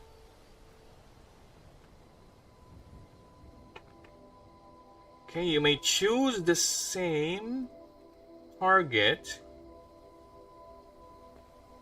You may choose the same target for that move however many times you want. However many times you want. However, Don't you head on my shoulder. However, you pay the move's actual cost instead. Actual cost instead of the 1 mana. This is a bit interesting to word. You may pay 1 mana when using a fire move. Fire type move, you can choose to choose another target. To choose another target. It deals 20% less damage for that move beyond. It deals 24% less damage per target beyond the initial target. You may choose the same target for that move however many times. However many times you want. But so we avoid redundancy. But you pay the move's actual mana cost instead of the 1 mana.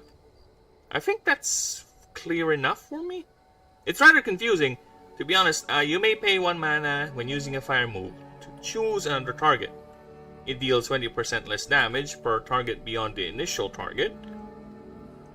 You may choose the same target for that move however many times you want, but you pay the move's actual cost instead of the 1 mana. Yeah, I think we're fine now. I think we got the gist of it. It's clear enough, I think. So we move on with that. Alright, let's see. For start of combat, this creature has... Oh my god. Another warning. We have another warning. 10 stacks of heat scales. This creature gains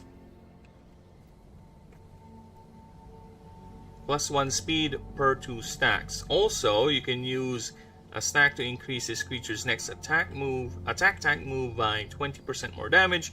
This creature gains 1 stack per fire type move used in the field. As long as this creature is above 80% of its max HP, it has plus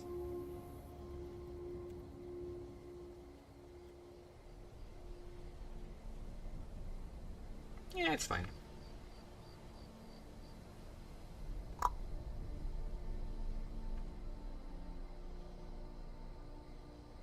%, more power. No, hey. I'll go ahead and update them once we're done. No, oh, fucking hell.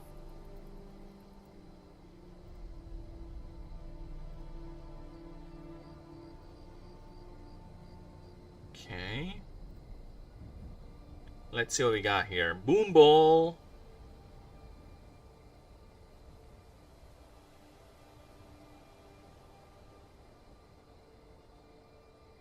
Oh my god, yes, good luck. Good fucking luck on this one.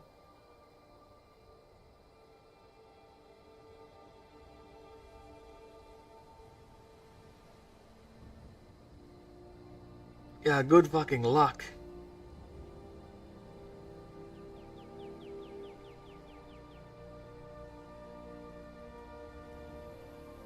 Well, we'll see. Let's see what we can do for a good old Ignitor. Oh yeah, thank you for reminding me. Alright, you need a blank page, Sticklesore.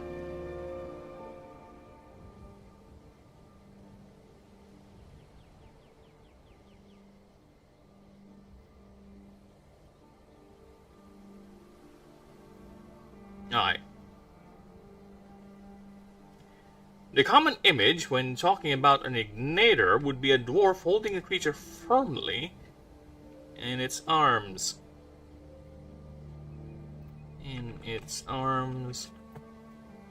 As it spews fire, or its signature.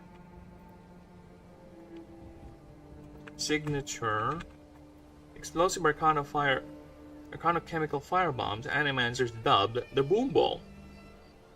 They are the dwarves. They are a dwarf's ever reliable partner. For many dwarves prefer having an igniter rather than the more conventional tools. They state that an igniter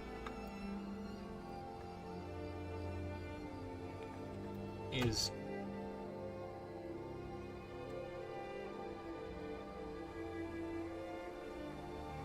Akal breaks down when you most need it.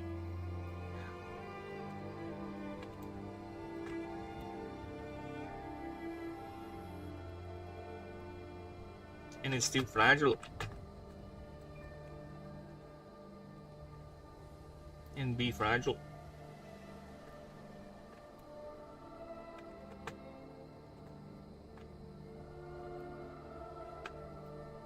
Margurol.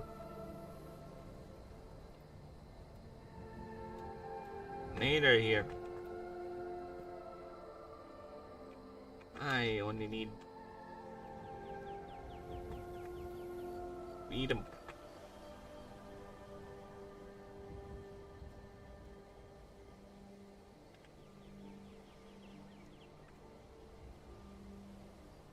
I only need to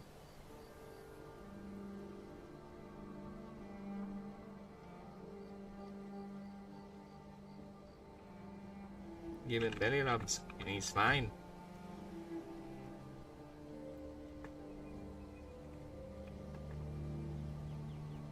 I only need two. I be only needing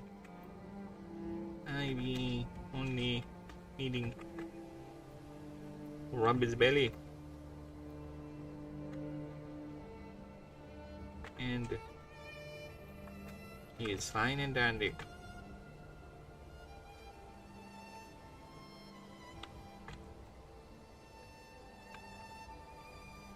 Ever fine and dandy.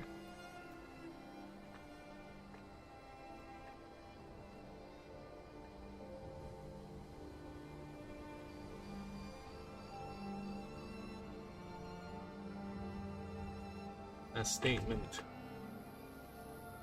from a low-level miner of the Busterfield Core. Busterfield Core.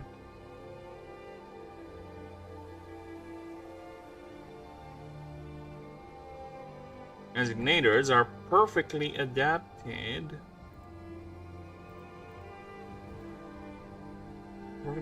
to their underground magma stream filled homes.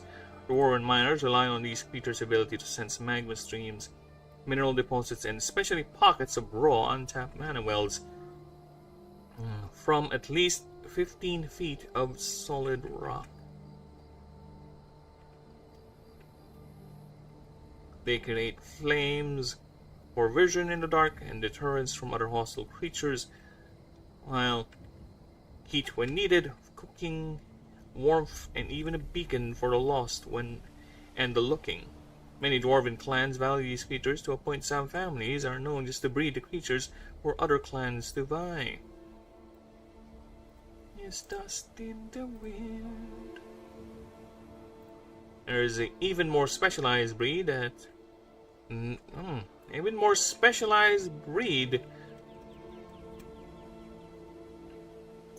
knows a move called laser beam, a highly focused beam of pure heat that is able to cut through the thickest of alloys, used for many industries, including small personal forges to large manufacturing endeavors. The largest collection of this rare breed, dubbed the Lasernades, belong to the Busterfield Corporation. claiming their igniter stretched back to when the god of industry Horadses gave them the creatures for use. Any dwarves have this saying.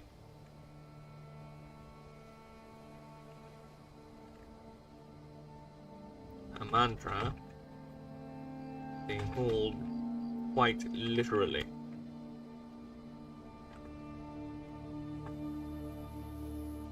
As a famous igniter called Pink Belly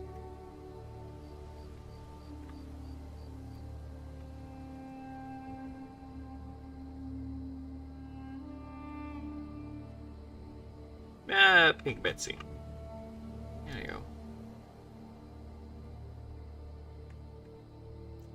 Lasernade.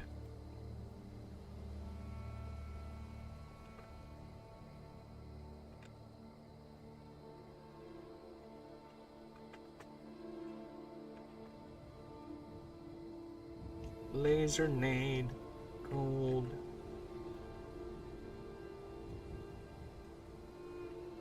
Pink Betsy. Having survived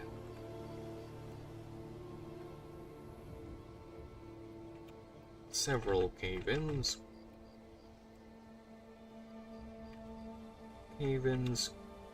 explosions, and deadly encounters and perilous encounters.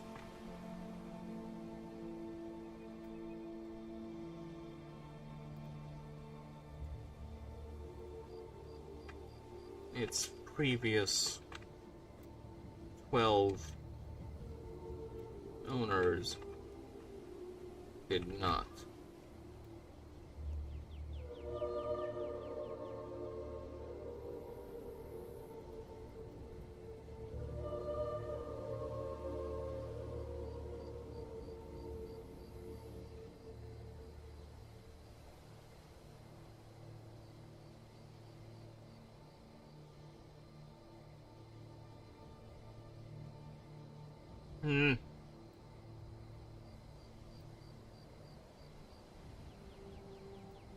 Aye.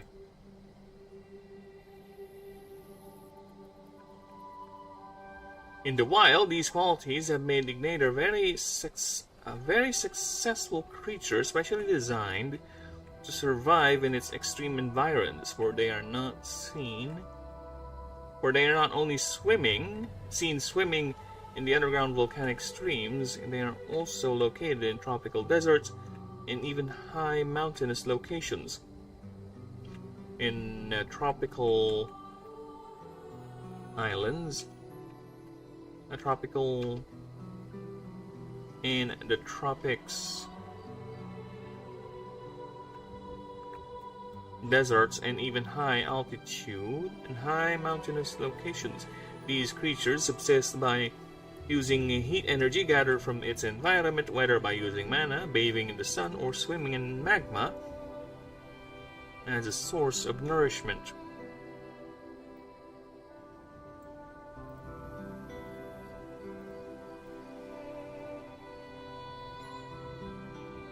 As its primary source of nourishment. And energy acquisition.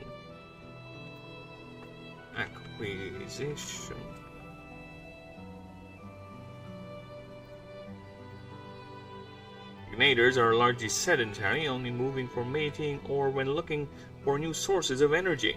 They are capable of bursts of speed depending on the energy built up inside the creature. Dwarves have even developed a tradition of raising their igniters in festive moments like weddings, birthdays, and even death memorials. During breeding seasons, igniters don't look for nesting areas, but rather create them by blasting holes in the ground, with the biggest and most fiery ones chosen by the picky females. They lay clutches of 3 to 5 eggs, watched over by the breeding pair until the young hatch and reared for 3 months. After that, the pair separates, leaving the young to fend for themselves.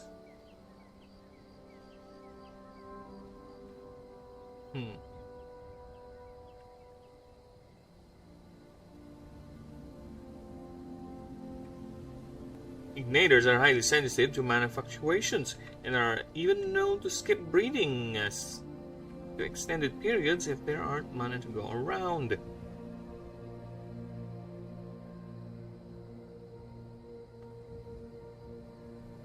Which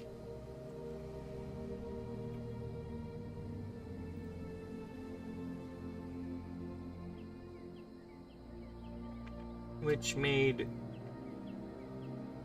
the creature a effective barometer for a location's natural barometer rather. Natural barometer for a location's saturation level. Saturation level.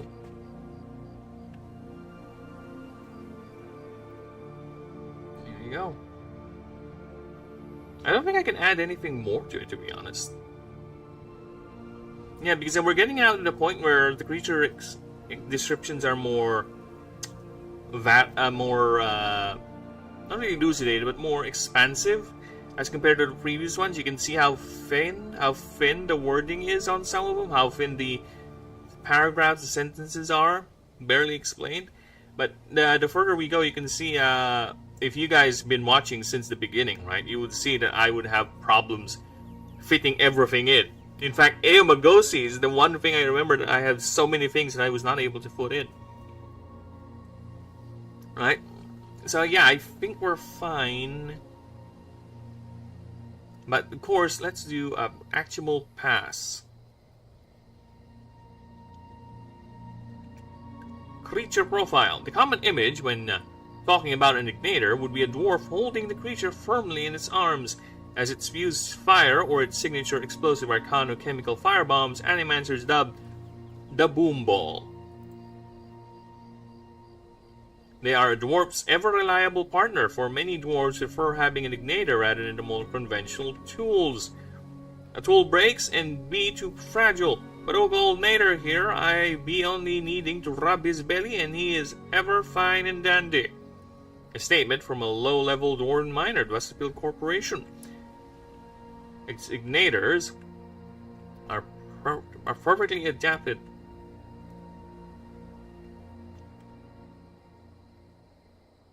This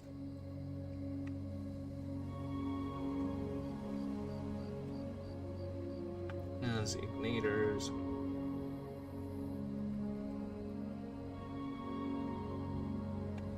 cementing them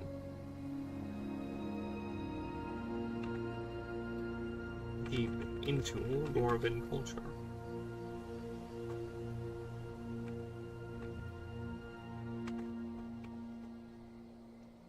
As Ignators are perfectly adapted to their underground magma stream-filled homes, dwarven miners rely on these creatures' abilities. Rely on these creatures' ability to sense magma streams, mineral deposits, especially pockets of deep, raw, untapped mana wells from at least 15 feet of solid rock. This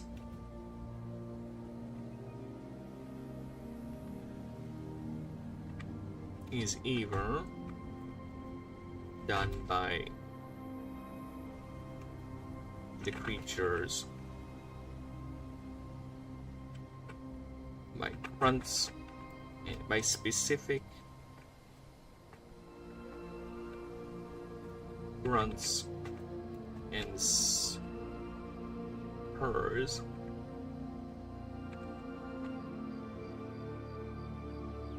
even trained ones can make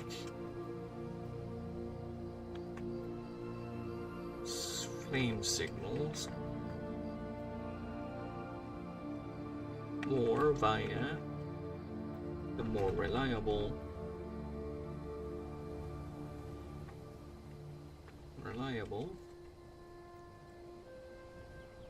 mana links.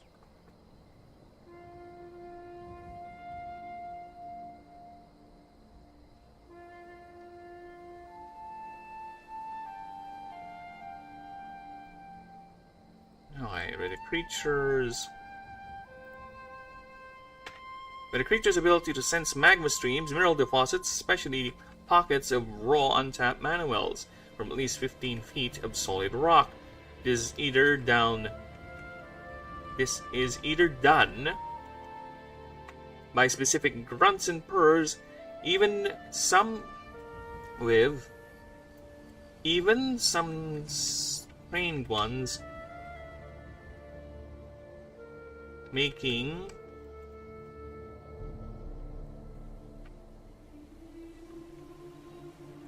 creating flame signals, flame signs, or via the more reliable mana link. They create flames for visions in the dark and deterrence for other hostile creatures, heat when needed for cooking, warmth, and even a beacon for the lost and the looking. Many dwarven clans value these creatures to a point some families are known to just breed the creature for other clans to buy. There is even the more specialized breed known as the Lasernade. That knows the move Laser Beam, a highly focused beam of pure heat that is able to cut through the thickest of alloys, used by many industries from small forges to large manufacturing endeavors.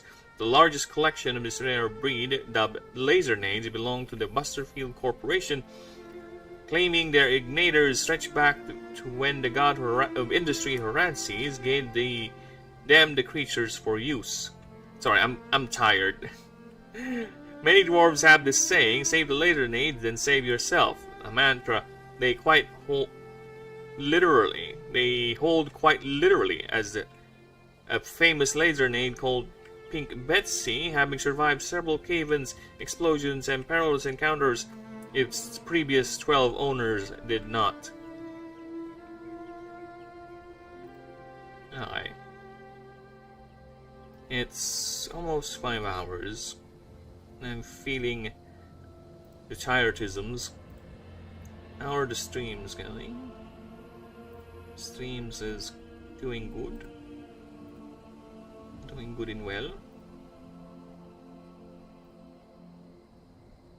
I don't know why I'm looking at Twitch, but you know what? I'll look at Twitch. Why not? Sure, let's look at Twitch. Alright.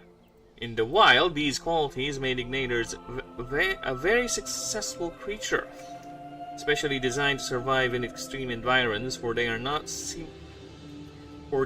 only seen swimming in the underground volcanic streams, they are also located in the tropics, deserts, and even high mountainous locations. These creatures subsist by using heat energy gathered from its environment, whether by using mana, bathing in the sun, or swimming in magma. This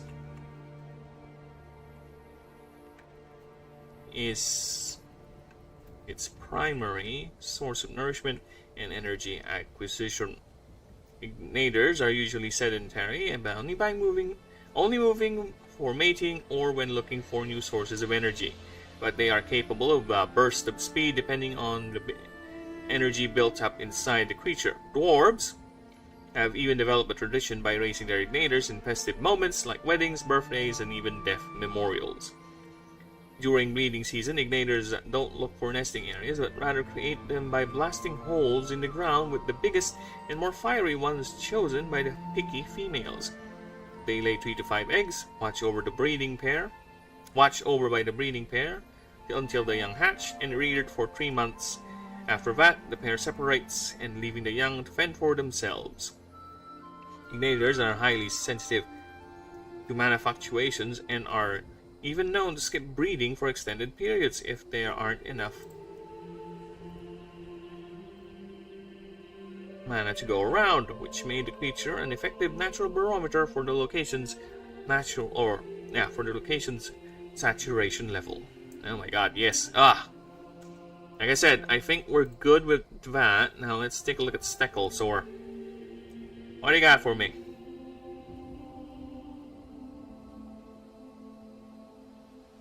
So I think I can squeeze in one more. I'll power through. Because fucking hell, I'm tired as fuck. But you know what? I'm gonna power through Stecklesaur this time. So let's see. But you know what? Let me just grab a drink. I'm right back.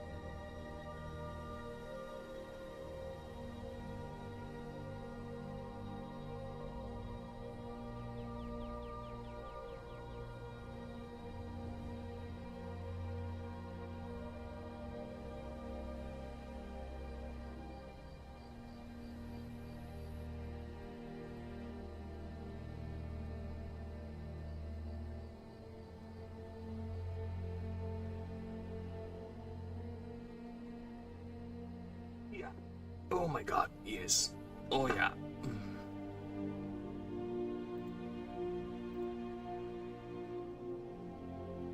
Yes, yes.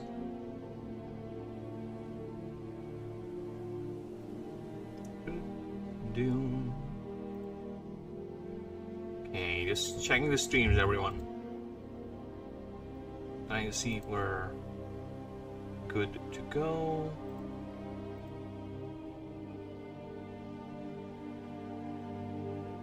Oh. Whew. Tired as fuck.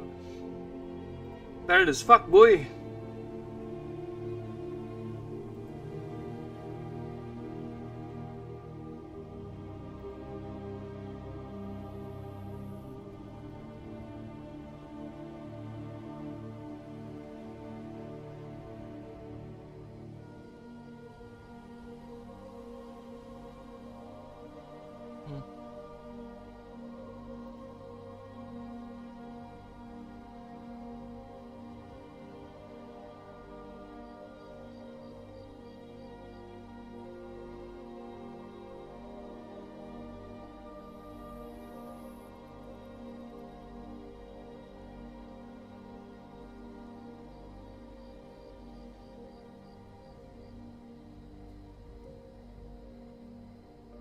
Aye.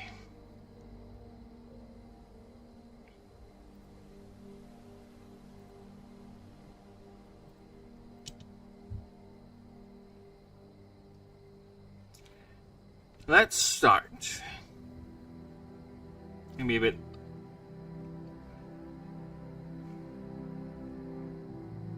At the start of combat, this creature gains 10 max 50 basalt plates.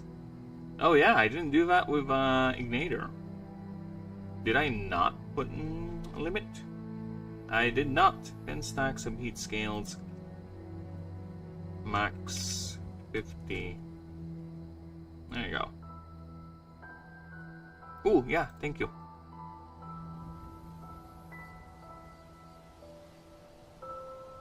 I don't know where there's an extra space there, to be honest. Each plate gives this creature plus 2 DR. It loses 2 stacks per hit taken. The stack gains plus 1 stack per mana paid for fire and earth type moves.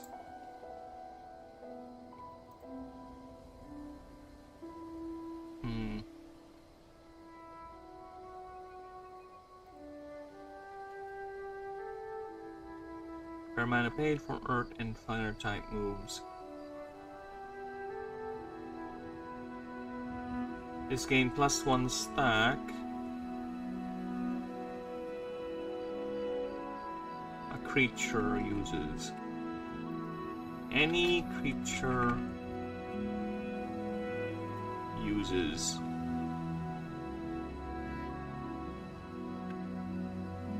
Both yours and opponents.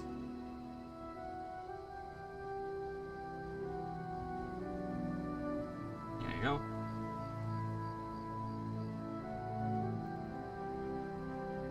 Per damage instance taken.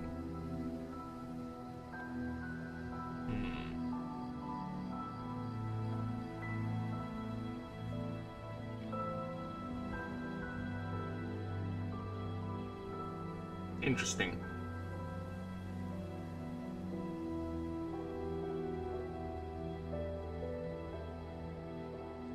Yeah, because it's gonna stack a lot.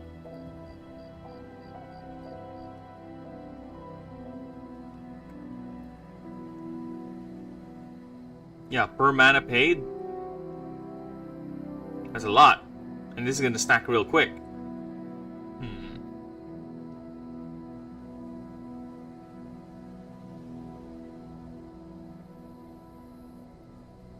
Unless I make the... Yeah, it loses 3 stacks per damage taken. Yeah. We're gonna do that. Once during your creature's turns, you may feed an item to this creature. It gains a stack of Pour Pressure. Max 20 for each tier of the item sacrifice. This creature also gains stacks when hit by Earth type. By an Earth type move.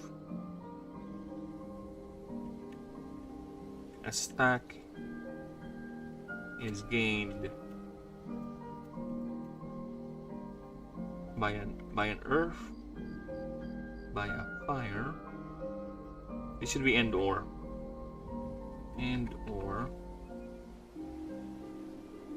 by a fire and or earth type move.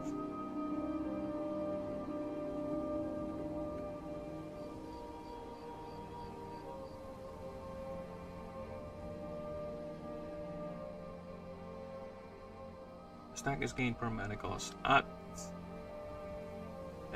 the start of this creature's turn. 20 times 5. 100? Yeah, that's 100. That's a lot. Okay.